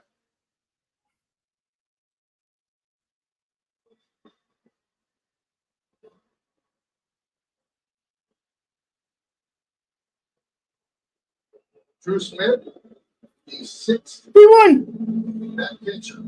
Ah, Young, Nunez, Diekman, Garrett, now Smith try to close it out and hold off the Phillies. oh, Earlier in front of the plate. look at that play, baby. Yeah. What the hell just happened? Wow. We won. Of course, it had to be that way exactly. Mets win. You know, he had to do it all on his own. He had to be able to get there, get back, and get in a position to throw, but didn't have time to set the angle where you might hit the runner. So he had to make the accurate throw. What a play by Luis Torrens to win the ball game with the double play. The 2-2-3 double play. Wow. That's a hell of a play. To be right in front of the plate, but he still had to take a step. Watch him to go back, step on it, and then turn and throw. And he's angling his What a body play. so he doesn't catch the out. That's a hell of a play. So now with the running lane rules, he can run. Juice Smith barely. Not fair territory. But we won. Ball was, had to be I don't know how we did it. very difficult. Torrens, you will be the backup catcher when Alvarez comes back. How about that game, guys? I had no doubt all along. You guys are nuts. Oh, my Lord. This is game 64, by the way, guys. Whew. Huh. Well, we won. In a fashion that is exactly how the Mets should win a ball game. You know, a couple of guys strike out, pass ball, hit by pitch. And the player of the game, Pete Alonso, taking one for the team. But Torrens, excellent double play. Heads up, by the way, because he could have panicked there and threw the ball the first without stepping on home plate. So he knew he had to get the lead runner, to force out at home. If you didn't get the double play at first, whatever. Castellanos is the slow runner. And we got the double play. The Mets hold on for dear life. 6-5. New York Mets are victorious in London. Met fans rejoice. Baseball is back. Europe is all about baseball now because the Mets won. Nobody cares except for Met fans. All right. We got the W. Mets win 6-5. Thank God. Whew. Boy, oh boy. Wow. I don't even know what to say. I don't know what to say, guys. It was just great. The Mets took a split, which Let's be honest. After yesterday, they needed to win today by any means necessary, and they did. But before we go, we got something to talk about, and that is in the right corner of your screen at the bottom. Tonight, 8 p.m., less than 7.5 hours away, you will have Hector with his blunt thoughts. You would have myself, Chris, and Hayden to talk about this Mets victory, inspiring victory. It won't be as negative, probably still negative, but not that negative. A little bit of positivity.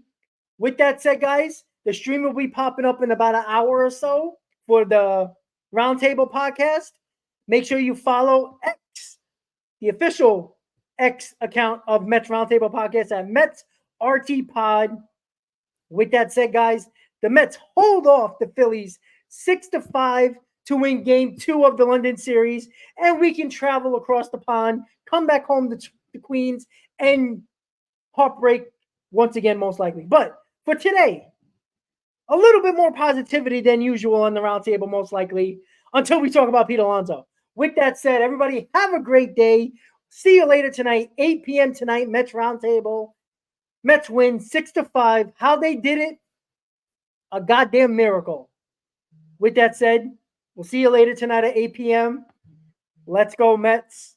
We'll see you next time. See you at 8 p.m. tonight, guys. We got it. Let's go, Mets. I'll see you tonight, 8 p.m.